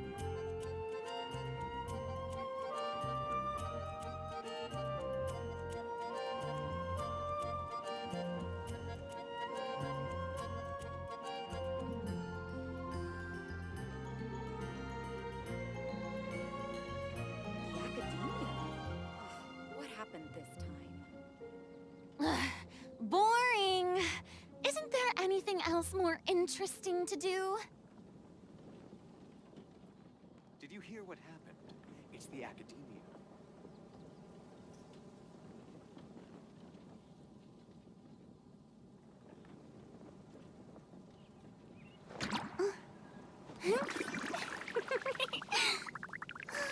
The academia?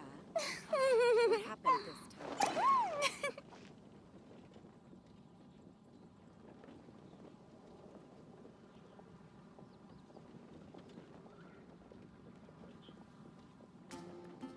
Did you hear what happened?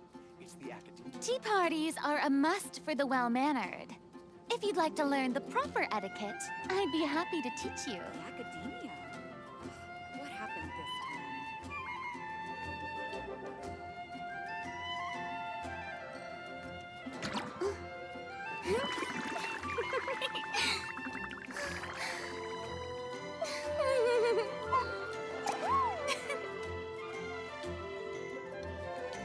Did you hear what happened? It's the academia.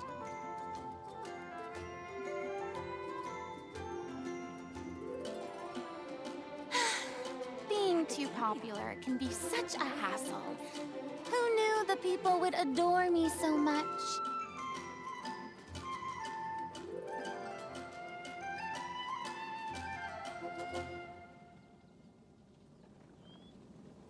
Did you hear what happened? It's the academia.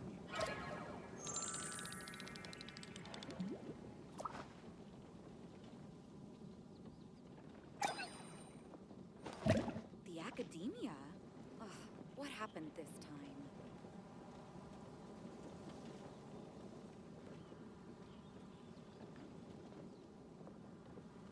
Did you hear what happened? It's the academia. Tea parties are a must for the well-mannered. If you'd like to learn the proper etiquette, I'd be happy to teach you.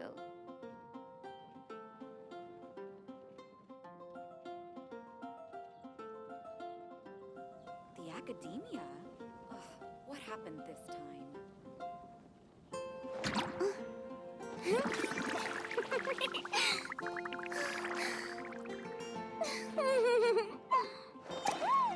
What happened? It's the academia.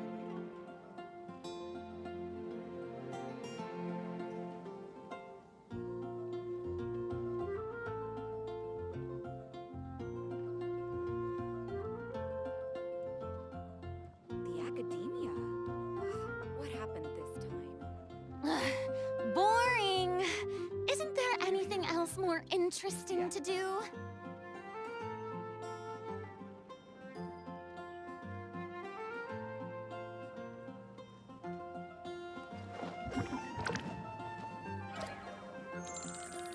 The academia? What happened this time?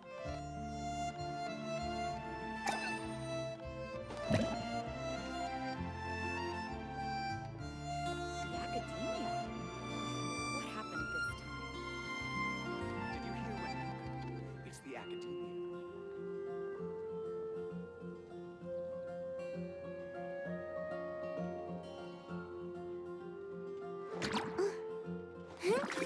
happened?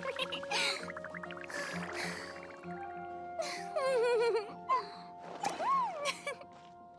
The academia? Ugh, what happened this time?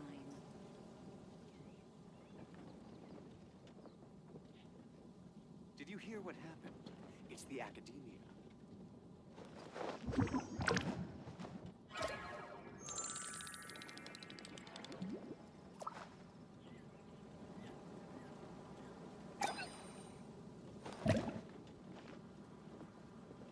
The academia?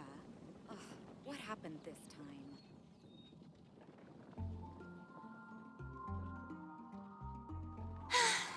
Being too popular can be such a hassle. Did you hear Who knew the people would adore me so much?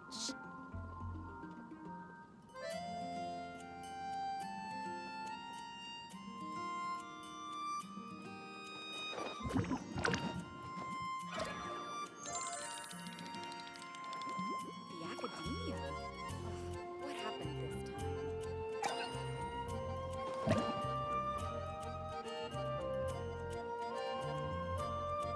Did you hear what happened? It's the academia.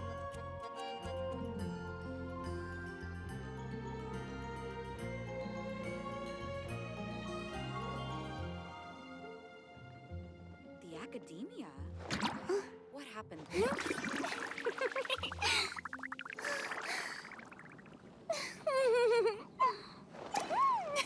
Did you hear what happened? It's the academia.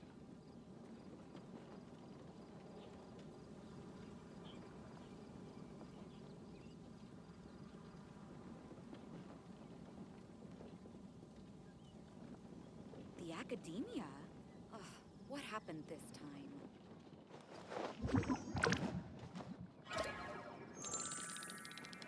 Did you hear what happened? It's the academia.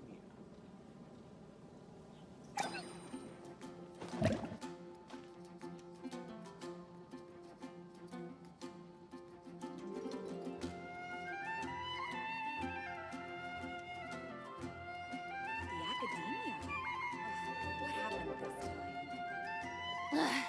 Boring! Isn't there anything else more interesting to do?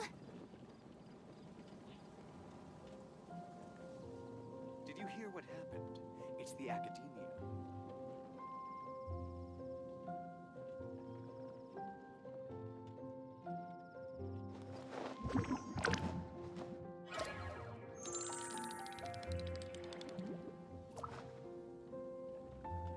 The academia? Ugh, what happened this time?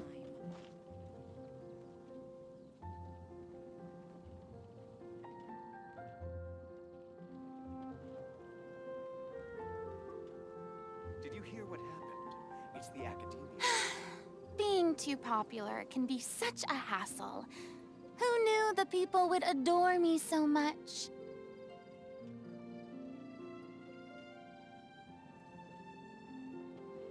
The academia? Ugh, what happened this time?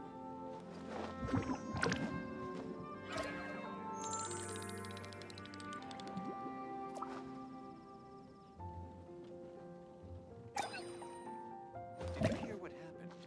It's the academia.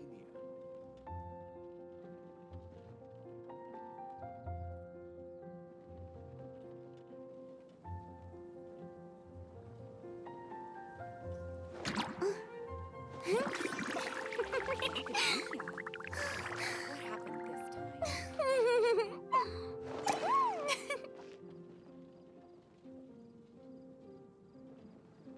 Did you hear what happened?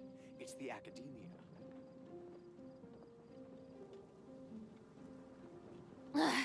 Boring. Isn't there anything else more interesting to do? The academia?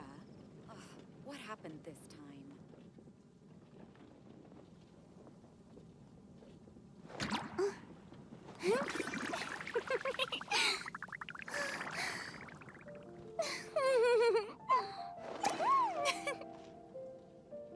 Did you hear what happened? It's the academia.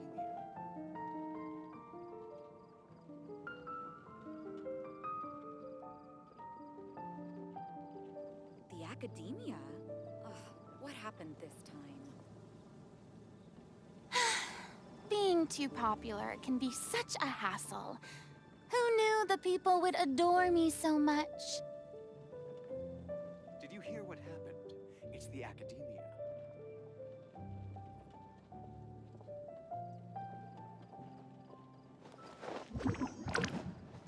The academia? Ugh, what happened this time?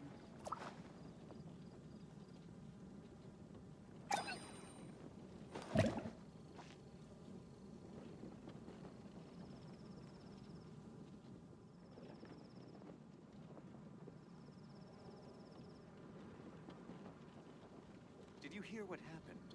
It's the academia. The academia? Boring.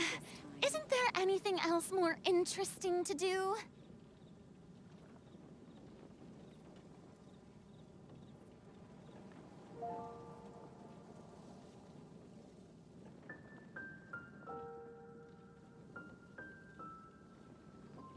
Did you hear what happened? It's the academia. The academia? What happened this time?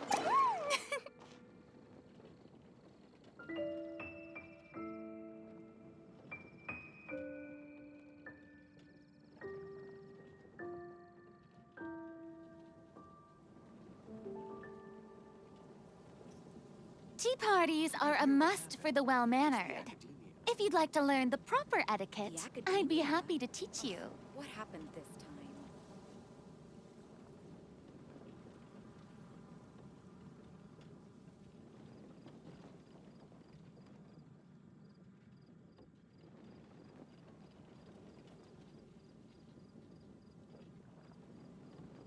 Did you hear what happened?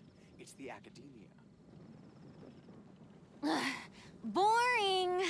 Isn't there anything else more interesting to do? What happened this time?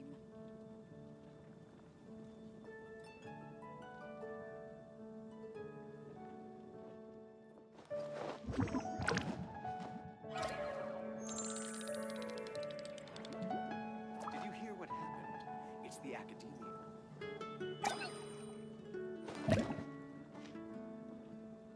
The academia? Ugh, what happened this time?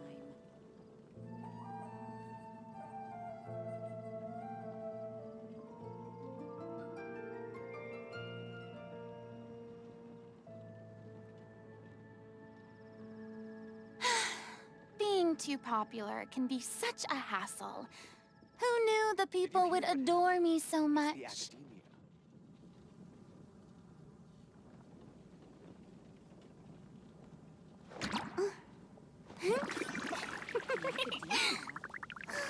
happened this time?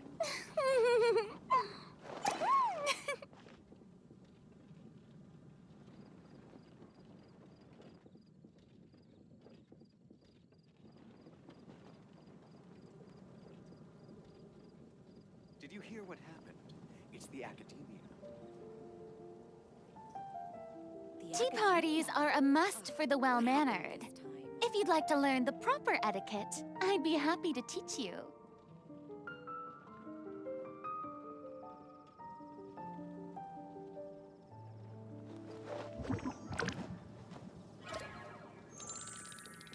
Did you hear what happened? It's the academia.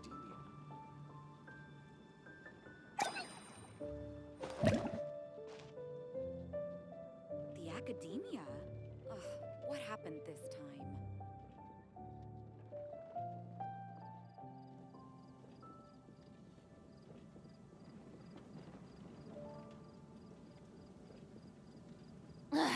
Boring!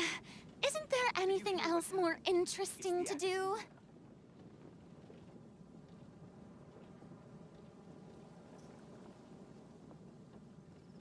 The academia? Ugh, what happened this time?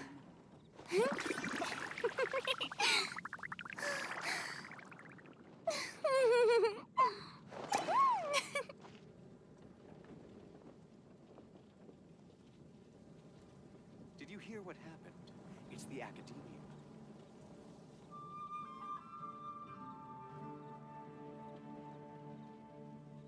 The academia? Ugh, what happened this time?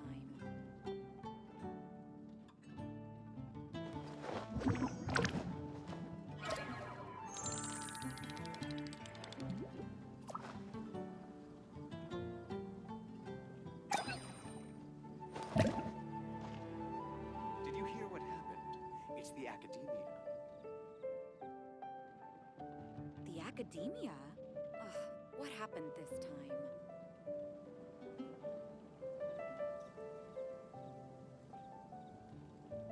Tea parties are a must for the well-mannered. If you'd like to learn the proper etiquette, I'd be happy to teach you. Did you hear what happened? It's the academia.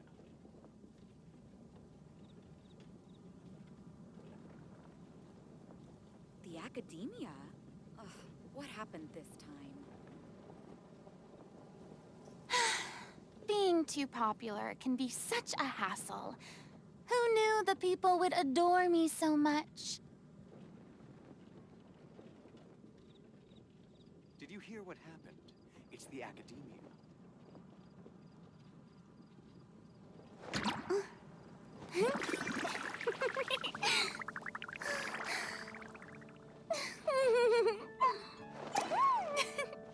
The academia? Ugh, what happened this time?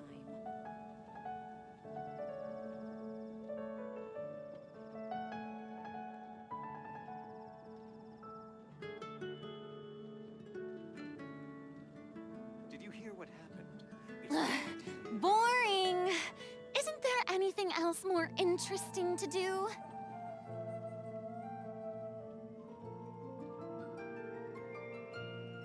The academia? Ugh, what happened this time?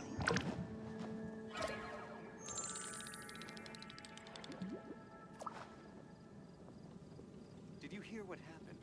It's the academia.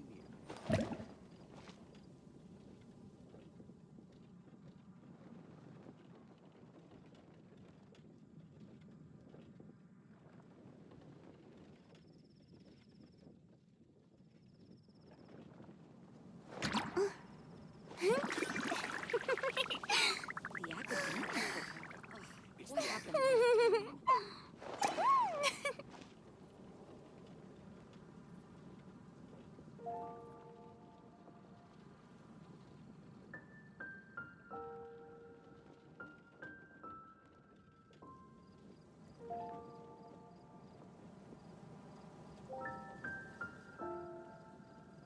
hear what happened? It's the academia. The academia? Ugh, what happened this time?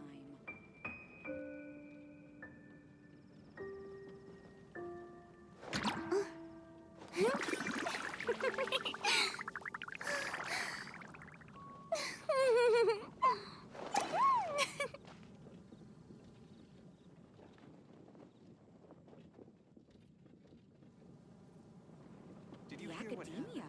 It's the academia. What happened this time? Tea parties are a must for the well-mannered. If you'd like to learn the proper etiquette, I'd be happy to teach you.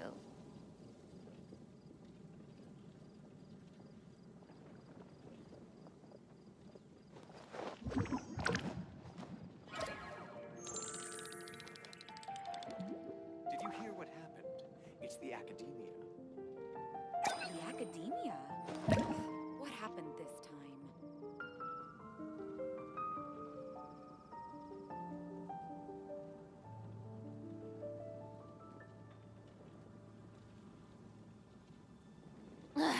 Boring! Isn't there anything else more interesting to do? It's the academia. The academia? Ugh, what happened this time?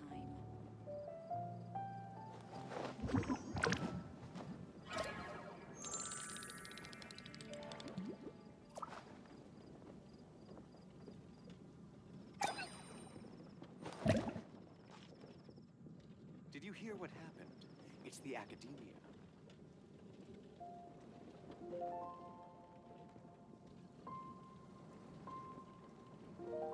The academia? Being too popular can be such a hassle. Who knew the people would adore me so much?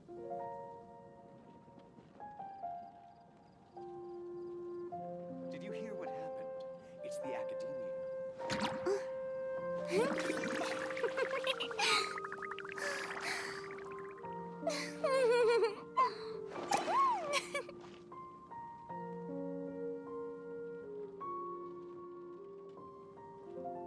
The academia?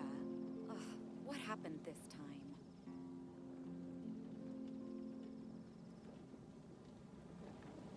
Tea parties are a must for the well-mannered. If you'd like to learn the proper etiquette, I'd be happy to teach you.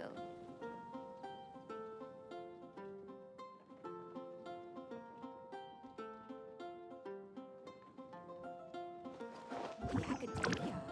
Ugh, what happened this time?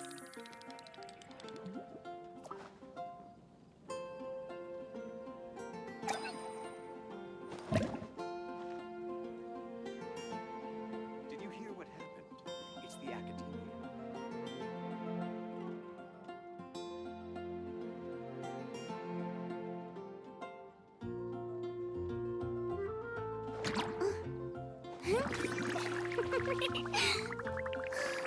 Academia? What happened this time?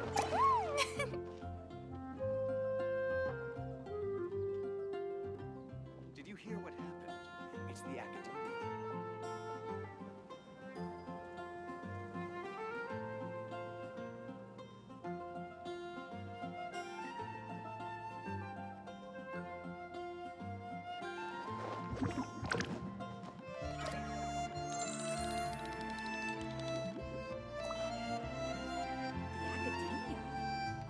What happened this time?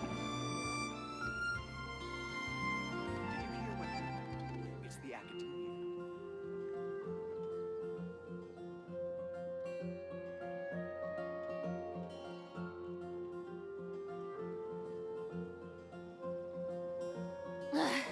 Boring!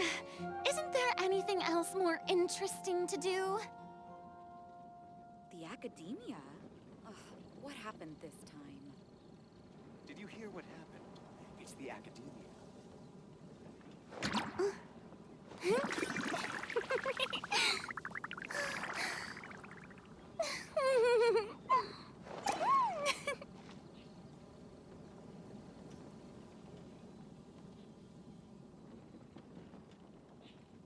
The academia? Ugh, what happened Did you hear this what time? happened? It's the academia. Tea parties are a must for the well-mannered. If you'd like to learn the proper etiquette, I'd be happy to teach you.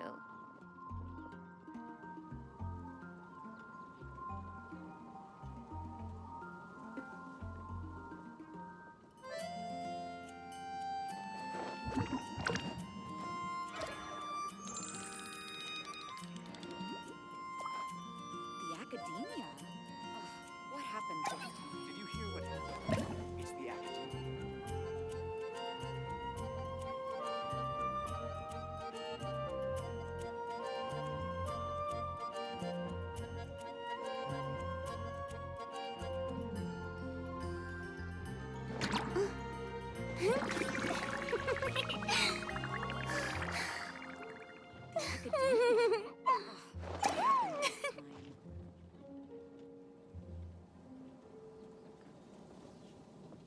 Did you hear what happened?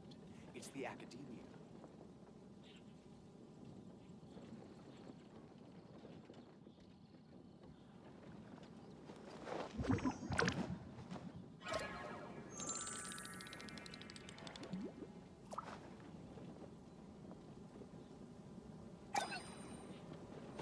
The academia?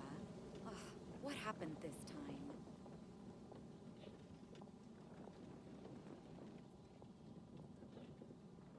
Did you hear what happened? It's the academia.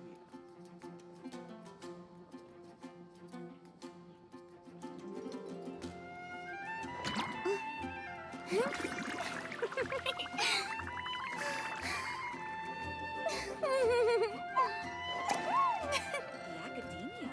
Ugh, what happened this time? Did you hear what happened? It's the academia.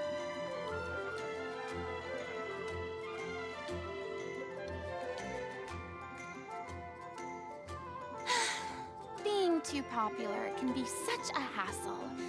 Who knew the people would adore me so much?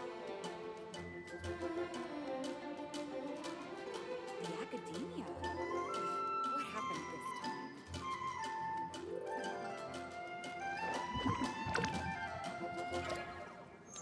Did you hear what happened? It's the academia.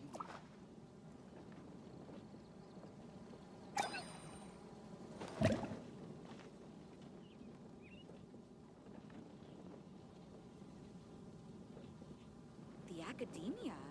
Ugh, what happened this time?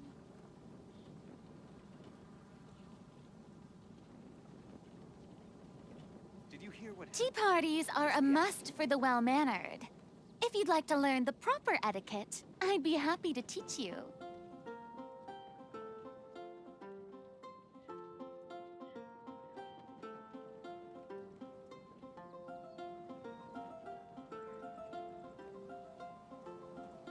The academia? Ugh, what happened this time?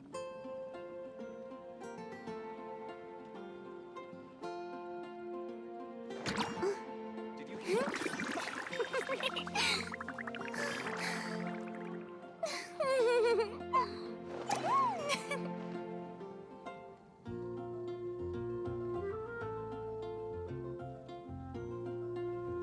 academia? Ugh, what happened this time?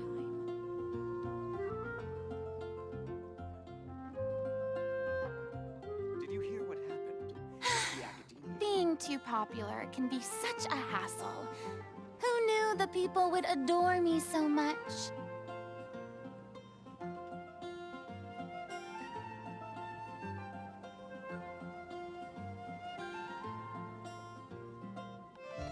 The academia? Ugh, what happened this time?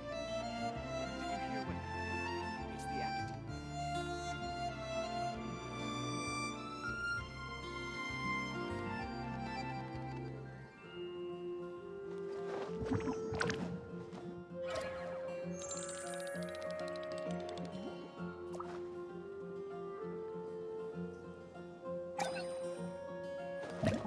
The academia? Ugh, what happened this time? Did you hear what happened? It's the academia.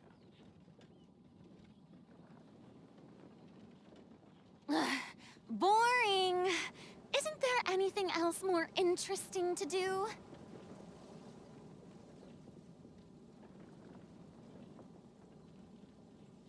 The academia? Ugh, what happened this time?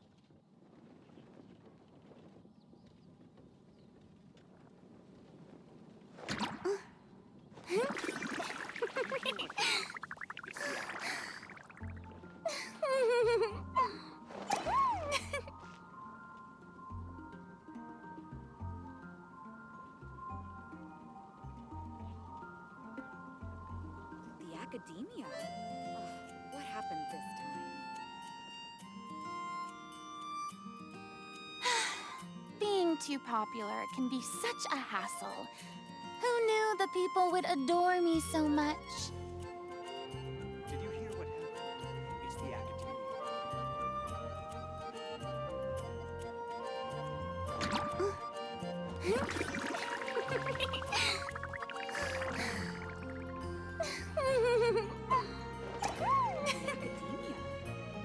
What happened this time?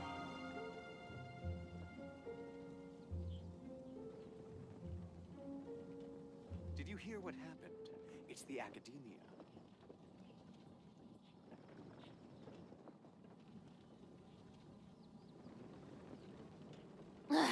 Boring! Isn't there anything else more interesting to do? Ugh, what happened this time?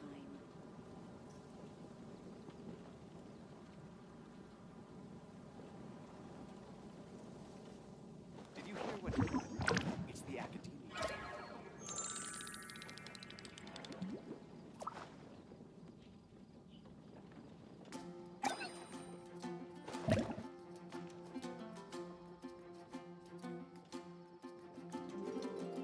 The academia?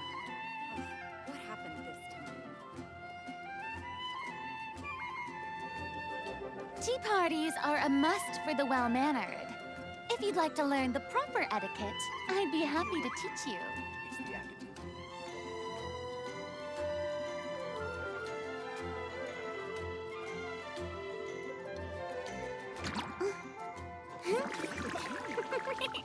What happened this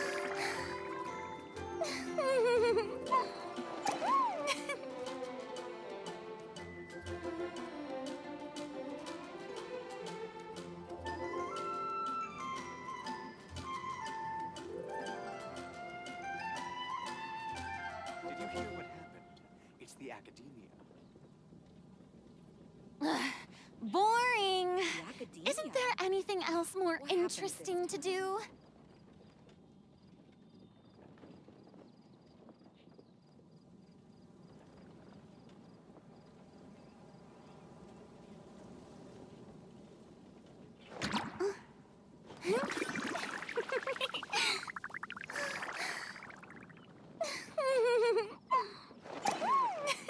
It's the academia. The academia? Ugh, what happened this time?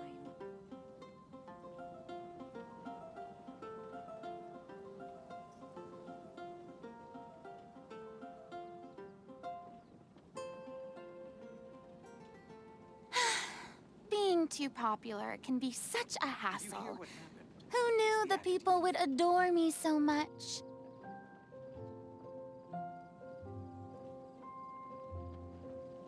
The academia? Ugh, what happened this time?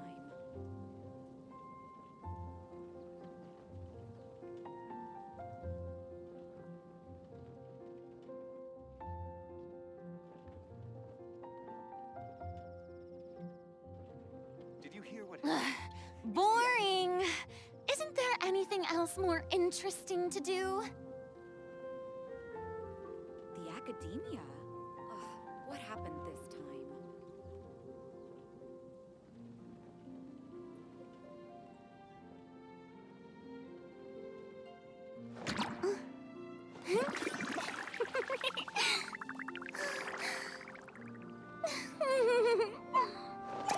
Did you hear what happened? It's the academia.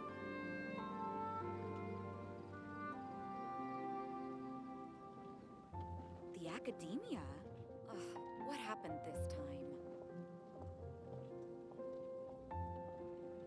Tea parties are a must for the well-mannered. If you'd like to learn the proper etiquette, I'd be happy to teach you. Did you hear what happened? It's the academia.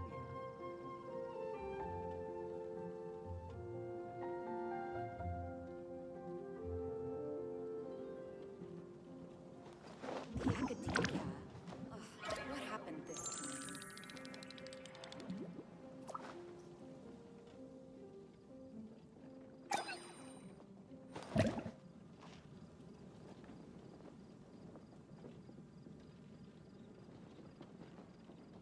Did you hear what happened?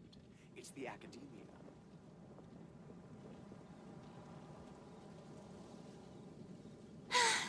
Being too popular can be such a hassle. Who knew the people would adore me so much? What happened this time?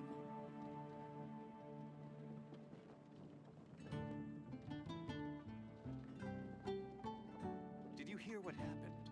It's the academia.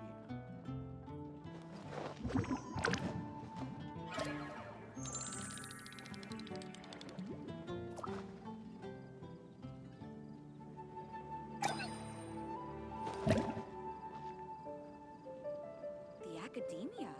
Ugh, what happened this time?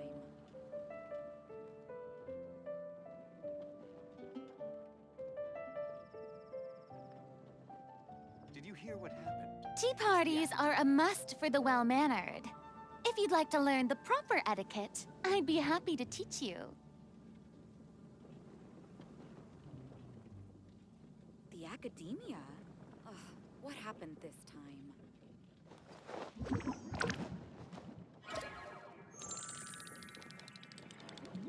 Did you hear what happened? It's the academia.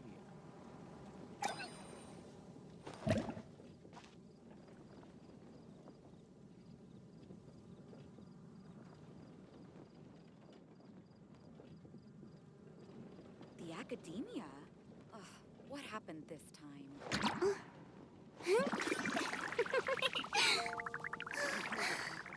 It's the academia.